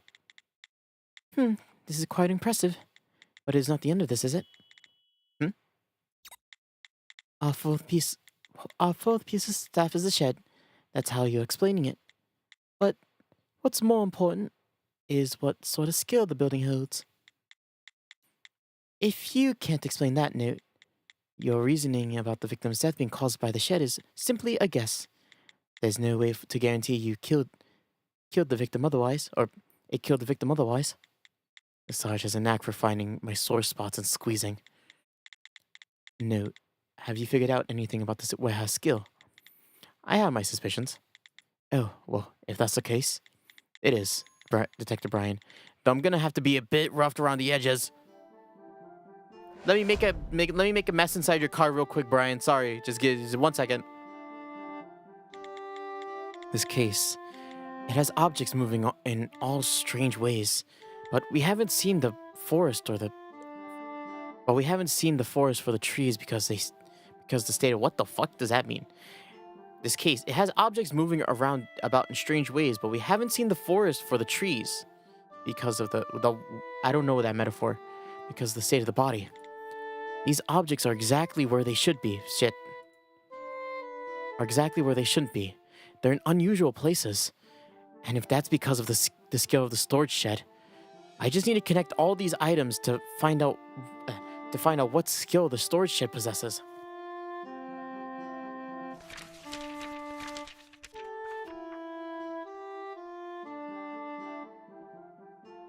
Oh.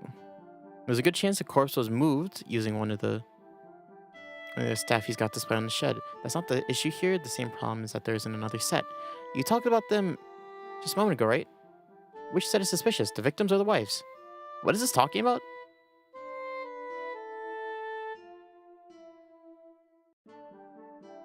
Oh, this is the pocket watch, obviously. This is this. It's about the... Oh! It's as if the... This moved because it was teleported back 7 hours ago, right?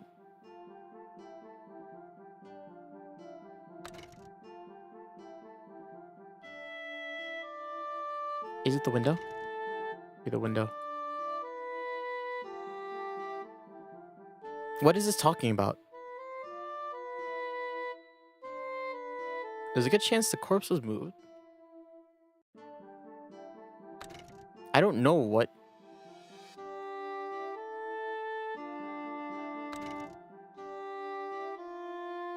I clicked everything right. Okay, let's just see. 4, correct. Okay. Is it... I think it might be this then. Oh, no, it is the protective clothing. Okay. So it's that. I'm pretty sure these 3 are correct.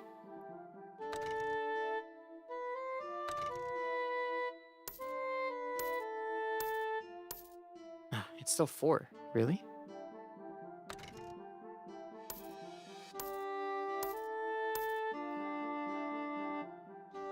There's a good chance the corpse was moved, but using... Really?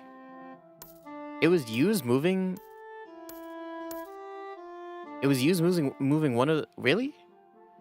The corpse was moved using one of the staffs he got displayed on the shelf.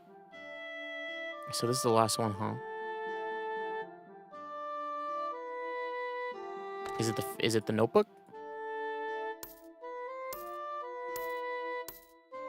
Yes, okay. Oh, his body. His body. It's so fucked up.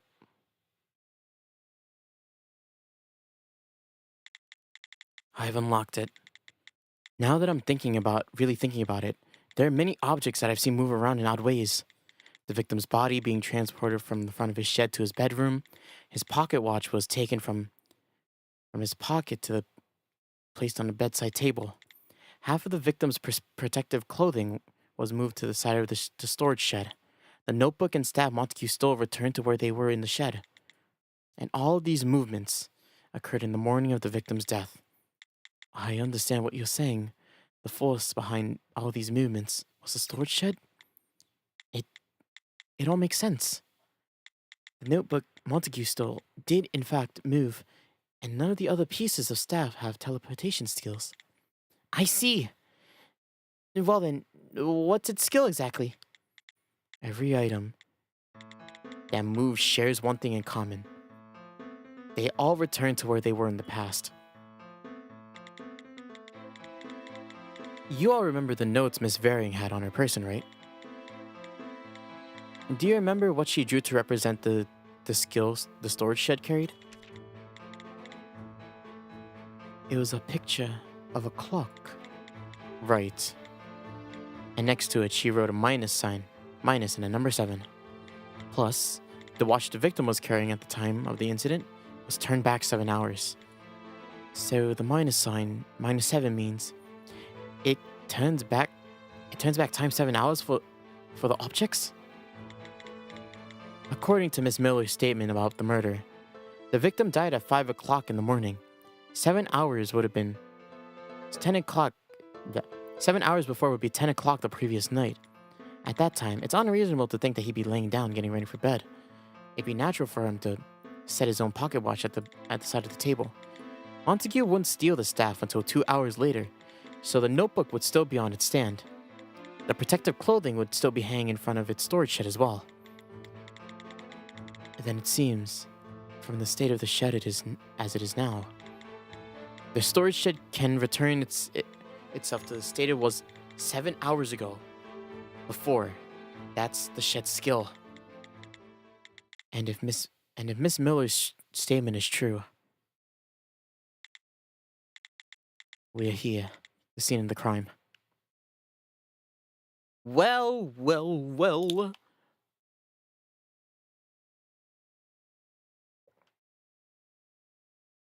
Someone fucked up.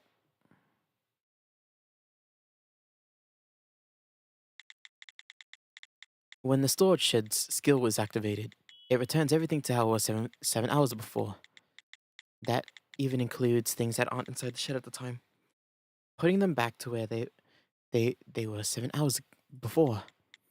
I understand the victim would want to store his staff inside the shed now. Even if a piece were to go missing, as did in this case, as long as he activated the skill within 7 hours, the staff would be right where he left it. A thief couldn't steal a single object in this room without taking the whole shed. Ah! Wait, hold up. Then Varing's disappearance from inside there. Yes, she activated the shed skill, and went to wherever she was 7 hours before. Quite the bold escape. Quite the bold escape. Teleporting with the help of I can't read. Teleporting with the help of a staff. I imagine such a thing would have adverse effects on the body. Blah, blah, blah. But I guess she'd rather risk it than to stay in our custody. I've seen you return to one piece. Elle. Considering it's you all and not the officials from another division who arrived, does that mean you figured something out? Not yet. We're still investigating a lead. Could you give us a little while longer? Of course. I was also hoping to. You can't be here. You'd better go someplace else. All right. Huh? There's more to figure out? Of course. This isn't a staff-related murder. Staff can't choose to use its skills. The trigger. We still have to figure out the trigger to set off the skill. That trigger will be directly related to how... Ah! I can't read. The trigger. We still have to figure out the trigger that set off its skill. That trigger will directly be related to the cause of the victim's death. It's our jobs to figure that out. We have a duty to find out how he died and relate the cause of death to El Miller. But do we have any way of figuring out what the trigger is? It might be easier than you think. We have a witness there the moment the skill was activated. Huh? Zad Varing. That's right. We saw Zad Varing activate this skill shed, didn't we? I just viewed that as your mistake. I had no idea it could help in our investigation. If Varing left behind any trace evidence... She did. It's small, but it's there. That one piece of trace evidence she left. Right. The trace. We made a record of it. The window. So she opened the window?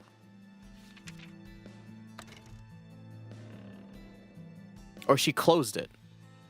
No, she closed it because the thing will have gone back to... The thing would have gone back to the... to its previous state, right? Which is open.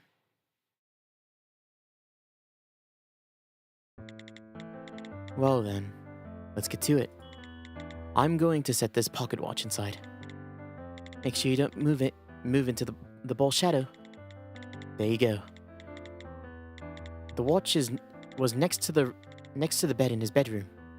If we activate the shed skill, it should go back there. Athena, report if it returns to the bedside. Roger. All right, Newt. Now close the window.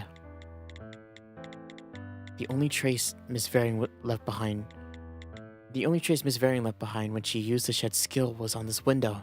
So perhaps when I close this window... Did you do it? I'm not seeing the pocket watch. The watch. It hasn't disappeared from my side. It can't be. Miss Varing only touched the window.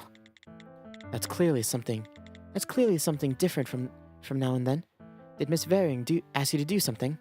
It looked like Miss Varing thought of something. I'm certain of it. Then maybe the door. Miss Varing asked us to shut the door. Just like this. Ah! It's here! The pocket watch went back to where it was. Was that it then? Asking us to shut the door. We thought it was her way of hiding her movements. But it was never about that. The door and the window, they both had to be shut, making the interior of the room an enclosed space. That's the shed's trigger. We've got it now. The victim must have gotten himself wedged in between the door when he was leaving. Great job, everyone. Now then, we've got one more question to ask. Answer. What? We figured out that the shed uses its skill when closed off from the outside world. And we've uncovered the truth of how the victim died. However, we still have to figure out who closed it. We don't have many documents that record what was going on at the time of the incident. It shouldn't be hard to find them. So, the only person there was... Oh, she killed her husband accidentally. Man. She killed him accidentally.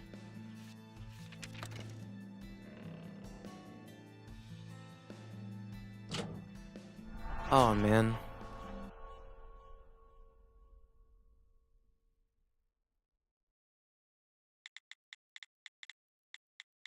Man, oh man.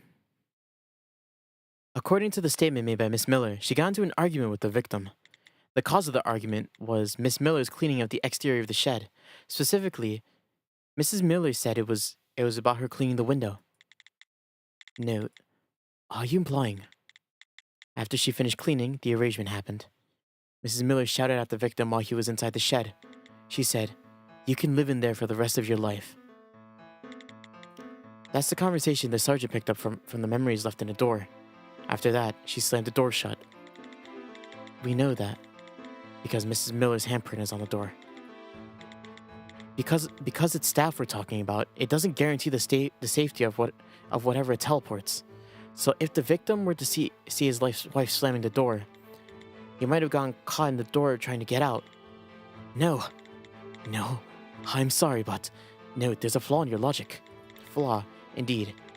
The shed must be closed off to activate its skill, but if a person were to be wedged in between the door and the door frame, you couldn't say the room was perfectly sealed off. Of course, saying it needs to be perfectly sealed off is only a guess of mine, but according to the experiment we just conducted, the skill was only activated once the door was flush against its frame. If our victim was caught in between the door and its frame when it was closing, there'd still be a lot of space between him, space above him. But that wouldn't satisfy the condition of the shed's trigger. I'm sorry, Detective Brian, but your assertion is incorrect. The gap between the door and its frame, had something filling it. There was something capable of doing that. Are we gonna say that the suit blew up and filled the rest of the gap? Is that what we're saying?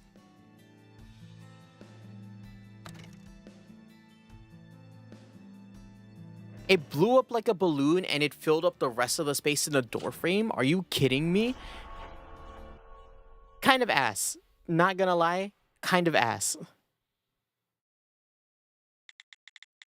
Detective Brian, really think about it. How did the victim look at the time of his death? The protective clothing, it had blown up like a balloon. Due to the shock, it filled with air, increasing in size. When it hit the door, the suit must have inflated to protect its wearer. No, that doesn't make sense. I don't like this. As it grew, it would have become big enough to block the gaps in the door. Then, with the trigger met, everything in the room had to return to the state it was 7 hours ago. That includes the half of our victim stuck inside the shed. That's right. The half that was in the bed 7 hours before was sent back to his room. That's the truth behind what happened in this case. The truth is the same truth that L. Miller was wanting to know before. Well then, our investigation here is done.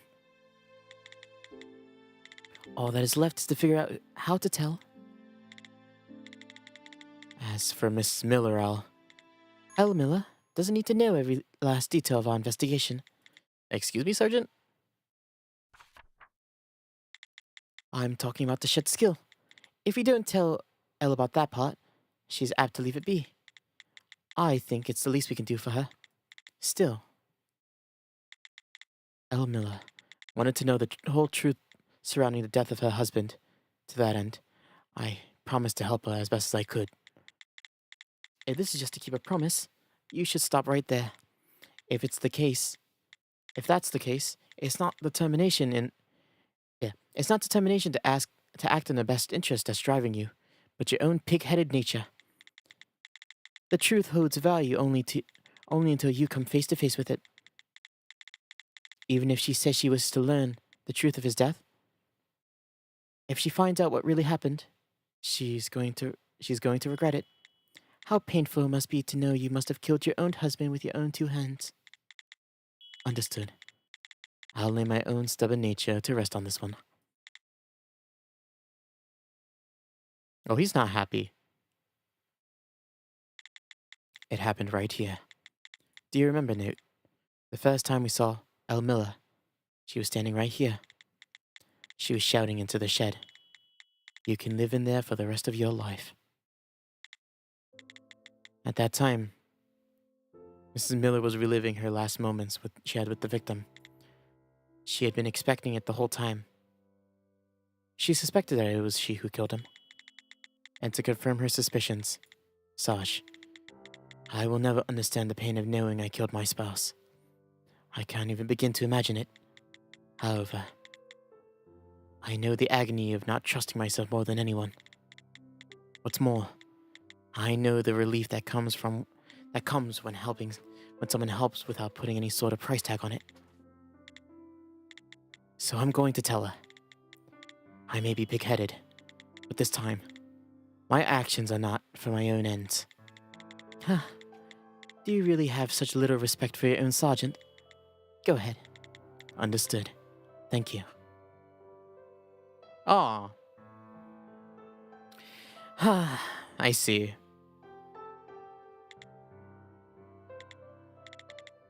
See. Honestly, I wanted to know. I wanted to know that I was the one who killed him.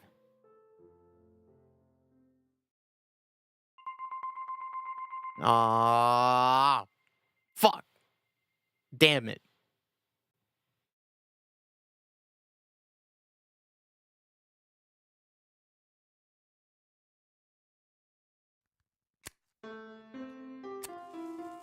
Oh, it's balcony time. Hi, Red Fins. What's up, girl? Long case, huh? I bet the victim keeping his wife out of the shed was out of concern for her safety. After all, there was some dangerous staff in that shed.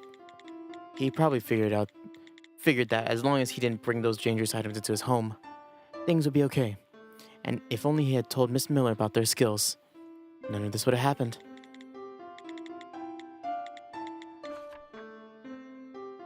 Considering everything she had said, I think it was Elle who didn't want to hear about it. That's why she had no idea her husband had done something so moronic as bringing 4 unauthorized pieces of staff under their roof. If they had talked about that staff but a single time, they'd have brushed all this off like it was nothing. was it a question of their passion? Was it a question of their passion cooling, as one might expect? Quite the opposite. With the 2 of them, love ran much deeper than trust. They were afraid of disappointing the other, so they gave up on finding out more about their better halves. That mindset made them happy up until that final moment, but they couldn't see the flaw in their plan until it brought down everything. Yeah. Trust can be quite an obstacle to navigate during an investigation. Yet it's a necessity for people to be able to go about their daily lives. Sergeant, about that, something strikes me as odd. What do you mean? You say trust is an obstacle during investigations, yet you headed back to the scene with me before hearing all the logic you brought me there. That brought me there. That was because you trusted me, didn't you? No. That wasn't me trusting you, Note. At that time, in fact, I would have been perfectly fine if you were wrong. Come to think of it, there's something else that I've been meaning to ask Detectives Brian and Thina about. Brian will probably be down at the office. Thank you. I'll head down there first then. Right. Uh-huh. Good work today. And Sergeant? Yes? On my way back, I bought some black tea from the local department store. I put it out in the office, so I'll have a cup later on. Alright. Well then. What an interesting character, Redfins. Speaking of drinks, we're out of coffee. Note's gonna die!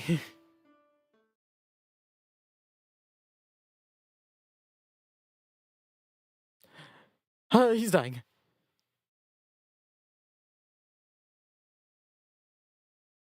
Oh, Brian, what's wrong, man? How very odd. Detective Brian, what's going on down here? Note. Look here. Wow, the chief is actually sorting through paperwork. That's incredible. I think this is the first time I've ever seen the chief do any actual work. It's the first time I'm seeing it as well. Chief? About the favor I asked before? He's so absorbed in his work that he ignored me when I tried to strike up a conversation. Did he hit his head or something? Well, I guess he'd know enough to take care of it. That aside, I've got something I've been meaning to ask you, Detective Brian. Right, Dina and I are parting ways. I told you I'd addressed that before, didn't I? You did, and I was hoping to hear more about it. Well, would that be alright? If you don't want to talk about it, I could always ask Detective Thina. Meaning you'll figure it out one way or another. I mean, it doesn't really matter. Like I said before, there was no inciting incident that led to our parting ways. Are we gonna get a flashback? Oh, we are. Are we gonna see 3 years ago, Thina? Oh, yep. Hey, Kaki? Why is it spelled like that? His name's Caucasius, right? How long are you gonna keep that up? Keep up what? Helping people without question whenever they ask for it. There must be some goal you're trying to achieve with everything, no? I intend to keep it as close as further as I can. But it may turn out to be difficult after I turn 80. Are you serious? Yes. And there is a goal. As you say. But this isn't something I'm forcing myself to do. I'd probably be doing exactly the same thing if I wasn't born a staffer. If you're worried about my being used by someone, you really needn't be concerned. I have certain boundaries I set as a minimum. I mean, that was on my mind, but surely, as the woman you're currently in a relationship with, I can't help but be jealous. I wish you'd direct all that commitment my way alone. If you're telling me to stop, I may be able to, but... No, I'm not saying that. I don't want to force you to stop. Honestly, it was a rather dumb thought. I know how much all this means to you. After all, I've got aspects of my own personality that no one can come to terms with. And I'm sure you hate them, but choose to hold your tongue. I wouldn't say hate. I can see how you tremble every time I resort to violence. I see everything. Sorry about that. No, from society's standpoint, I do believe that there's something I should be apologizing for. But I just can't take it anymore, Kaki. Just do me one favor. Of course, anytime. From now on, don't do me any favors. I do apologize, but what's this supposed to mean? Exactly what it sounds like. From now on, if you do me one single favor, expect a bullet as payment. From you, that doesn't sound much like a joke. It wasn't one. If there's a single person who's willing to help every person in the world, wouldn't it be nice for there to at least be one person he should be able to refuse? I'll be that person for you. Thina, do you know what you're saying? If you're being serious right now, then everything between us... Right. It would be hard to keep a relationship going. Still, in a way, I'll be a special someone for you in some regard. What do you think? Good, huh? It's a bit unfair. Thina, I need you to swear to me that you won't hurt anyone in front of me from this point on. Then I can be a special someone for you in a different regard. And that way, it becomes fair. What are you implying? I knew it. So you do hate that part of me. You're right. I do hate it. I hate it every time you resort to that. Good. I'm glad to actually hear it. Well then, thanks for everything. And I'll be counting on you, Brian. Yeah, I remember that. That's pretty much how it went. From that point on, our relationship was terminated, but she became a genuine partner to me instead. Good story, huh? Honestly, I really don't follow. That goes for your relationship with Detective Tina and the relationship with the Millers had going. Is there really a part you can't wrap your head around? Please don't say it like that. I've made my fair share of mistakes today. Hey, there you are. Huh? What's going on? There are two chiefs. He disappeared? A full 30 minutes active. Not bad. Hey, Is this supposed to be your idea of a joke? Are you a staffer too, Chief? detective case. That is a horrible joke to make. I just use this. The dried flower. That's the victim's staff, no? It's just like the sergeant said. The staff creates a copy of a person. How do you... Hey, Peter. He sorted through the paperwork, just as I ordered him to. Seems like his intelligence isn't all too different from mine. I'm also quite fond of the fact that he disappears alongside the petal I plucked. We're detectives here. Is it really okay to be going around using staff like that? What are you going on about? This is evidence. We've got a job to do sorting through it all. Thanks to your active role and everything, we didn't have materials messing in our affairs. Instead, we have reaped all the rewards. I got all the anger out of my system, so no need to threat. We cleared out all the records of that staff seller too.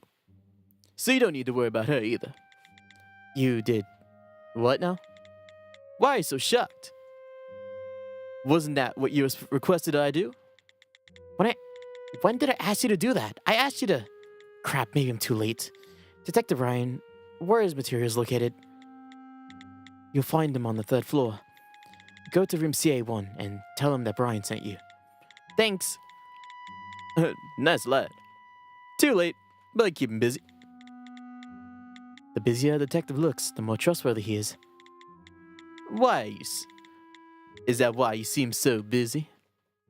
Been running around with the underground these days? Oh well. I guess I'll ask you when the time is right. I was just trying to help Sergeant Redfins, but unfortunately, I forget his voice. Hey! I was just trying to help out Sergeant Redfins, but unfortunately, it seems like the message didn't get all the way to Detective Case here. What's this about the Sarge all of a sudden? Didn't you know? Detective Case called me earlier. He told me that he called in all those people who sold their staff. He asked me to waive Sergeant Redfins of all the punishment if he could solve the case in under 2 hours. I did as he asked, but I must say, young people these days have no manners. Anyway, I should be off to test that musical box.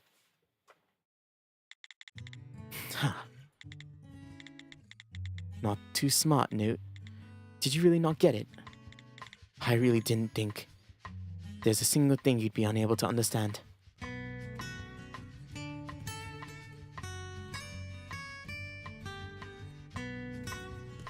Note, there's something I've been hiding from you.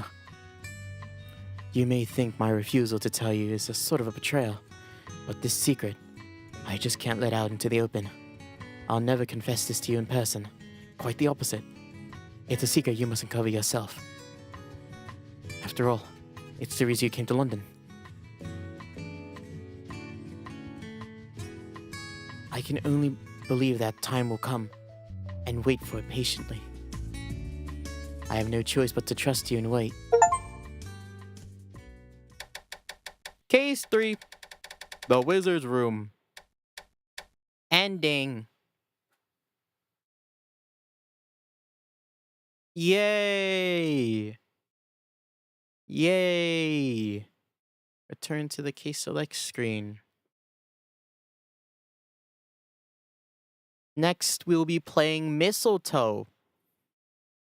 I do remember this case. I remember this case quite a lot. But yeah, that was chapter 3 of Stafford case. Hello, gamers.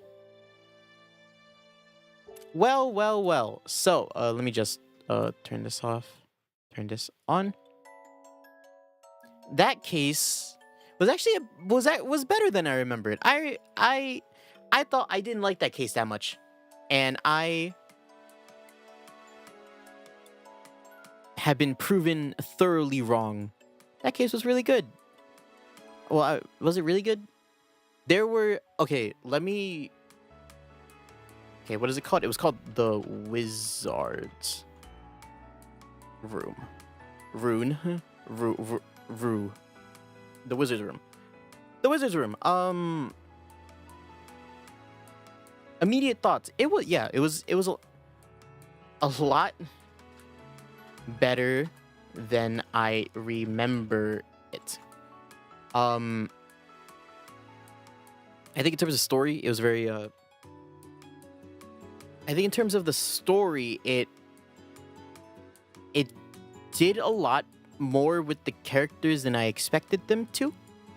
Specifically Brian. I didn't think this chapter was super involved with everybody, but it was.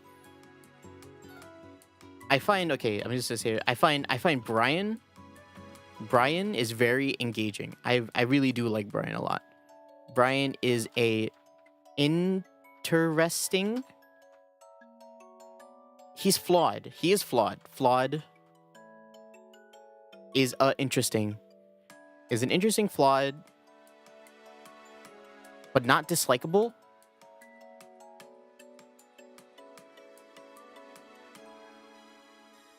But not dislikable character.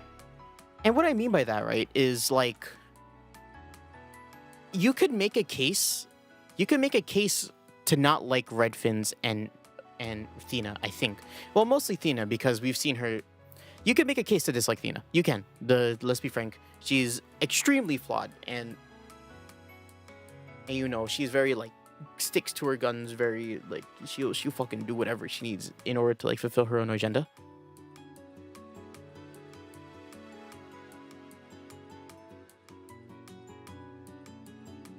Yeah. Like she'll do it, and like, you know, some people will see it as extreme and not like her, including Brian. Brian does not like it, right? But you look at Brian, right, and that guy has some issues. He's an issue-filled man. His whole thing about like not trusting people and like, you know, him being a helpful person to others, like he's basically taking advantage of himself. He's allowing people to take advantage of himself. Not even out of like goodwill, but out of like so that what was the reason? It was so that nothing bad happens to him in turn, right? So he's doing good favors for everybody, right? Because that was this whole thing with like his like childhood growing up, right? He didn't want to get his parents didn't want him to get sent to the center. They publicly said that, and they were like, we want him to be a part of society, right? And I assume he's a rich family, right? But you know, growing up, he just I guess he had the sense of like he didn't trust them. I don't know where that stems from. It might be just like an innate thing for him, right? But he didn't trust them, so he was like, I'm not gonna allow you to do that, and instead I'm gonna do it myself. And then that's what happened. He ended up going to the center, and that's where he met Thina, apparently, I think, and rest is kind of history.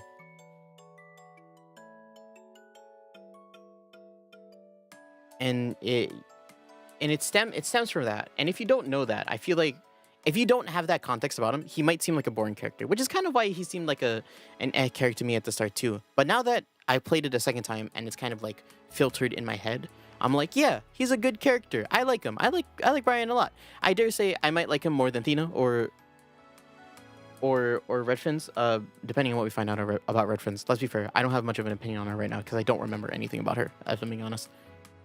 But I think I like him a lot because I find him relatable. I understand his, I understand his his character and his plot devices more than I do Thina, right? I'm not like some kind of batshit crazy killer with like a huge sense of justice, and right or wrong. Like I just don't, So I find myself connecting to Brian a bit more. And I like him. I like him for that. I like everything that they did with Brian in this case. Also, speaking of characters, Note played a giant role in this case. Note fucking up is peak.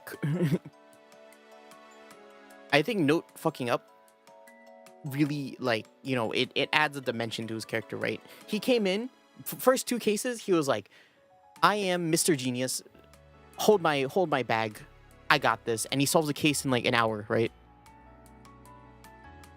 Watch me, I'll do it. What? I'm solving this case right now. Done. It was him, it was her, it was the door. It was that cat. He does it. But this case basically was I don't want to say humanize him, but it puts into perspective hey, he's still just a dude. That's a dude that fucks up. He fucked up hard. Let's be frank, he fucked up super hard multiple times. Letting Zaid go, almost getting Brian messed up.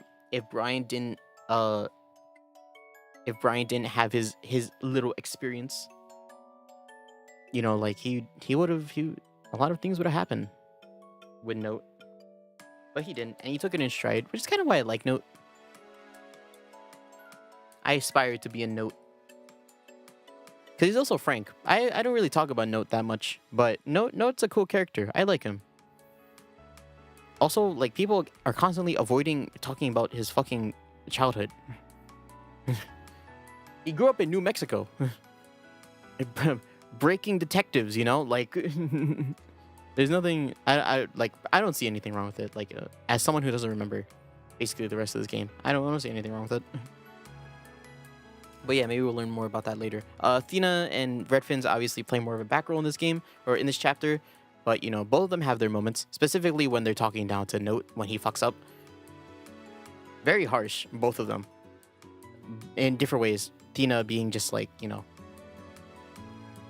Note, I'm gonna kill you. And then Redfins being like, yo, you fucking suck, man. I don't trust you. It's very harsh, but, it's kind of warranted. So, yeah.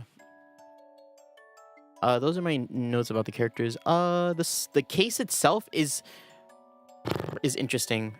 I'll be frank, I wish this game is so focused on the characters,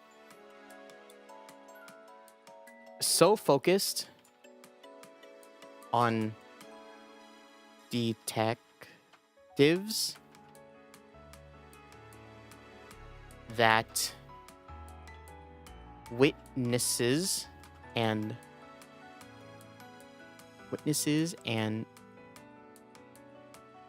crime related peeps get no light. I think that's the biggest flaw. I think that's the biggest flaw with this game in general as of right now. You don't care about any of these guys. You don't care about them. You don't care about L. You don't care about what's his name? Montague. You don't care about Zaid. You definitely don't care about Zaid. She popped up for 30 minutes. You know, like she's not doing anything.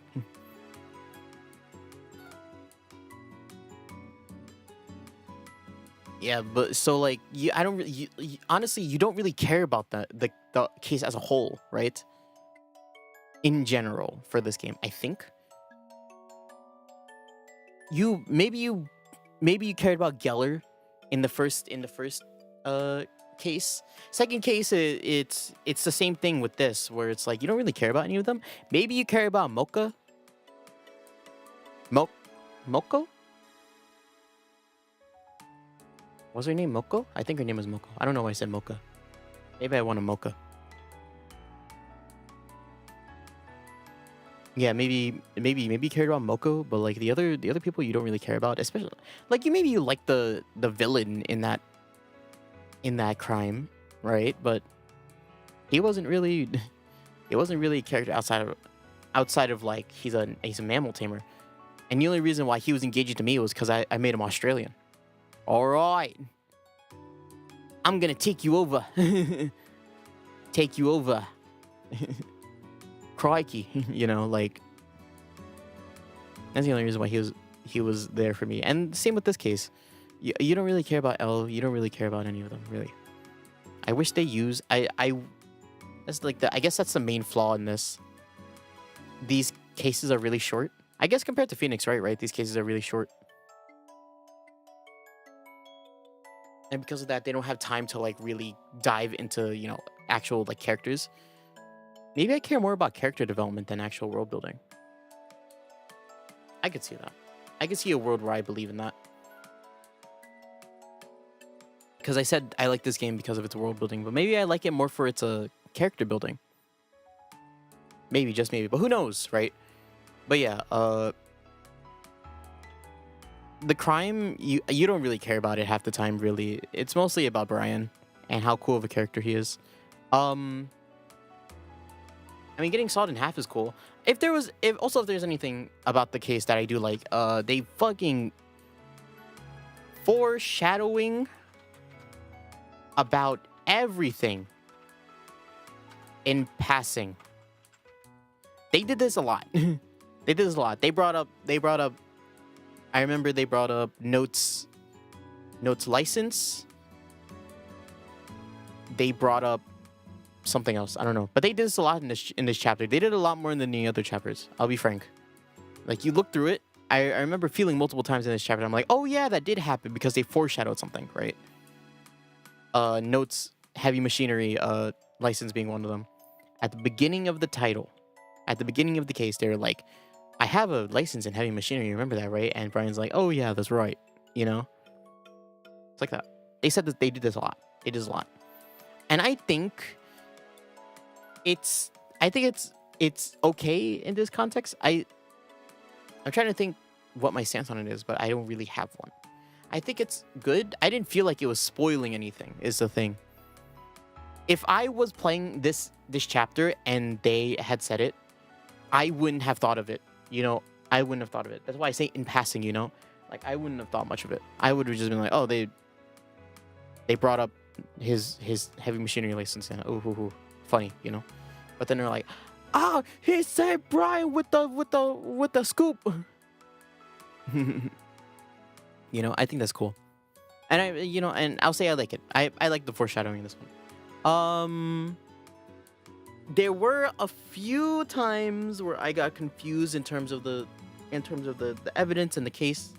I think the evidence itself. Let's talk about actual gameplay in a detective game. If there's one criticism I have, some of the evidence is so hard to look at. It is. It really is. It is some of the most, if not some of the evidence is hard to look at, especially that door one. I was like, how the fuck do you see that door? You know, it's just a Just a personal grievance. I also, oh yeah, foreshadowing. Also the thing with L. I said I don't really care about L that much, right? But you have to admit that last scene where Brian's like, she was reliving her final moments with her dead husband. I was like, ah, I see. Yeah, that makes me sad, and I understand it. I like it. I like that. I like that moment a lot. Speaking of which, yo, let's be frank.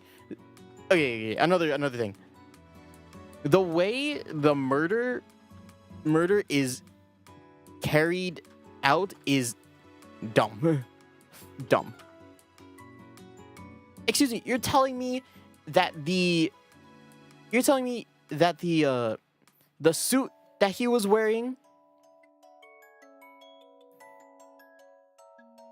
he got caught perfectly so that he got split down the middle, right? Which is he's a grown man, so he has to be big, right? He was the perfect size for his thing to explode when the door hit him, where it inflated and it got all the corners of the door. Are you kidding me? That's not right.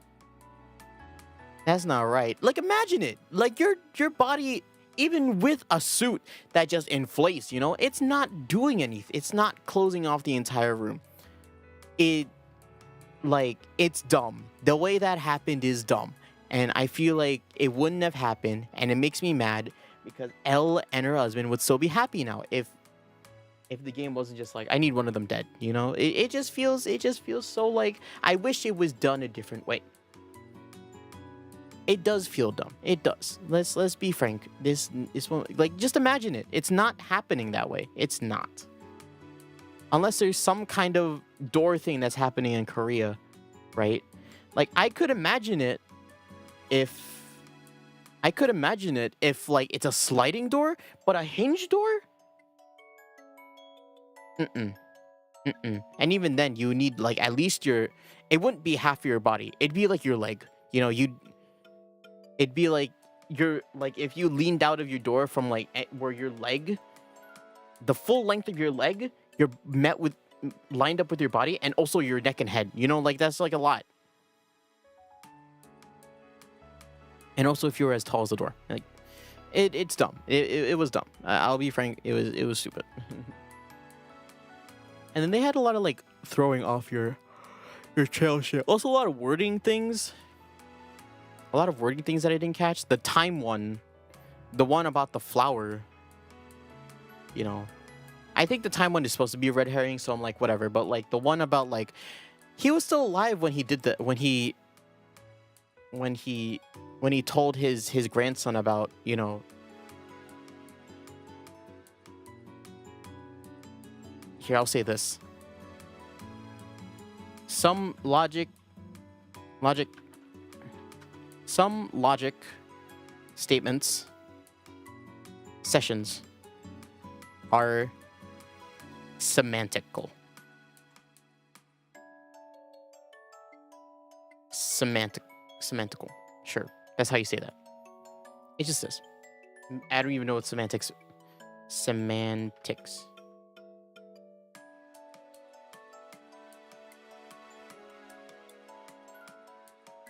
Nope, that's not the right word.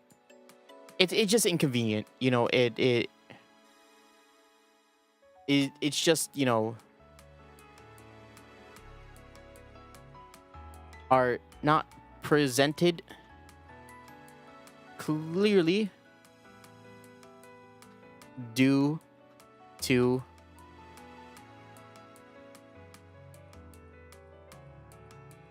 lack of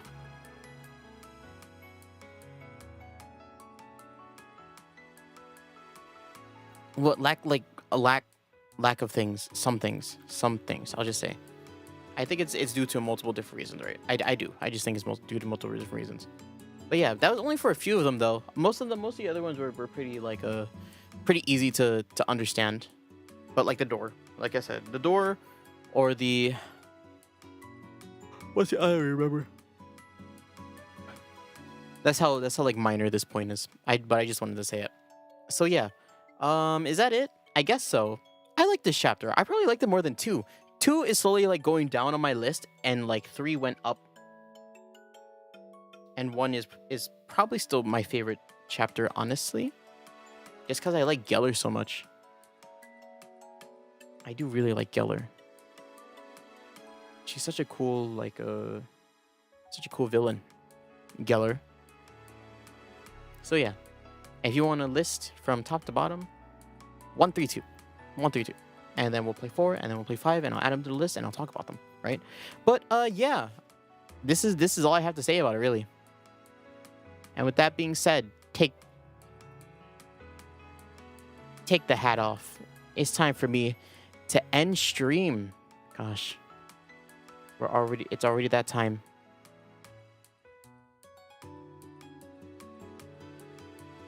I am tired. I am extremely tired. Now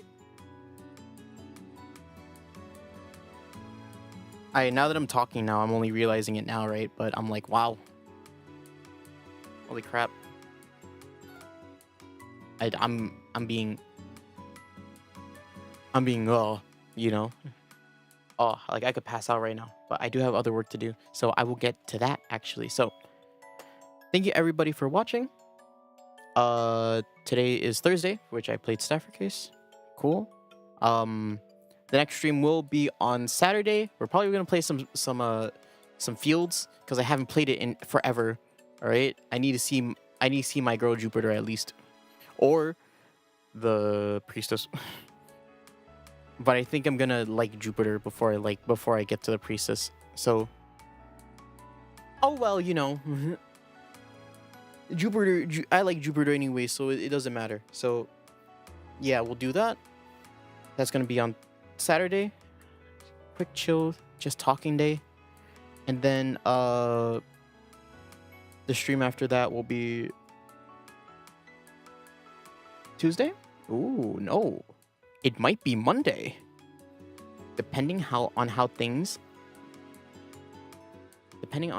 might play out, it might be Monday. If you know why it's Monday, shut up. But I might do something on Monday. Depends. It completely depends.